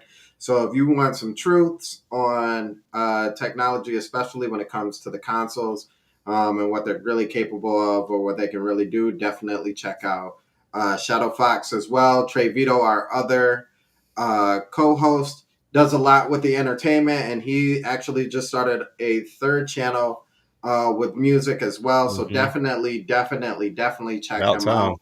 I know, right? We Having literally the just had uploads, I this was like, conversation. We literally just had this conversation. Yep. As well, we also have another channel known as New Nami, NOONAMI,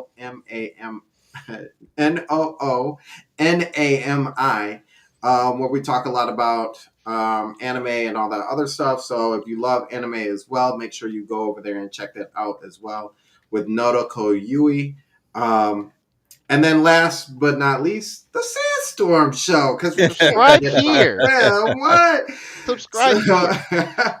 Make sure you subscribe here. We are live every Saturday at 7 o'clock. You can see me sneaking in and every now and then on Nintendo Prime Podcast. When I jump in and say some words.